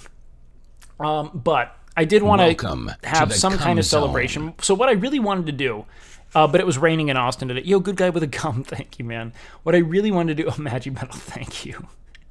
What I really wanted to do was, like, I wanted to go downtown and do, like, nice things. Sky Mason, thank you so much for the tier 1, man. That means a lot. Don't worry about it, guys. Honestly, I'm going to tell you what, man. The old adage rings true as a streamer. So what I really like, Sky Mason, Uzu, thank you guys so much. Well, I would prefer to make all of my money from subs. I would, frankly. I used to not think this way. I used to think that the most ascended direction you could take this was to essentially outsource the financing of your life to corporations, right? Like, I'll take sponsors, so on and so forth, and then but then you realize that, like, then that dominates your content, right? I think Asmin is the best model of, like, I would rather be crowdfunded and not have to inject a ton of bullshit into the content itself and, like, ruin the viewer experience. I think it's better. However, a lot of the money you make as a streamer comes from that, you know? And so it's, like, an unfortunate it's an unfortunate reality that, like, unless you're in that top echelon, in order to make, like, even just a sufficient living, you don't really need that, right? Wake's birthday cake. Hold on. Let me look at this. I'm not going to do that. Typically what I do is I mix almond milk with whey protein powder and I eat it like cereal. With protein powder in your cereal? Yeah. You put the protein powder in almond milk and you mix it first. And you pour it like the chocolate shake onto this. Don't worry about rent this month. I love my friends, man. I love my friends. Oh, he's disgusted by it. Meaning you're more motivated to work with them? No, fully funded by the fans, meaning, like, ultimately the content isn't dictated by corporate interest, you know? You don't have to worry about being a brand risk. You don't have to worry about saying things that, you know, like, like, even if you don't like something, not having to advertise something that sucks, you know? That shit does matter. So, at the end of the day, it frees you. Like, I have really minimal overhead, so that's my ultimate objective, is just to suffice on, you know, crowdfunding alone, so I can not have to do that. But for now, it makes sense. What do you mean you aren't interested in the pilk? Pilk makes sense. Yeah, exactly. It's total. Did you grow up as an orphan? No. I am an orphan, but my father died when I was 14 and my mother when I was 19. So I'm orphaned on a technicality, but I was not, like, raised in foster care. I was raised by my mother for the most part. They just died when I was, you know, in my late teens. So it's not like I would not, if someone came to me and they said they were raised in foster care, I could only empathize with them on the basis of not having parents presently. But I could not empathize with the being raised in that context, which would be very different. I mean, theoretically, I was still in very formative years through my parents', you know, death and illness. However, it's not like that is where I would consider that to be a defining life experience for someone who was, like, orphaned at birth. I still had the experience of being raised. My parents were, you know, while their own flawed people, very kind and loving. You know, they had their own imperatives, but they were sweet, you know. And sometimes no one knows. I don't know, man. It's very look at me, and I don't like gifts. But at the same time, it's like when people do thoughtful shit like that, I'm like, oh, man, people are really kind, and I'm grateful to have kind people. You know what I mean? Like, it does mean a lot. So it's a weird caveat of, like, I do love knowing that I have these, like, close bonds and people who I care about, you know, and that they care about me in turn. Can I has a mod? Of course, Bonnie. How do I get a beard like that? What you're gonna want to do is... So the thing about beards is that they come strictly from experience. That's why Gandalf is such a great beard. So what I need you to do is to stop worrying about your beard and go out into the world and pick up new hobbies and interests and talk to new people and live as much life as humanly possible, because in the process you might stop thinking about a beard. That and anabolic steroid. No, I'm kidding. I'm banning everyone. The fucking Dark Bonnie arc has begun. It has begun. Chat's doomed now. Oh, Bonnie's awesome, man. Honestly, this whole house is so cool. It's one of the things I'm most grateful for. I just have a community of people that I feel very supported by. And that's a really special thing, especially as a streamer, where, like, your sense of success and, like, self-esteem can be really in flux if you're too invested in it, you know? And people that ground you is really big.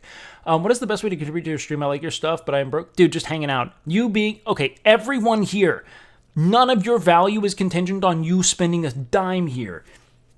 You guys existing in this space and giving greater visibility. Yo, Guac Senpai, thank you! Thank you for the 20. Holy shit, man. Thank you, thank you, thank you. That's incredibly kind. Thank you. Is anyone gonna go above that?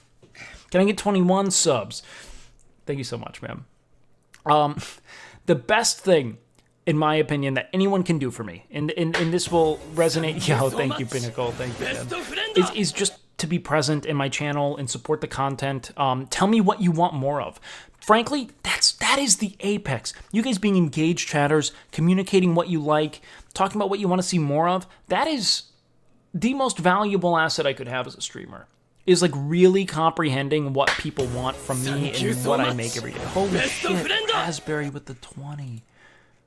Dude, thank you. Big Pog. Thank you, man. That's really kind. I'm popping off in here, man. Thank you so much.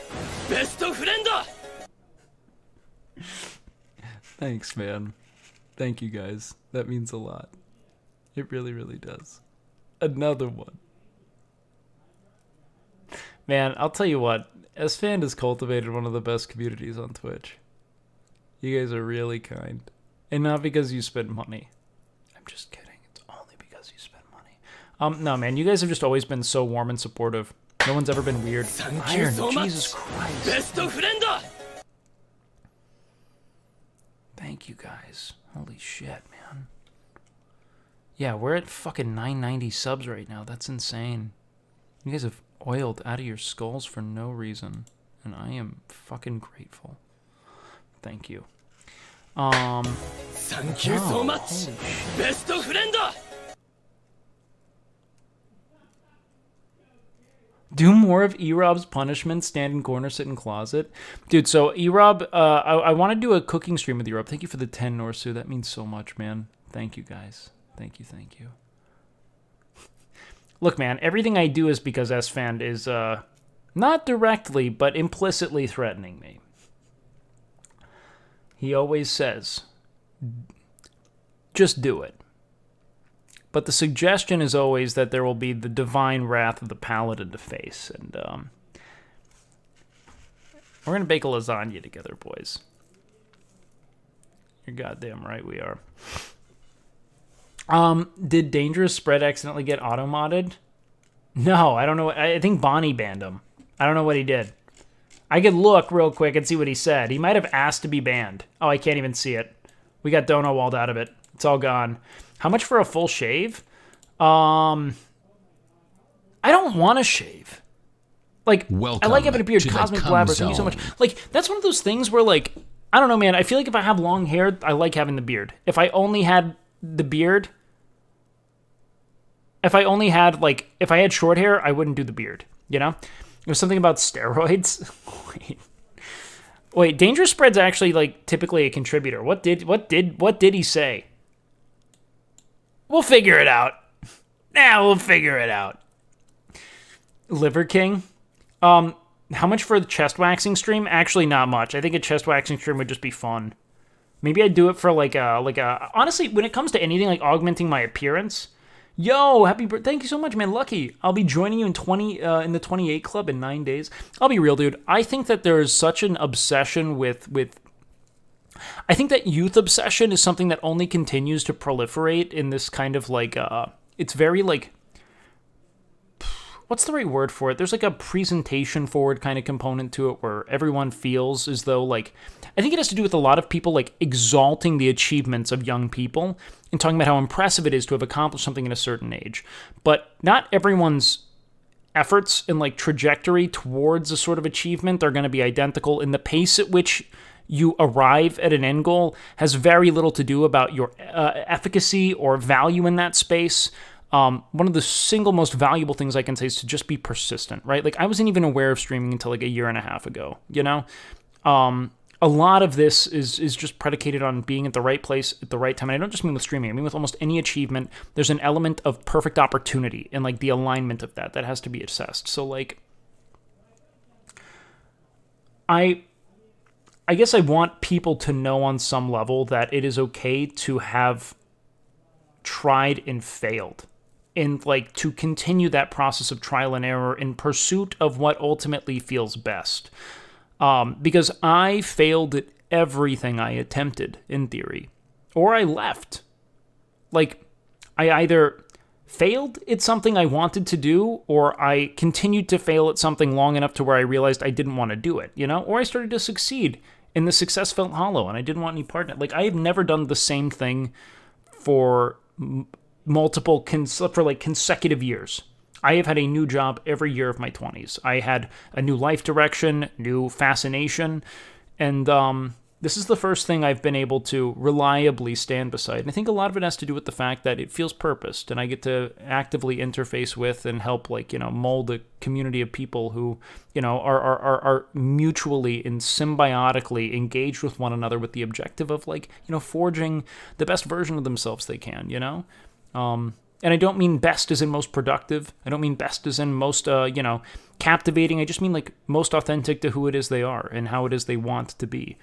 But there's just so much trial and error to identifying what it is you like, and don't be upset with the fact that you've yet to identify that very thing, right? Like it involves you have to try on a lot of hats to see what looks good. You know what I mean?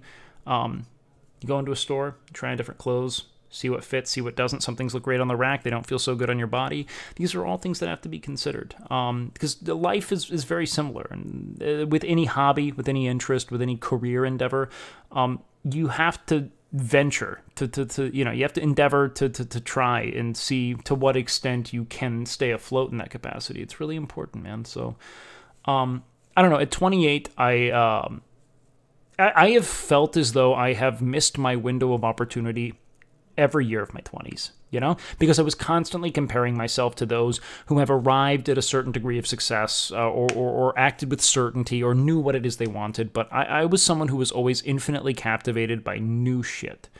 And so year after year, I continued to wonder why it was I hadn't found the thing that I found to be most gripping, you know? I would try some things. Like, I did really well in entertainment. Like, I was on track to do very well as an actor. I had a lot of really solid feedback from casting directors and people who were very much supportive of me and my ambition. But I learned that there's just a lot of kind of like, I don't want to call it bureaucracy, but you really do have to like kind of placate to the powers that be in that capacity. And the reality of what it meant to be a successful performer in that world didn't feel meritocratic anymore, you know? So we pivoted and tried new things. And I guess the point is that I've had multiple false summits. I've had multiple things where I felt as if, okay, now I've arrived. Now I've found the thing that I'm most effective at, and the thing that I think the world would benefit from. And then I've either not been successful at it, or decided, like, for instance, I really wanted to be a writer. That was something I prided myself in my capacity to express myself in the written word, but I was never an effective writer. I was a great writer, and I feel pretty confident saying that, but I could never produce at the rate that had to be produced. And so over time, I realized that I cannot in any way, shape, or form maintain the output that I think I have to maintain. Like, I just don't love writing to that extent. I love ideas, and when I have ideas, I want to write about them, but I don't want to have to write, compulsively. I've never hit a summit.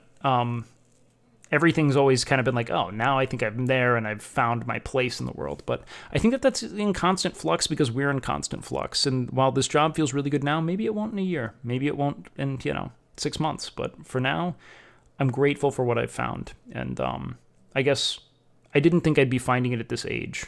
I thought I'd be pretty deep into a career trajectory at this point. But this is all very new. And there's no real...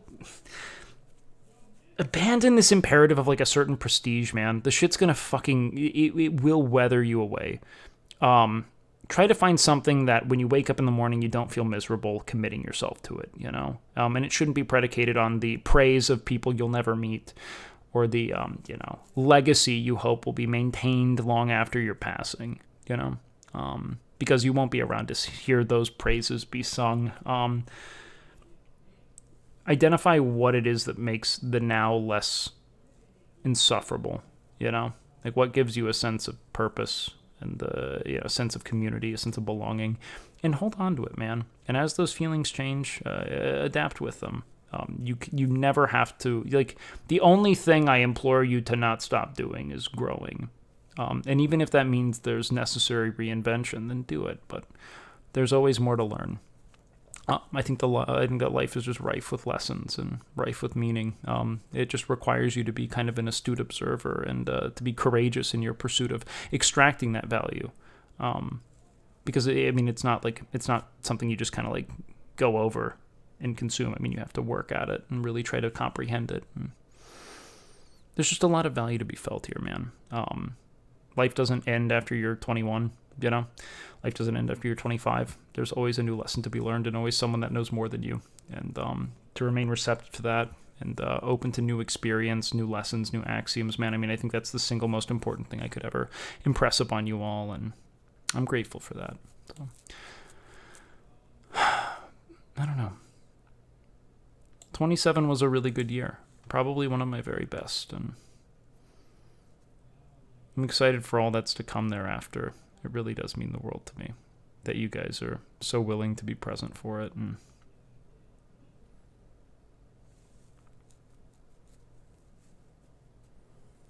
thank you all.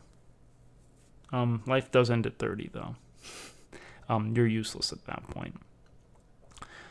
Let's see.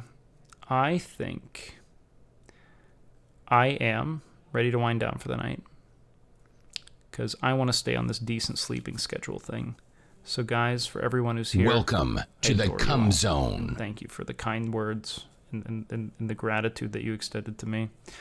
I'm going to either, let's raid. Do you guys want to watch Overwatch or WoW right now? Because you're going in one of the two directions.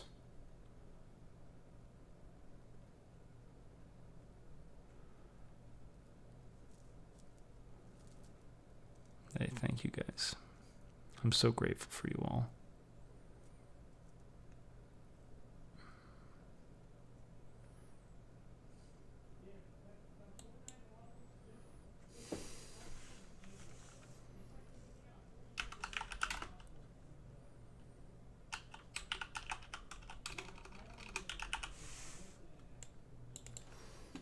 All right, let's raid Guru. All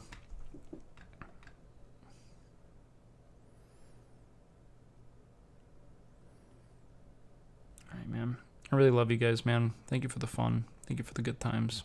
Thank you for celebrating this with me. I don't normally do this, and it meant a lot to be able to today and to share this with you, so I'm grateful to see this community kind of rally together around each other. It is one of the most ineffably meaningful experiences. I mean, I don't want to even call it an achievement. I think that we spoke in a way that kind of like unified people under shared strife and struggle and experience and a desire to, see one another grow and to feel their best. And I don't know, man. I'm so just eternally and ineffably grateful for all the good that you brought into my life. So thank you guys. I'm happy to be doing this year with you, and I hope that we can just continue to make this more and more significant with time. Thank you all. And I love you very much.